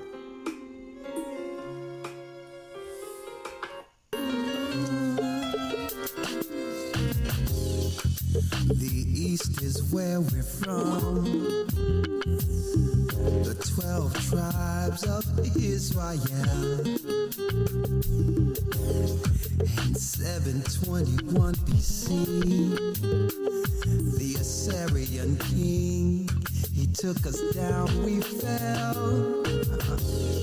With a great escape, we went through the Euphrates. The Lord held the water still. To a land where no mankind dwelt, we went. The 12 tribes of Israel. That's who we be, Manasseh, the Cubans, Ephraim from Puerto Rico, and Valley from the Isles of Hawaii. The Lord is calling back Israel. Zebulon from Panama, Gad, the North American Indians, Simeon, the Dominicans. Ahayah's gathering Israel. The Arabs and Africans told us. At gunpoint. Together our wives and children then sold us. In the belly of these great ships we traveled in fear.